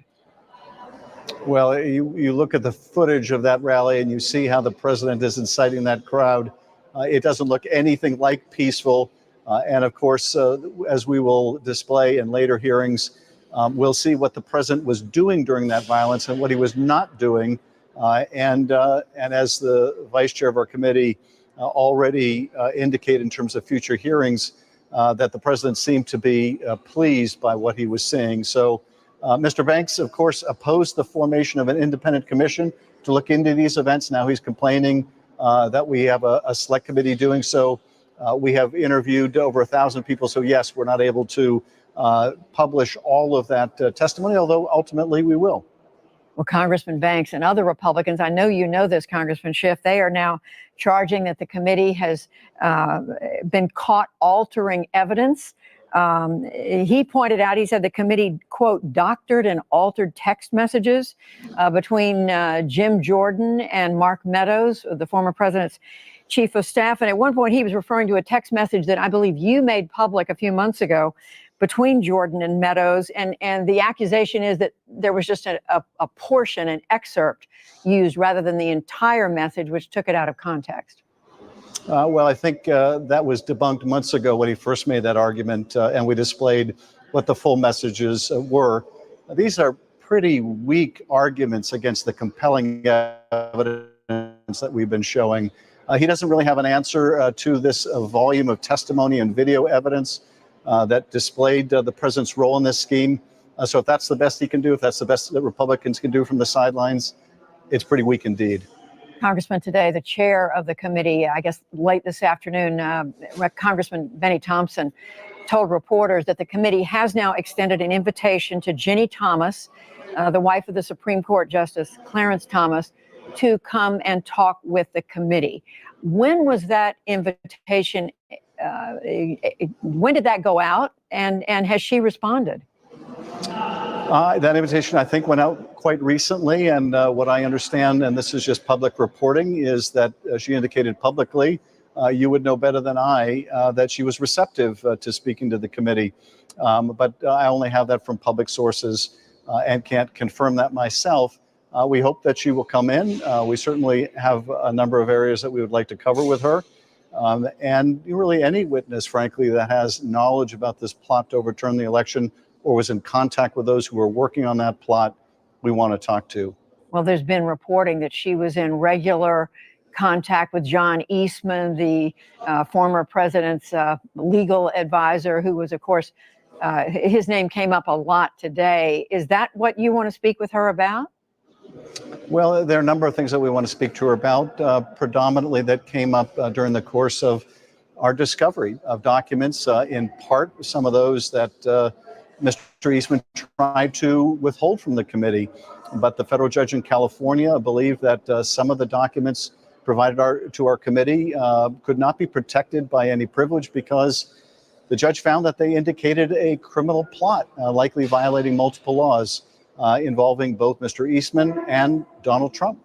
Do you have evidence that she was in contact with, on any kind of basis, John Eastman to discuss this plot that you're describing? At this point, I'm not prepared to go into anything that the documents or other evidence might say or suggest. It's one of the reasons we want to bring her in to talk, and hopefully we'll be able to do that fairly soon. Are there other witnesses, are there other individuals, I should say, the committee is reaching out to still at this hour, hoping to have them come testify? Oh, absolutely. And, at the end of the hearing today, Chairman Thompson made an appeal again to people who have information and evidence who've been weighing whether to come in to let the committee know. And indeed, we continue to do interviews, we continue to do depositions because, frankly, one lead leads to another. There are often questions we want to go back to a witness for further clarification. So that investigative process continues. Congressman Adam Schiff, who is a member of the House Select Committee on January 6th. Thank you so much. Thank you. As new revelations are reverberating across the political landscape after the third public hearing on the January 6th Capitol attack. Meanwhile, a framework for new gun regulations is beginning to splinter as senators try to turn their broad agreement into a detailed plan. That brings us to the analysis of Capehart and Gerson. That is Jonathan Capehart, associate editor for The Washington Post, and his colleague at the Post, opinion columnist Michael Gerson. So they now have 3 hearings behind them, 3 more, we believe, to go. Each of you actually shared with us moments that stood out to you. There was a lot of information in those hearings. I want to play for you those moments and get you to react. Jonathan, you remembered this moment from former federal appellate judge Michael Luttig. He'd been advising Vice President Mike Pence that Pence couldn't do what Trump wanted him to do, which was throw out the election results. Here's just part of what Luttig said. I would have laid my body across the road before I would have let the vice president overturn the 2020 election on the basis of that historical precedent. That is Judge Michael Luttig. I apologize, I mispronounced his name. Why did that moment stand out to you? Judge Luttig is a giant. He is a giant among conservative lawyers. His reputation is, I'm trying to think of the liberal equivalent.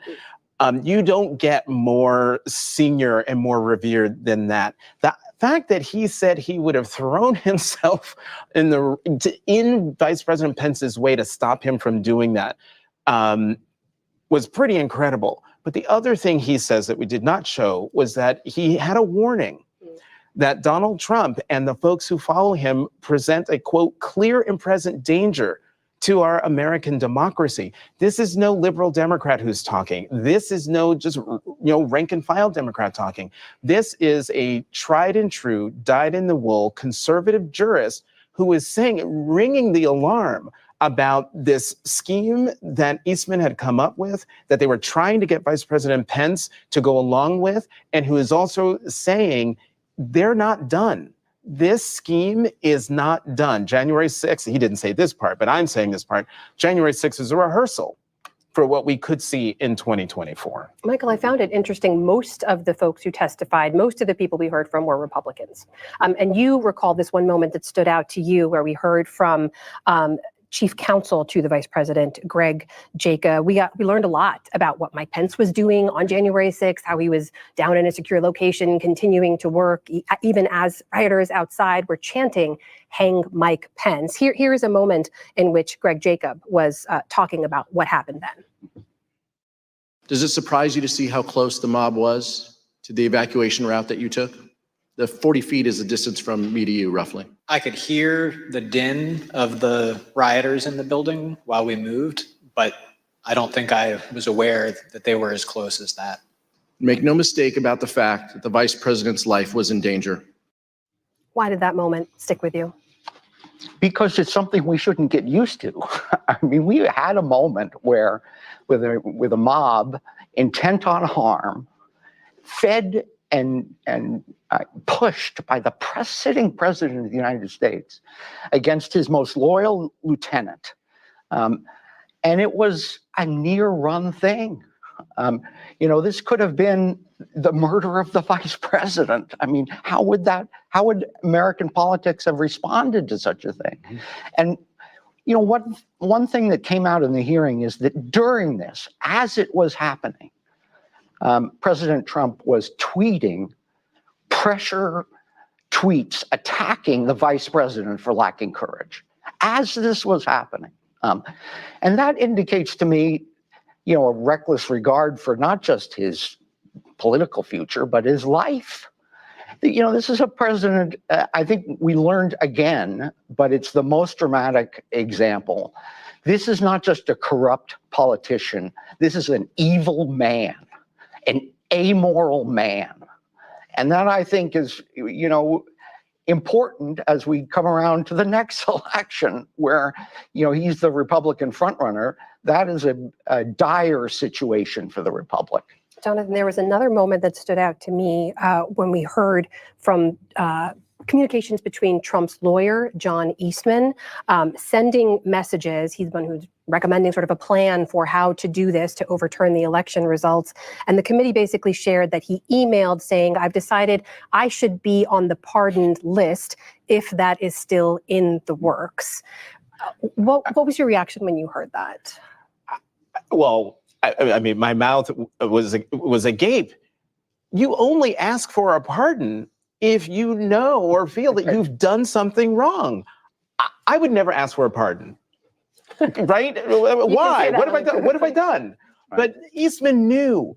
He knew. The committee showed that he knew from the beginning that what he was proposing was. This is public television. I almost went there. Was not right. was not right. And so he pushed it. And then after January 6th, he sees what happened and then says, "I want to give me a pardon."